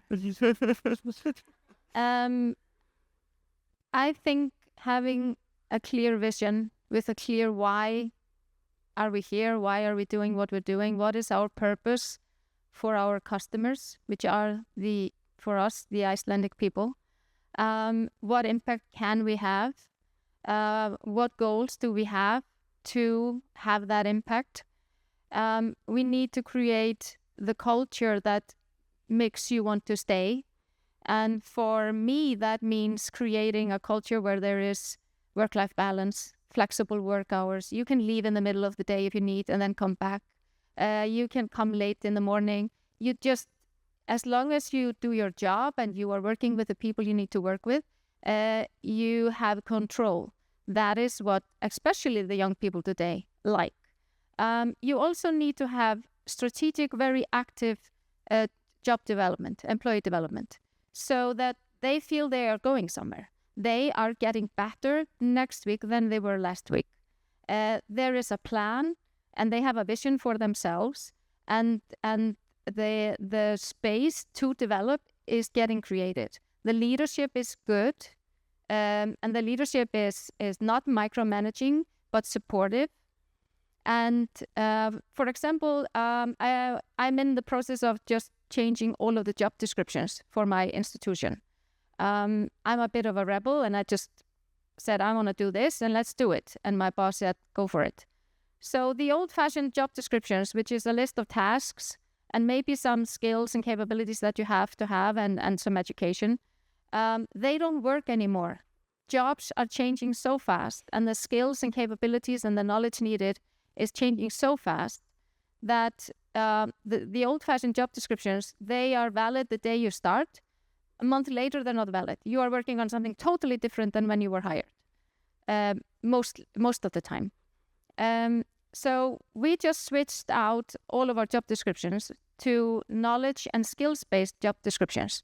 So this is the institution you work for. This is the department. This is what we need you to be working on. You might be doing this. You might be doing that. You might be doing that. But this is the knowledge and skill you need to work here. And then we use that in our development talks to be constantly looking into the future and where are you going and what knowledge and skills do you need to have?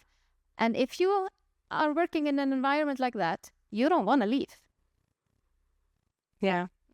We're out of time. I wish that every team had an environment like that, and that people would come to work in the public sector. From my personal experience, it can be a great, you can have great teams, you can create great impact, but you do need the leadership and the willingness of the others that you work with to do that. So thank you very much.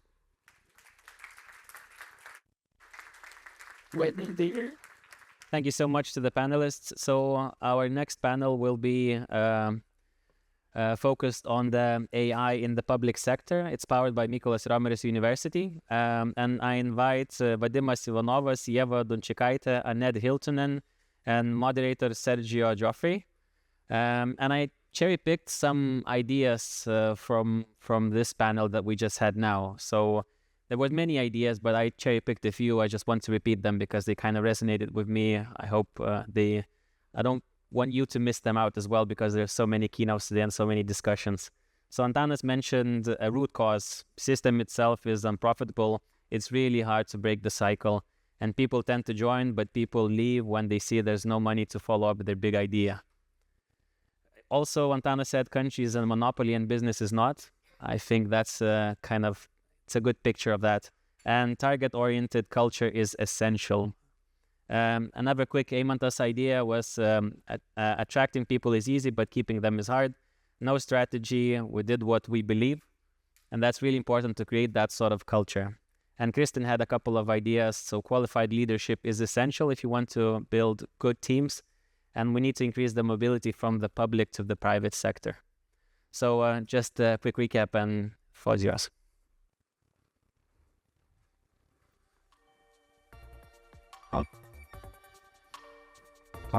So we need one more mic if there is one.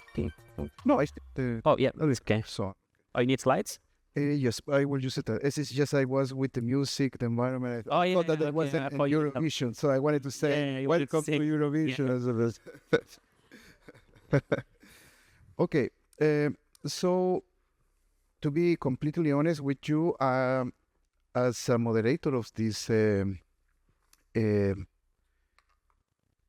session for today, I have planned a completely different introduction, but as I was listening to the previous presentations through the day, I decided to do a little change, and I use actually AI for that. So if you were with me, I would just want to share what I asked to add.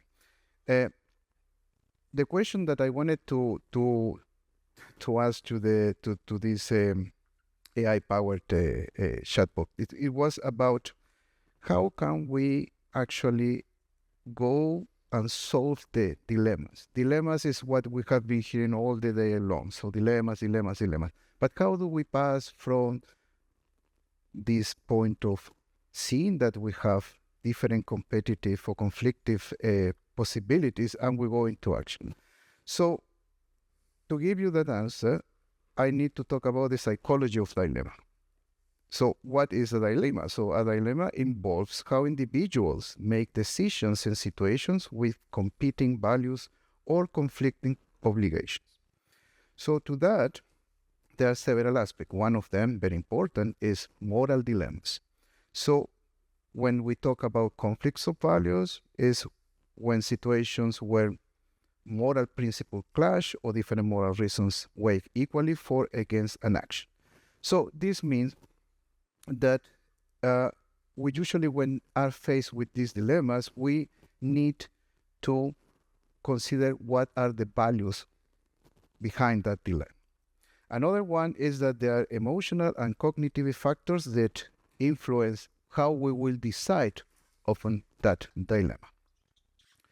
Another one is that we need to consider whether we continue as usual, so every day, versus extreme situations. So it means if the dilemma moves us from business as usual to take more risk.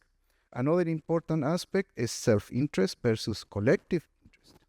So that is the aspect of dilemma when we need to think, is this option that I'm making, this decision that I'm making, is in my self-interest or of my organization, or I am thinking about the collective good, promoting cooperation, and so on. So one very specific aspect which is important is called temptation to defect, which is often tempting for individuals to act in their own short-term interests rather than in those of the other people and those that means cooperation.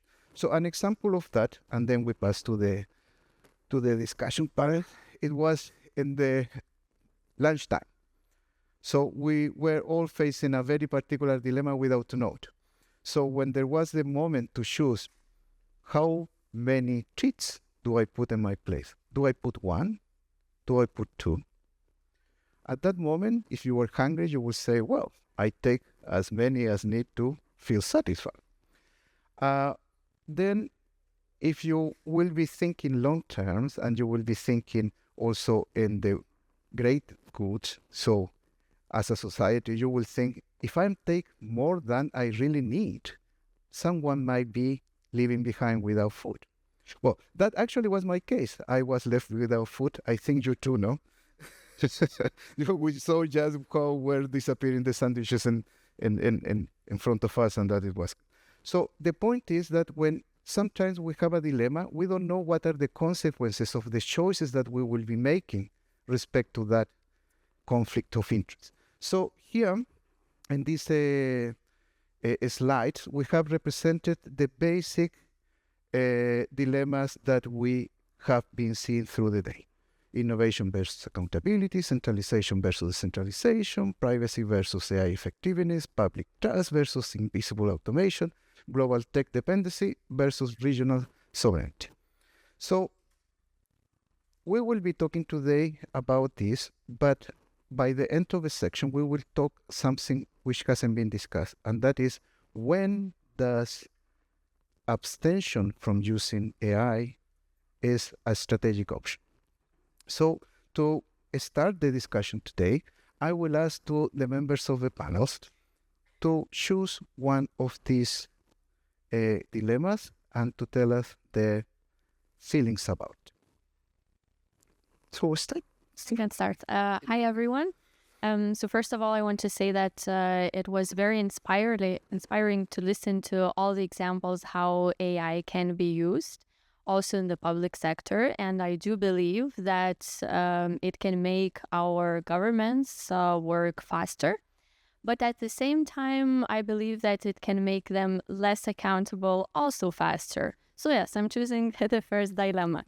And the reason why I think like that is because when we look at the regulation, which is in Europe at least aimed to balance this out a little bit, we have to understand that we also have a very novel regulation on a very novel technology, and a lot will come to the implementation point. So whether what is written on paper is actually happening in practice. And from what I'm hearing from various experts, at least in Europe, is that unfortunately legislation is being cut out in favor of innovation.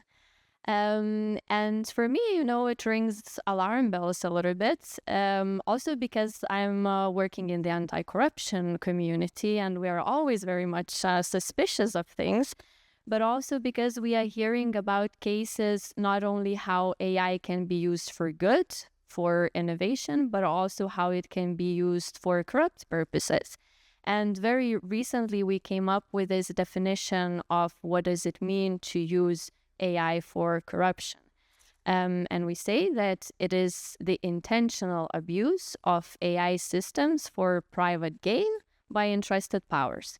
So essentially, it means two things: that on one hand, the AI system itself can be manipulated through data manipulation on purpose, through algorithmic manipulation on purpose, or also the AI tools that are already developed, they can also be used for example, money laundering or some fraudulent documents.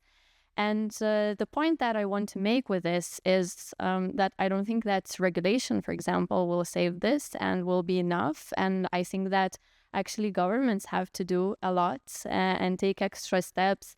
And I think UK is going towards that way with their algorithmic transparency recording standard, where we can see that AI tool, algorithmic tool was used, for example, to inform decision-making processes. Thank you, Annette. Hi, everyone. Okay, she's on. So thank you for the invitation. And I personally can only speak on behalf of public sector vendors and private sector. And as an innovation expert, so my dilemma is about accountability versus business. And I can tell a little bit what I've done regarding that, because I have experience in responsible AI. So when we come to the dilemma of innovations and accountability, so it's important to remember that, for example, tech vendors are necessarily inherently more moral than other private companies, and they only follow money and laws. So everything needs a business case, even AI governance. And I have worked on merging AI governance into the design and development process as a design leader and practitioner. And then it comes to the question of where do you cut the corners in the end? Because in practice, I know that fulfilling these regulations is not much more than ticking, check boxes. So then it's all about, like, if the company wants to apply best practices of responsible AI themselves, freely, and so I think these discussions need more of questions about incentives. For example, where is the return on investment of AI governance for private companies who are providing these systems for the public sector and governments? Yeah, that's great. Your choice. Nice to be here. Thank you. Yeah.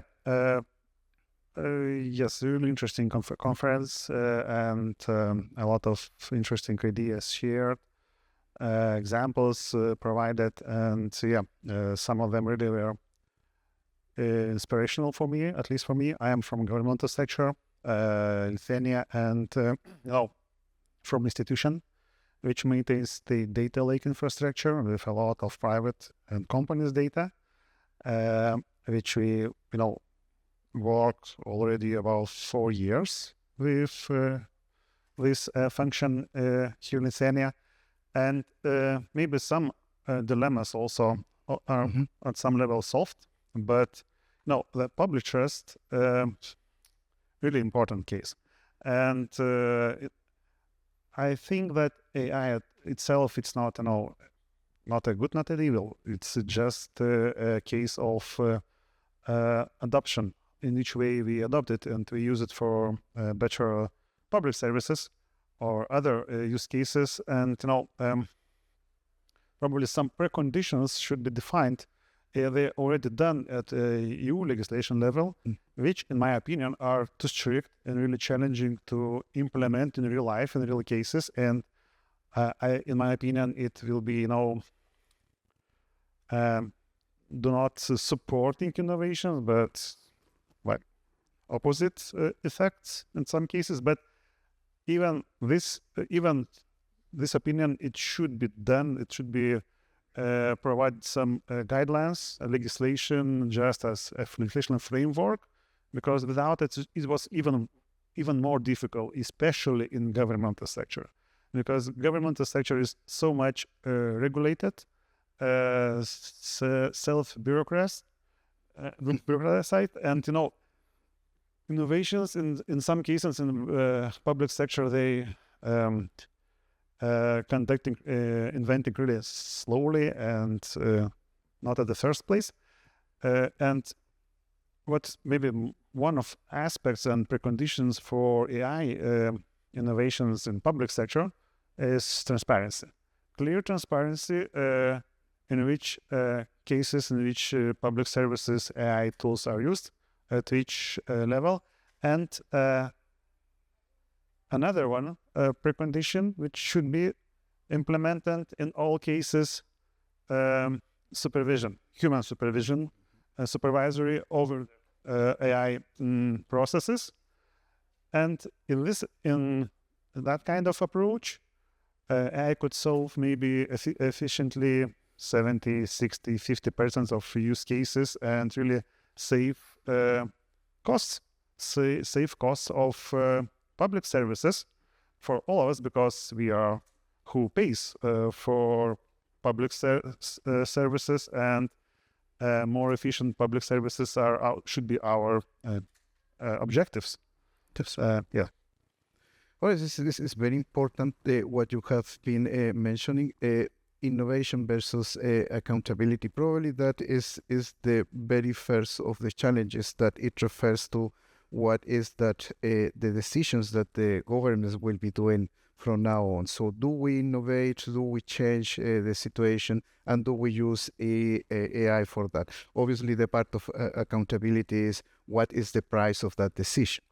Regarding that, something which I would like to ask you is, what is your opinion in respect to the use of AI when we are adding that as an additional layer to how the government is already working? So government already has a structure, they have services, they are making decisions, they are providing services. And will AI really change that for good? It even doesn't matter if the basis for that innovation are not really there and we are not really improving something. Just we are making maybe the wrong decision, but faster. So what would you comment about? Very good question. I think that in some cases it will just amplify things. In some cases it will solve. There was analysis done in the United Kingdom where they calculated how many junior professionals in the government and public sector they can swap to AI, essentially. And the answer was 60%. So because they are doing routine work and everything can be automatable, so in those kind of cases, we may also have even better outcomes in terms of efficiency, right? But when it comes to decision making, this is where I'm mostly concerned about, because even now, let's say in Lithuania, we are a very good and agile country. But I have to say that still about half of the citizens think that decision-making processes are closed. So if this is happening where AI is used about in 15%, I think, public sector institutions in Lithuania, what will happen when we have more of it? So I leave it open for discussion. Annette, so you work developing GovTech solutions. So from your point of view, is AI, based on power solution by AI, really solving the problem of endemic inefficiency? Well, that's a question I often wrestle with, that where are the efficiency gains from AI in GovTech, because it's not just about implementing, deploying a tool. There are also a lot of hidden costs to it. For example, if you want to do it well, you have to upskill staff, build AI literacy among the users for better adoption. Maintenance also. And on top of that, like access to data, organizations' own data can be a challenge. And of course, the quality of the performance is all about the underlying data. So holistic design in that case. Right. Just understanding the context better before starting to discuss about efficiency and how many percentage of whatever work processes we should try to automate or use AI on, plus the fact that it's a legacy-heavy environment.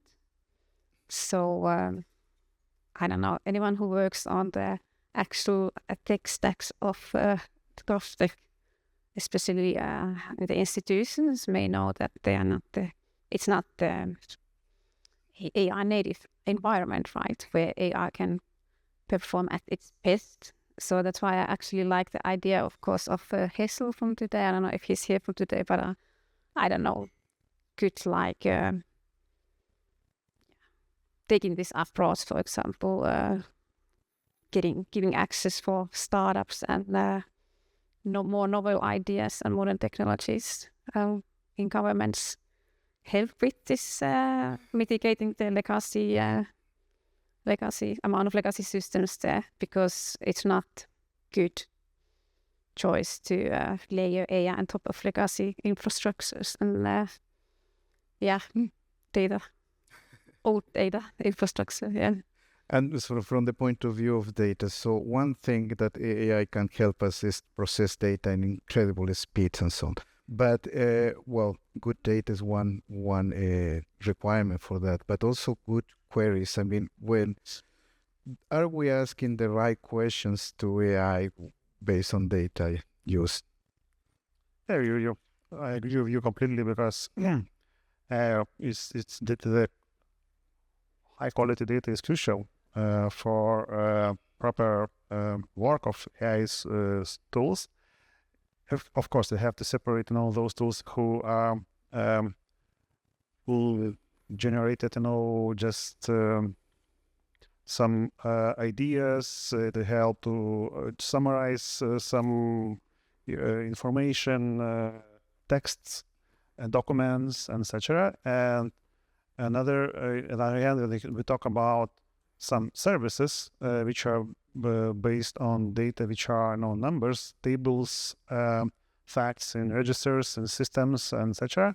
And the quality of the data, is mandatory, because during last 2 years, I saw, I've seen few, not one, attempt, to try adopt AI solution in the practical processes in governmental institutions, and it was POCs with AI tools, and one of them was negative answer result, but it's also a good result because you have an answer, clear answer, because the data documents were handwritten.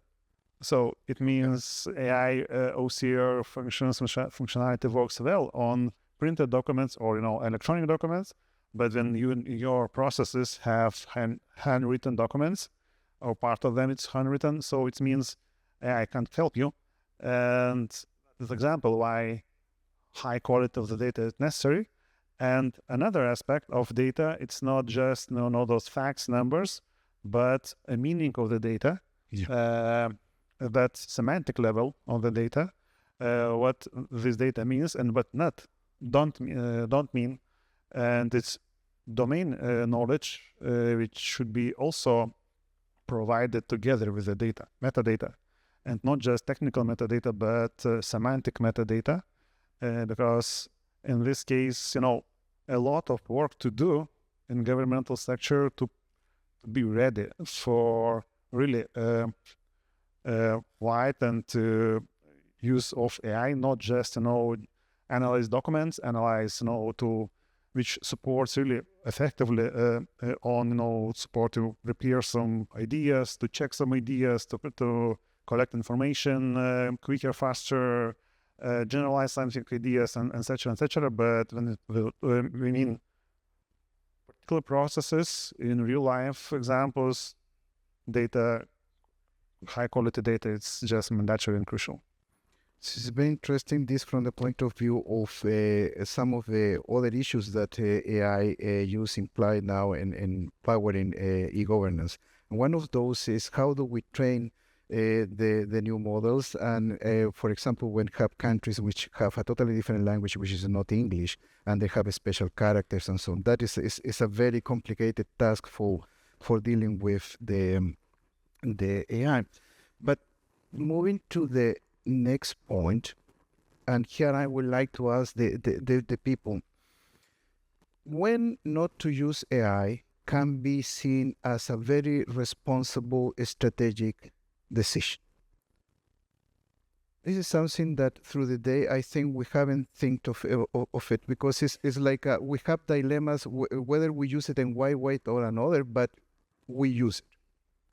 But there will be cases sometimes in which the total abstention of using AI, it might be the best choice. Sometimes in case of, for example, if we have troubles with the data, sometimes if it's very difficult to produce the solution for that we are looking for, or sometimes because an ethical issue. So I would like to ask the people, which one do you think of these possible scenarios in which we shouldn't use AI, do you think is the really more important in your line of work? So please just write your hand is the number one. Transparency, accountability, 1, okay. How about the second one? Okay, definitely more. We have 8. How about the third one? Okay, similar. About 8. Number 4? Similar. And number 5? Okay. So, for what I gather here, the first one is not much of a reason, but the other ones are equally balanced. Now, I would like to add one here. This is based on research, part of my own research, but the thing that I was missing in there is the environmental element. So I will add the number 6 is, do we stop or we consider not to use AI when the environmental cost is too high?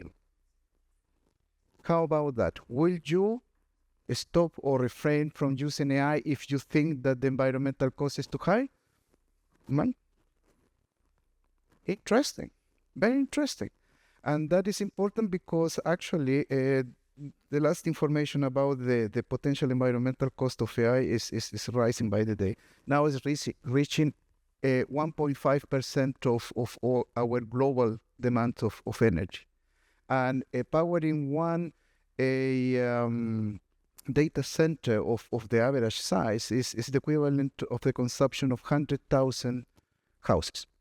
So it's considered. Regarding that, you already were making your choice. But I would like to ask you, as a conclusion, because we have run out of time, so what is the main message that you would like to bring to the people with respect to this dilemma, respect to your own point of view and experience with AI and e-governance? So very shortly, I like the saying that says those who rule the code rule the people. So I constantly remind it to myself from a couple of perspectives. So first of all, that we have to keep building skills needed. So understanding at least the basics of new technologies to be able to catch up with all the dilemmas as well and address them. Also to develop critical thinking. I think it's essentially important now, but also for the governments, since we are talking about AI-powered public sector, essentially we're talking about all of our taxpayers' money. I wish they would keep that in mind as well, and would make sure that the public money is spent with cautiously, with responsibility, and also that it would bring the best value possible. So that we would start counting not how many AI tools for how much money we implemented in Lithuania or in another country, but what kind of value we have created with those tools. Excellent. Yeah, a little bit repetition, but taking the practitioner perspective to it, like what are those people doing who actually deliver these systems, designers, developers, data scientists, who try to kind of juggle, make sense out of these regulations and such, including the users and the customers, citizens, and taking a collaborative approach to this, like when forming governance frameworks and such. Because people do have like highly valuable perspectives. Users using these systems, they help identify risks, best workflows and use cases that using AI pays off. So we consider always the end user. yeah, take a human-centric design approach in them. So, I probably will repeat your thoughts because my position is really similar, and I see AI. Not all AI is not the best solution for all cases. First of all, it was one of the thoughts mentioned before, but when it is a good solution, it should be used, but of course with some precondition, some cautious, and some and over the whole using of AI in any practical application. And I believe that all those dilemmas highlighted here today, almost anyone who decided to choose any technical solution, AI, not AI, they thinking about it, they choosing between those opposite, dimensions, directions, and it's always any decision in our lives. So AI is so far is really technology which should be adopted. Excellent.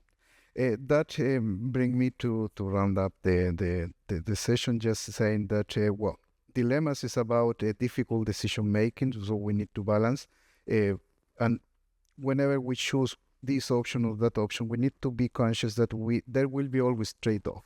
So there is no perfect solution, and these options always will have positives and negatives, and we need to balance that. How do we do that? Well, we need to think what are the objectives, the priorities of our organization, but like in this case we're saying, we should consider the end user, which is the people, for the ones we are working for. And then with this, I will say that the ultimate dilemma then that arises from this discussion is efficiency versus efficacy. This is not just doing the wrong things faster, but just doing the right thing better. Thank you very much for your attention. Thank you so much to Yeva, to Annette, and to Adimas and Sergio for moderating the discussion. No time for my summaries, so I want to invite Leonard Vorobey, Uga Kalendris, Giedrė Antonavičienė, and Yogesh Hirdaramani, who is going to moderate this discussion. And these people are going to connect the dots out of all of the things that we heard today. So, welcome.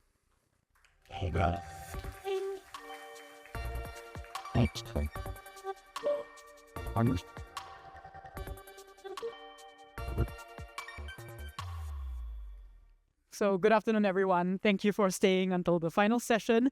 I think we've heard a lot of really interesting insights today, from conversations on how Ukraine is fostering open innovation to how Armenia is driving systemic change, and of course, the privacy convenience tug of war. During the session, the moderator for the privacy convenience tug of war session, she mentioned the importance of listening. So before she went into the scenarios, she said, we have to listen, we have to reflect, and we have to respond. So that's precisely what this panel is doing today. These are our keynote listeners of the day who have been listening and reflecting on the ideas brought up, trying to connect the dots across sessions. So I'm very excited to hear from them.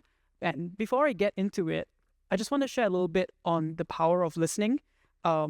Conferences like these tend to have, very eloquent speakers, but part of attending a conference is being able to make meaning from listening, from taking notes. And just want to give a quick example from music.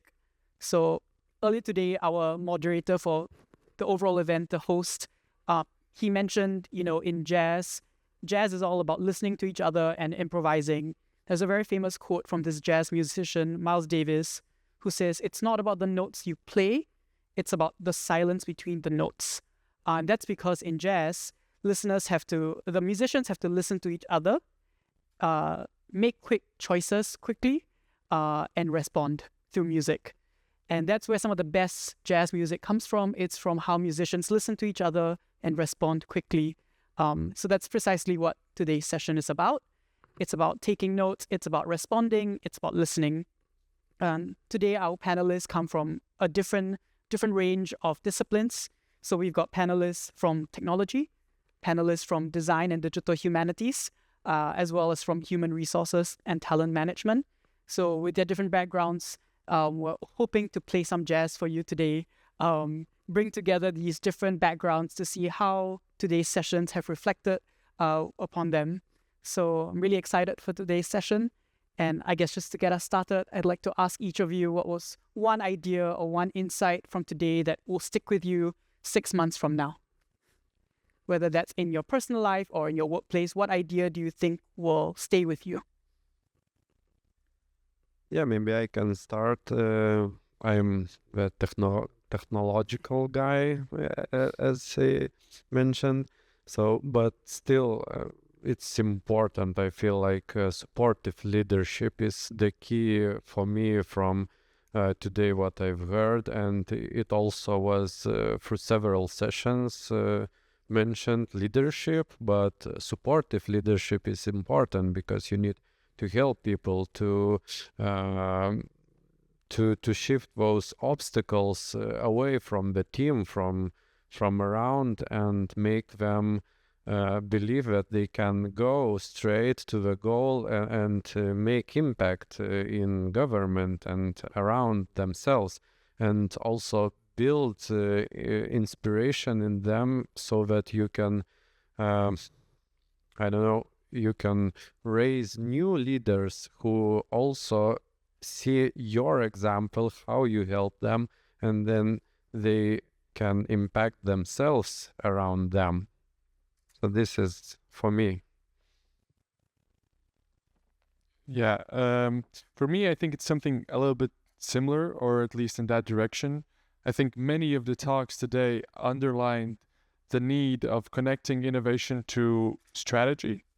And I think that ties together with leadership. And there were many beautiful poems and quotes today, including painters and acorns. And I think strategy and good strategy and connecting innovation on an operational level to the strategy can really help make the future a little bit better for the generations after us. And I think it also tied very well together with the last, or the panel before that, about the work environment, because having leadership and strategy with a very clear goal can also sort of spearhead a whole organization, or provide a clear goal for all the workers, or everyone in the organization. And having this value strategy can help with this value-driven, sort of value-driving some sort of innovations and mechanisms that you want to have. And I think, that helps reorient from the focus of product and innovation to the focus of impact that you have. And I would like to note the 2 points, speed and trust, which many speakers mentioned today. So itself, speed and trust forms some kind of dilemma, because trust needs time you need time to build the trust, and everyone wants a quick result. So that's why using technology, using AI, we expect to get things done faster, quicker. Thank you. So I think you just touched on, one of the big themes of today has been dilemmas. So you mentioned speed versus trust, and how that's been a big dilemma that's come up across sessions. Some of the other ones have included collaboration versus sovereignty, innovation versus regulation. These are just some of the key dilemmas. So I'd like to ask each of you, what was the most impactful dilemma you heard about today, or one of the most impactful ways of addressing a dilemma you heard today? Any thoughts on the dilemmas? For me, the most impactful dilemma was the one between privacy and convenience. I think it was a very great panel that delved right into the controversial stuff. And it got me thinking a little bit about what is common between all the dilemmas that we heard today, and we heard so many. And I think a way to have this balance between these two edges of the dilemmas is risk management. There were some talks and panels today that mentioned experimentation, and I think having strengthening this sort of rapid prototyping stuff that people could do, or strengthening these experimentation capabilities can sort of de-risk some of these dilemmas. Similarly, maybe it doesn't have to be a dichotomy between privacy and convenience. Maybe we can find a way how to de-risk some of the privacy concerns, therefore, hedging the playing field a little bit in the direction of comfort for everyone. And for me, I would like to note that technology is a tool to enable people, but not to replace them. So AI is now used to it can think on its own, it can make decisions, it can make mistakes as well, but no human being can be replaced, because still behind the AI there is always a human being who decides which direction we need to go, who needs to train that AI according to your needs, and that was the keynote for me. Yeah, and for me, the dilemma about speed and policy, which is first, like we in the Europe, we are good with going ahead with policy first and then watching how it rolls out. And I like Icelandic and Estonian examples when they start doing things and only then start policing and writing some documents, restrictions or governance of those processes, because this is the key for the speed. Like you need to touch, to feel, and to work with the process to understand and be able to write down the right policies and the right way those policies. So this is, for me, like often dilemma in government and technology, that speed versus like writing the documentation. Thanks so much. So of course this panel is called Connecting the Dots. So I'm going to invite the panelists to help me connect the dots across some sessions. What were some surprising connections you found, across the session? Something that maybe one speaker said in one panel and another speaker said in another panel, and you were like, oh, I see the links. Everything's connecting. I don't know if anyone had that moment. I'm curious. I have very trivial that connection. So it's X-Road. It was for several sessions mentioned, but I like about that how Estonians brought this into the discussion. So this became an export thing.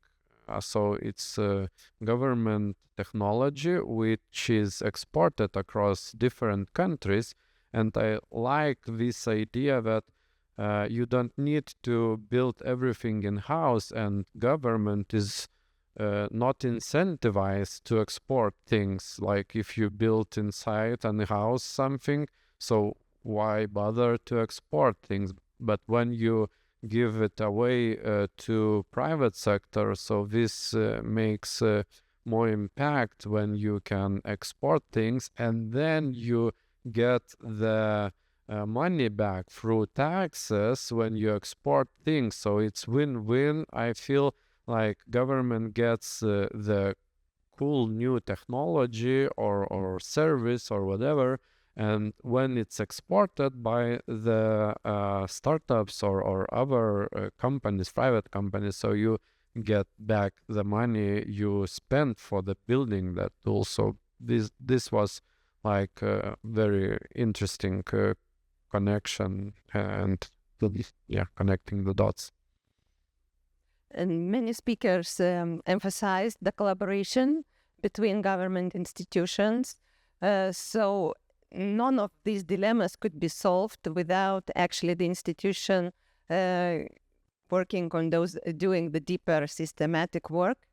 And even though civil servants have great skills and digital skills, but they still cannot experiment, they cannot act on their own because they are limited by regulations, bureaucracy. And so the diminished bureaucracy, the public sector and private companies need to collaborate more. There's a saying in Latvian that the deeper you are in the forest, the more trees there are.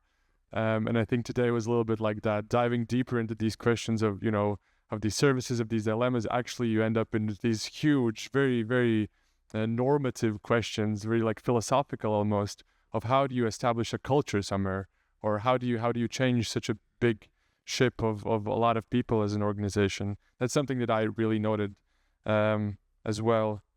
And in a similar matter, I think another thing that I noted, which I thought was really interesting, is about the use of language. And I think there were a few panelists who talked about, how maybe people need to talk a bit more clearly to communicate their message. But I think there was also the idea of language not only needing to be clear to talk more concisely, but also language having a little bit of intrinsic knowledge within it. So, when we say a thing is a certain thing, for example, the invitation to talk about impact and not innovation. Innovation has sort of like a baggage and association with what it means, and same does impact. These little changes, I think, are kind of key and crucial in order to very, very concisely communicate the idea we have. It's not only about efficiency, it's also about the culture behind language as such that we need to consider. And continuing on that forest thing, so what I've written down also as a interesting idea to Google and to understand that forest as a data center we've heard today. Also, I remembered that birds can also have data in their body, moving around the forest. So this, analogy to forest. So remember things. So just jumping on that, since you've mentioned something you want to Google later on is about this forest as data centers. I'm curious to hear, was there anything that the other two speakers, the other two listeners heard that made you think, this is something I need to Google tonight. This is something I need to find out more for my own. Yeah. I think I want to catch up on all the QR codes that were in the presentations today. So the other thing that stuck with me was in the beginning, we had the UAE speaker, Abir, who shared that she shared about the importance of not just thinking of dilemmas as something you can resolve, but as something that you keep coming back to. We saw this with the Estonian speaker, where they talked about the constant rebalancing they have to do between private and public. We saw this quite a bit throughout the day. When do you need to emphasize sovereignty? When do you need to emphasize collaboration? I think that's something that I'm taking away, is that these tensions will never be resolved. These are things you have to live in the intersection of. I think those were the words she used. That's something for me that will stick with me. But moving ahead from today to thinking about the future, what is one question from today that in your mind still hasn't been resolved? That's something you're going to keep thinking about. I'm curious if any of you still has a burning question moving forward. I have that stuck with me, that mobility increase between public and private sector. So continuing on your cross sections and etc. So this is, I think, very important part, because you need not only raise people inside of public sector or government, but you need to exchange of knowledge between both sectors, because every sector has its own pros and cons, and you learn things, and you learn by doing and by failing in either part of the fence. So basically, this is very important, and how to improve this. I would like to understand more in details, and what do we need to do to make it more smooth transitions from one to another. And you don't need to stay in one sector, you need to move. I had some similar conversations outside of listening to the panels about collaborating and involving, but not maybe with other sectors, but with the citizens. It's clear that we want to make citizen-centric services, but what are maybe the best ways how to include the citizens? I would, that's a question in my mind still. maybe next year we can involve something like that. And for me, it stuck one thought that if you think that something is not possible in government institution, then challenge your own thoughts or your own assumptions and limitations. So I think this has to do with the leadership mindset, certain. So it would be interesting maybe for the next year how to experiment and how to innovate in the government institutions. So it requires top management, middle management, some mindset, leadership mindset to innovate. So I'm really curious, since we're talking about next year, if you guys had the full power to run next year's conference, what is one session that you would run, ideal speakers, ideal topic, that maybe wasn't covered today that you would like to see next year? I think there was a lot of also themes of resilience, and I would double down on that and have more panels in how we can use GovTech to, empower our democracies and strengthen our resilience. For me, is the speaker Christina. She was on the stage today already in discussion, and the same topic, mobility increase. It feels like Iceland has made some good progress that way, and I would like to understand and see more examples how we can increase that. And I was really amazed by Armenian presentation today about that holistic approach to providing service, public service to customers. So I would like to maybe hear more of those. Cool. All right. I think we're about to wrap up. So I just want to point out some of the key things that have come up in this conversation. So the importance of collaboration, not just with other sectors, but also with other government agencies and other countries and the citizens. That's come up quite a bit. The importance of leadership, of a clear strategy, of the political will to think bigger, to challenge the norms. And finally, the importance of kind of managing our dilemmas, managing our tensions, and ensuring that we're constantly kind of not getting too far into the forest, but also being able to take a step back and see the big picture. Yep. So I leave you with the quote, the quote that Uga shared, the Latvian quote, which is, the deeper you go into the forest, the more trees you find. And I think that's a really great metaphor for the dilemmas conversation we've been having all day, that there are always going to be more trees to find. And that's how the conversations will keep evolving.